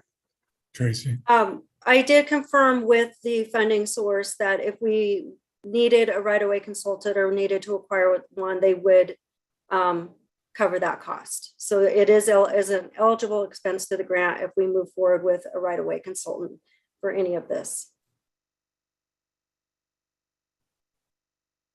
Further questions? Comments? Additional comments? Mayor Pro Tem. Yeah, I'd like to make a couple of comments. I swapped emails with a couple of citizens on this, and I realize it's a popular project on the board, on the staff, among citizens. And one of the citizens says, "I don't know why you're against this," and my position is I am not against this. I'm in favor of this. It provides some benefits to the town. I have some serious reservations, though, from the experience of the past, where a prior board, I wasn't on the board when it was approved it, but and then it got started, significant expense incurred, 85,000 if I remember it right. And then I was on the board when the staff came back to us and said, we couldn't get past the Highland Ditch Clark's problems. We don't see any way to get this grant done by the deadlines, and therefore, essentially, the taxpayers of Lyons are going to have to eat $85,000 that the grants won't cover because we couldn't get this done. So, having been through that once, I really want to go into it, if we're going to do it again, with our eyes open and not see that repeated. And part of that is why I think that if we decide to proceed, the first thing we need to do is determine whether these crossing agreements and easements can be done or not, and if they can be done at what cost to the town. I don't want to get partway through a big grant-funded project and find out we can't complete it, or that it's going to cost us an exorbitant amount to get an easement agreement or a crossing agreement done, because we've seen what happens. It's not just the trail project where that's happened on. It happened on the Apple Valley Waterline project. It happened to some extent on 2nd Avenue. It happened on the first round of this one. I don't want to make the same mistakes that were made in the past. I don't want to put ourselves between a rock and a hard place where we've got construction equipment out there. It's costing us X dollars a day and somebody can hold us up for ransom. It's happened before, and I don't want to see it happen again. And then let's be honest and objective about where the whole regional trail system connection stands. Boulder County Open Space came to the Parks Commission and gave a detailed presentation back in February. And their number one alternative for getting a regional trail to Longmont involved using the Northern Colorado Water Conservancy District's canal there. It's irrigation canal. That didn't work.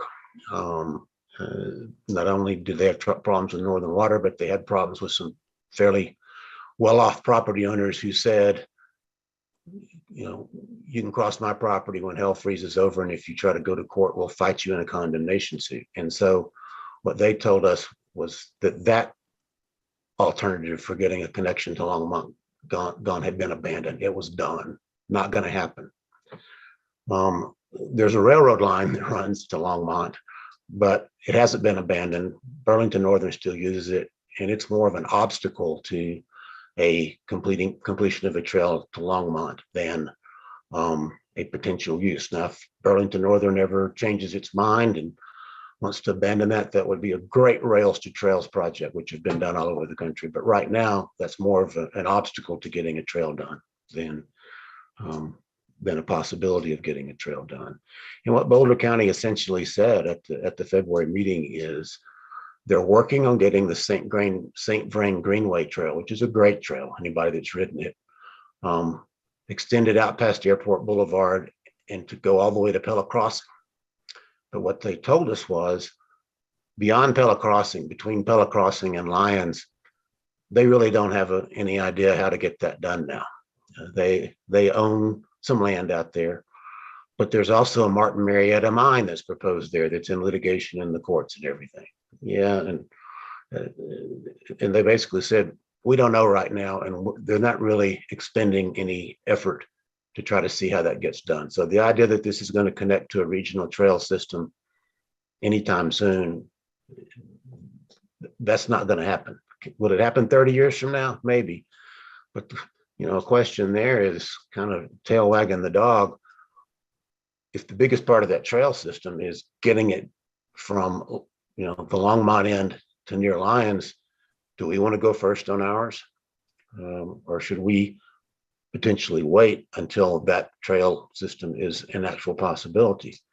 And as I mentioned, this trail would not go, there is land under the underpass. I went down and walked through it on Sunday as well. But the connection to the generator property on the other side isn't there yet.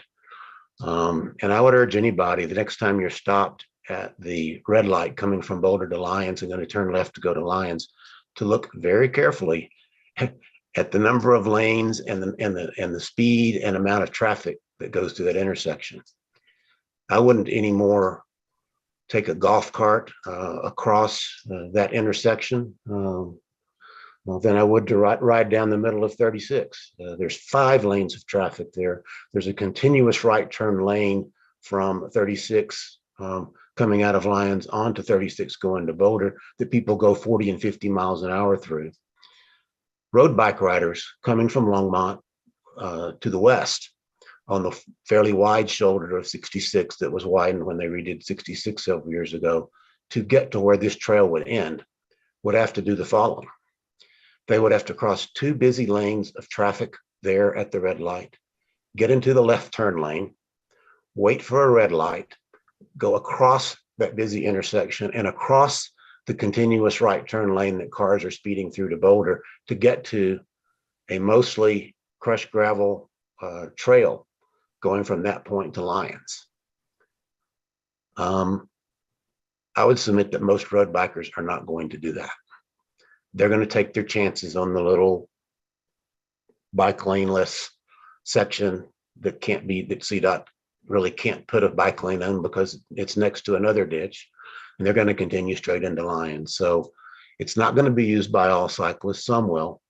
It will provide some safety benefits for those who want to ride a bike to Boulder, and those who choose to get on this trail to get to that intersection, then go back up on the highway and go across the bridge. Yeah, there'll be some benefits. And there's something to be said for adding another half mile to the Lyons local trail system. I run and ride on it a lot, and I don't doubt that that's a benefit. The question is it worth what we're going to have to pay to get a half mile of trail done when there are all these uncertainties? And I don't know. I'm pretty sure that it's got majority support on the board. I know how strongly the staff supports it. But let's be realistic what we're doing. We'd be building a half mile trail that would have some local additional trail benefits. It would have some safety benefits and people that wish to take it and avoid that final section of 36 to the intersection. But it won't connect to a regional trail system anytime in the near future that we can see. And it probably won't be used by a lot of the road bikers. So for that reason, I have reservations about not doing the trail itself. It's obviously a benefit. I have questions that always have to be answered about what priority should we put on the use of our local match funds. If we're going to use exclusively parks funds for this one, are those parks funds better spent on this or on things like lighting the ball field, adding a second sport court, repairing the dirt bike park, doing the small dog section of the dog park that we've talked about. It's a priorities question. It's not just, I'm in favor of all those things, but which one is our money best spent on? And I'm not certain that this one is it. So that's what I have to say.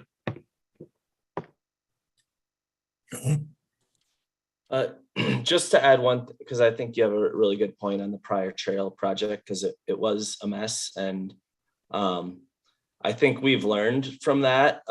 Tracy and I were around, so was Erica, that we designed it and then just seemed to ram it down everyone's throat versus now I think we're doing our due diligence before we're making contacts with the business. We're contacting all the ditch companies prior to even accepting the grant. So I think we've learned that as well. I think you're completely right that getting a right-of-way consultant and getting all of the town's, I guess, entitlements, even though we own the property, are in place before we start design is important. And we've learned that. And since then, we've completed the Eastern Corridor, which that was after the whole trail. And we went through and still, reconnected with those ditch companies and were able to get crossing agreements through. I do agree there still is risk, the ditch companies and getting the crossing agreements completed. I don't know. I think we can try to contact them as much in advance and try and get agreements in place. Unfortunately, a lot of them, need to be funded to talk to you and use the resources. So that throws a wrench in things, and we try what we can do and have took that initiative with Highland. But I think you're right. And I think we have learned things since that last trail that improve our chances, reduce the risk moving forward. So I just wanted, and last, I guess the 85,000, we did walk away with that project with 100% design set. So that will reduce our design costs should we move forward with this. So we do have like something that we came away with that, but yeah, I agree. Generally it was not a great use of funding. So that's all I have to say. Further comments? Trustee Rogan. Yeah, I think it's no surprise that I'm in favor of this project. And I also want to bring up something that we talked about in the workshop today, which is that Think Generator has been working with CDOT for some road improvements and some safety improvements. I'm not sure whether Think Generator knows that we're talking about this trail improvement project, but I think that they should, because there may be an opportunity to do some really great safety improvements at the 3666 intersection for the cyclists. So I just want to throw that out there. And one other thing is that, yes, we did agree that we want to use a right-of-way consultant. To me, it makes sense to not hire a right-of-way consultant until we agree we want to move forward with the grant. Further comments? Well, Trustee Caravas. Like Mayor Pro Tem Browning, I enjoy trails. I use trails across all of Nebraska and Colorado. I've used a lot of the rails to trails over the last 30 years. They are great. They're fun. But the town of Lyons, we like a lot of grants, as Neil's talked about. They always have to come with matching monies. But just listening to what Victoria indicated on, we're at, what'd you say, 98% or 89% for our electric, for our funds, our bonds. We're supposed to be 110% funding. We've gotten better. We also have this board, every single one was concerned when there was fires. Well, here's $152,000 we can match for fire mitigation. We want to put her in a trail that ends, and as Mayor Pro Tem Browning indicated, and as I've looked at and talked to some people in Boulder County, the likelihood of getting a trail connected to Longmont in the next 10 years is slim to none. It's going to be a lot longer than that. I would say this, $1.2 million is a lot of money. I hate to see it go away, but we still have the match, and we've got other problems and other things we need to pay for that are quite substantial. And we even said, like I said, the fire mitigation side of things. Now, when it comes to protecting riders, I do believe there's a whole project, Victoria, the Pell, BL that we set through hours of workshops and long brochures, I guess, or packets about CDOT's long-term plan for Highway 36, frontage roads, bike lanes, correcting a lot of these problems we've talked about. If we're going to be talking about this, we should probably be bringing that in with this packet and go through that whole thing to see how it compares. Are we duplicating? Are we not duplicating? Is it completely separate? There are talks of frontage roads at one time, the south side of the 36 coming out of Lyons for our businesses there. I think there's more pieces to this that we need to look at. And at this point, I can't support it just because of it's, we've talked about, we want to fund some other things that are more important to Lyons. Like I said, fire mitigation lines across the hills to our west between 7 and 36, Highway 7 and Highway 36 are of importance. And that's Boulder County property. Are they going to work with us? Don't know. Like to see it, but we have to find some more funds for that and other things. And this is one of those that's with a half-mile trail. We've got ditch companies that I've dealt with since 2016 that have just been a real pain, thorn in our sides. I don't think this is a wise use at this time. Trustee Wong. Couldn't have said it better myself, Trustee Caravas. So thank you very much for that. I think this is a question of priority. I spend a tremendous amount of time on trails. $150,000 goes a pretty far way. And with our track record of anticipating costs when there's all these other agencies and property owners at play, it just can't be a priority. Further comments? Wow. For something that we've been working on for so long, this is a very interesting discussion. What I would favor is not only this, but looking further towards an underpass crossing, a ramp up to street level, and a connection to the Eastern Corridor and Tamburello's property. I think that would be a wonderful extension of it. Doesn't need to end here, you know. It's fascinating because this has been on the books for really, really a long time. And, you know, to turn down $1.2 million is unfathomable to me, to be perfectly honest with you. But I respect the board's decision, and whatever direction that the board decides to go with, I'll abide by. But if it does not wish to move forward on this after what we've been through, I would be sorely disappointed. So I guess I'll ask for the direction of the Board of Trustees on this. Trustee Rogan. I would like to suggest that before the board make a decision on this, either we or staff have a discussion with Think Generator and see what kind of collaboration might be possible, particularly with that travel and tourism grant that Administrator Simonson mentioned. I think it's worth exploring more of that before we decide to pull the plug on something that we have been working on for so long. What do we feel about Trustee Rogan's suggestion, Mayor Pro Tem?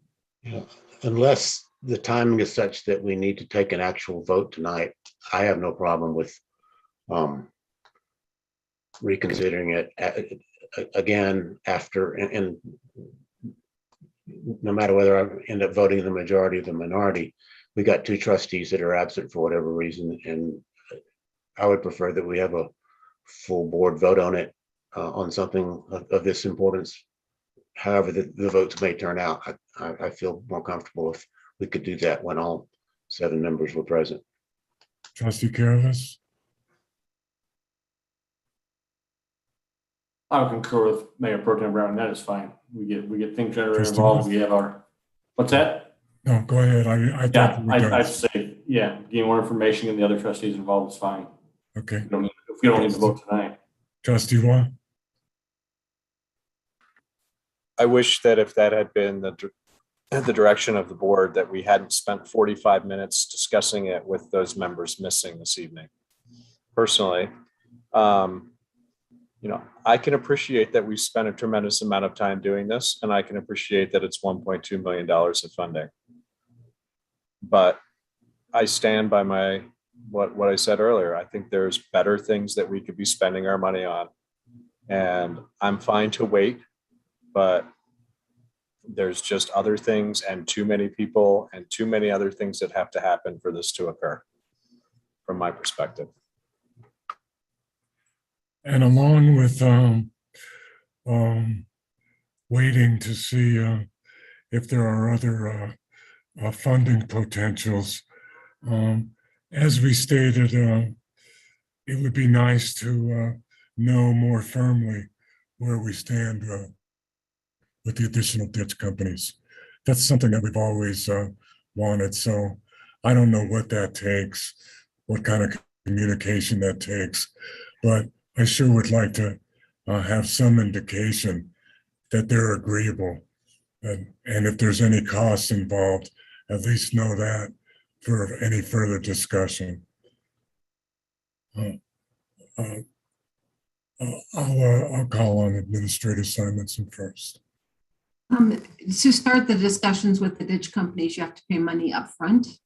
They range between $1,500 and $2,500 per ditch company to start those discussions. In Highland's more, they're like $8,000, I think, aren't they? How much? Isn't Highland $8,000? I think the other Rough and Ready and Lions Ditch are like 2, and the other Highland's like 8. So again, yeah, and in regard to like CDOT and the PEL, CDOT is the one who prioritized this project as their most important project in our region. So they're giving us a 12% match that is normally an 80-20% match. So I kind of agree with Trustee Waugh. I don't think it's really going to change much. We can see if we can find some additional matching funds to bring that amount down. But CDOT has already said this is their priority. If we didn't want to restrict those left-hand access, remember when they looked, that's that PEL, they wanted to look at a frontage road and restrict the access to all those businesses. And we suggested this instead, and they supported it. But staff, again, I mean, we'll do whatever we're directed as. But I think we somewhat know where Trustee Lowell stands on this. I don't know about Trustee Waugh or Trustee Miller. Okay, I think that we need more information, to be honest with you, Administrator Simonson. So I want to be clear what you want to know. You want to know the cost and likelihood of getting the ditch companies to agree? And is there other additional funding sources we could apply to this? That's right. And what else? Just a discussion with Tamburello on what sort of connections you can provide. Oh, and if that EDA grant could be eligible. Yes. Okay. I just want to make sure I know exactly what I'm asking for. Mayor Pro Tem? I would also like to ask, not demand, but ask from the Clarks, if they're willing to do it, they don't have to, an indication, a statement of where they stand on this right now. Not committing to anything, sort of like we're about to talk about doing with the Carrolls. Are they willing to consider it under certain conditions, or if they decided they don't want to do it, or if they decide they will do what it takes to get it done to help the town, whatever their position, I would at least invite them if they wish to submit a statement to the town before we vote on it, because they're a long-standing local business and a valuable business in town, and the town's relations with them are very important, I think. I think I can probably, if the board doesn't mind, and Administrator Simonson doesn't mind, and Planner Strong doesn't mind, I think I can secure that agreement, Counselor, if you'd like to, with permission of the Board of Trustees, write something up. I think I can take care of that rather easily. Just to be clear, it wouldn't be an agreement though. It'd just be a letter of intent from the clerks. It wouldn't be binding That's on fine. anybody. That's fine. Yeah. I can get that signed with permission of the Board of Trustees. Is that okay with everybody? Yes. Yes. Okay. Yeah. Okay, thank you. My pleasure. Okay, I think we have our direction. Could you please read the next item into the record, Madam Clerk? Yes, the next item is discussion direction on letter of intent for Bradford Homestead Covenant Agreement Amendment. Staff? Hello again, Mayor and Trustees. I'll try to keep this moving quickly. Hopefully it won't be quite as difficult.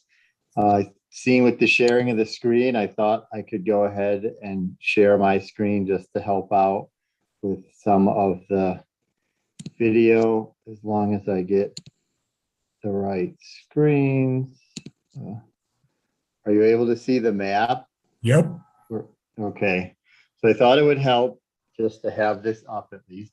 We are talking about an amendment to an agreement with the Carrolls, who are this property here. This is just south of Bone Park, the Bone Park Bike Jump Dirt Park that you see, so that you can see the location that has been talked about. I thought this might be helpful.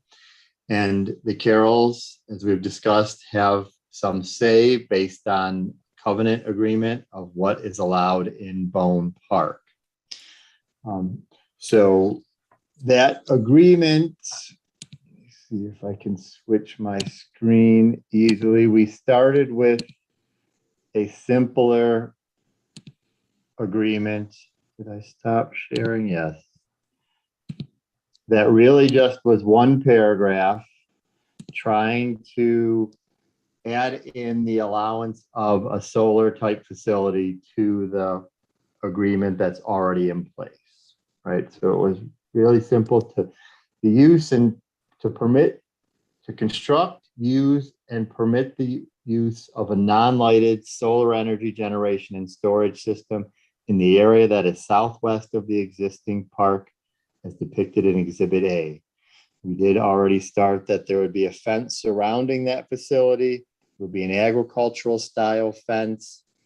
There was some initial discussion that they wanted a gate. I'll get back to the map to show where they were asking that. So we did put in a brief statement that the town agrees that a gate shall be installed. I wanted to get some discussion on the additional considerations that the Carrolls had expressed that they wanted. In that, after our discussion, it was that they had a request that no trees be taken down. I don't see that as too big of an ask. There is one of the old Siberian or Russian elms that's way to the north. I don't think they were including that. We can verify, but otherwise it was the trees that were closer to the berms by them. Are you able to see when I switch screens? Yeah. So all the trees along, these are the two berms on the property. They wanted to make sure that none of those would be taken out. And so I thought that was fine. They also expressed documentation that they would like documentation that their access to Bone Park would be remain. They access Bone Park between the two berms here to the south. So they wanted to make sure they could get out and get into the park. The access itself, I don't see as a concern. There wasn't any big consideration to block that off. But one of their requests is the idea to try to put up a gate or multiple gates to really prevent anyone from coming back around to the south and west side of that property. Again, this, after some discussion, I think they understand that this is an additional ask. This is not something that's in the current agreement. I expressed that without this facility, people could currently walk all the way around here and it would be an open and acceptable use. If some of the other uses were put in, the skate park was originally talked about being here, that use would still be here. So putting a gate the proposal was to put the gate at the southwest area here. There is a Boulder County property to the west that has a gate into Bone Park. Granted, there's no legal right to that we have seen, but it is an existing gate and it is a property that comes in. If we moved the gate up to the north end, we would be blocking that property's access for what it's worth.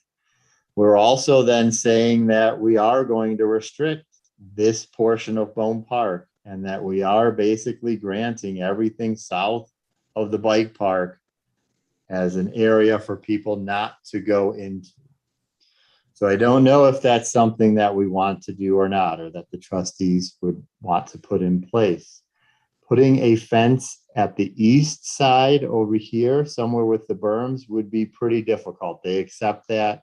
They would like to try to de-incentivize anybody from coming over here and potentially coming in through their access area. So they did also ask for no trespassing signs that were a permanent or a substantial no trespassing signs, more than the current plastic ones that we currently have up in place. Proposed move the gate. There was the one other request was then to make sure that all of their legal fees be covered in the agreement. As was mentioned earlier, when we initially talked about the letter of intent with them, I did explain that and put in the letter of intent, it was a non-binding agreement, trying to show that there is no legal requirement. They still felt that they would like that to be looked at by their legal counsel. Seemed understandable. You are signing a document. They've had previous interactions with the town and just want to make sure they're covering their bases. So anything they do here, they are going to want to go to their legal counsel.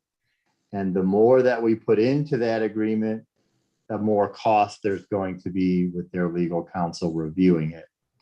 So I was trying to get some idea of what would be acceptable, what wouldn't.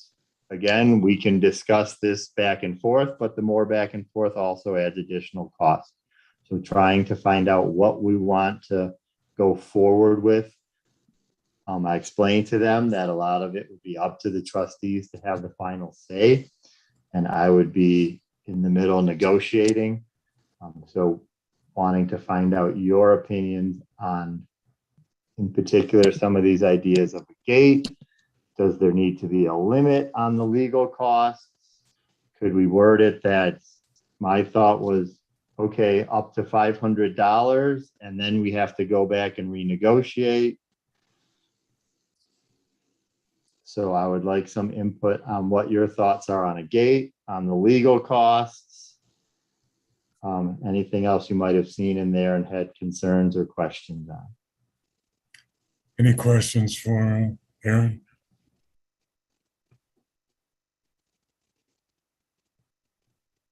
Could you get our screen back for us so I can see everybody? Thank you. No questions for Aaron? Council, do you have anything to add? I think Aaron covered it pretty well, and we try to do an extremely simple, non-binding agreement and have them at least agree to their intent to agree to this. They wouldn't do that. They sent an email saying that they would, that they support the project, but wouldn't go any further without us agreeing to reimburse our legal costs. So that's where we're at. And your estimation of how much they could be? I would hope not a lot, considering it's literally a one paragraph change to the existing covenant. Everything else remains the same. And so if it was me, I can't imagine spending more than a half hour on this, tops. But, I can't control what their legal costs are. Right. So, I mean, I think it's important that since we passed the ballot measure to only include this site, that we should move forward with what's needed to move, you know, forward to be able to do it. I mean, don't you think? Administrator Simonson. I just want to note before there's a formal discussion that trustee Caravas left the meeting at about 10:50. Yeah. So now we have 4 members. Yeah, it's probably way late. About to. 3 years. Yeah. I'm about to leave as well. Okay. Mayor Pro Tem. Quick comment. I think this is moving in the right direction, and the things that Aaron has suggested are mostly appropriate. You know, I mean, in terms of where to put a gate, I mean, you try to maximize continued public access to as much of the park as you can. Although from the town standpoint, you don't really want people of the public wandering around the solar farm either. So I will say that the town has redone this agreement a couple of times with the Carols, and the Carols in general have been very reasonable in accommodating the town's request. And I think they'll negotiate in good faith, and I think the staff should proceed in this direction. Trustee Robin. Yep, I totally agree. Trustee Watt. I concur. You have your direction, staff. Thank you. Okay. Do we want to delay the discussion on the RV storage parking and a couple of other items and go into executive session because Trustee Ross says that he's ready to leave, and I don't know if we can go into executive session without a quorum, Counselor. We would need 4 members. That's what I thought. So I think we should at least consider that. I don't know whether there's any prohibition on requesting future agenda items by email to the town clerk. I certainly don't object to that. I think that the town clerk can also send out a summary of action items. So if we're willing to move the discussion on the RV storage parking to the next agenda, I think we can go into the executive session and be over with this meeting quicker. How does the board feel? I'm fine with doing that. Got to keep a quorum. And in the meantime, I wanted to say that I appreciated Yanni doing the looking at the potential RV parking spaces. And I had a couple of other ideas. And in the meantime, I could email those to her and Administrator Simonson, and maybe they could look at those in the meantime. So I'm fine with postponing that.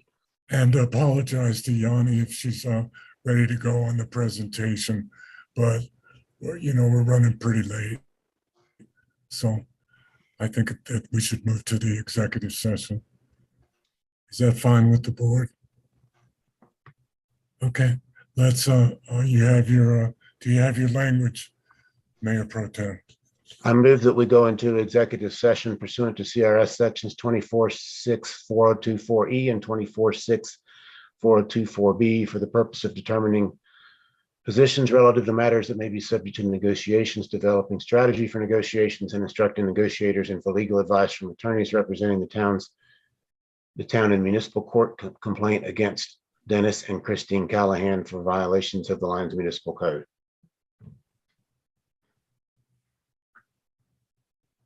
And you'll forward the meeting information to us. Clerk Yep, Russell? I'll send it to you right now. Thank you. We'll need to take a vote, though. Motion, it's a motion, we need a second and a vote. Excuse me. Okay, do we have a motion and a second to go into executive We session? do. We do. I'll call for the vote, Madam Clerk. Mayor Angelo, Aye. Mayor Pro Tem Browning, Aye. Trustee Rogan, Aye. and Trustee Watt. Aye. Thank you. Send us the information. Yes, I just did. Thank you.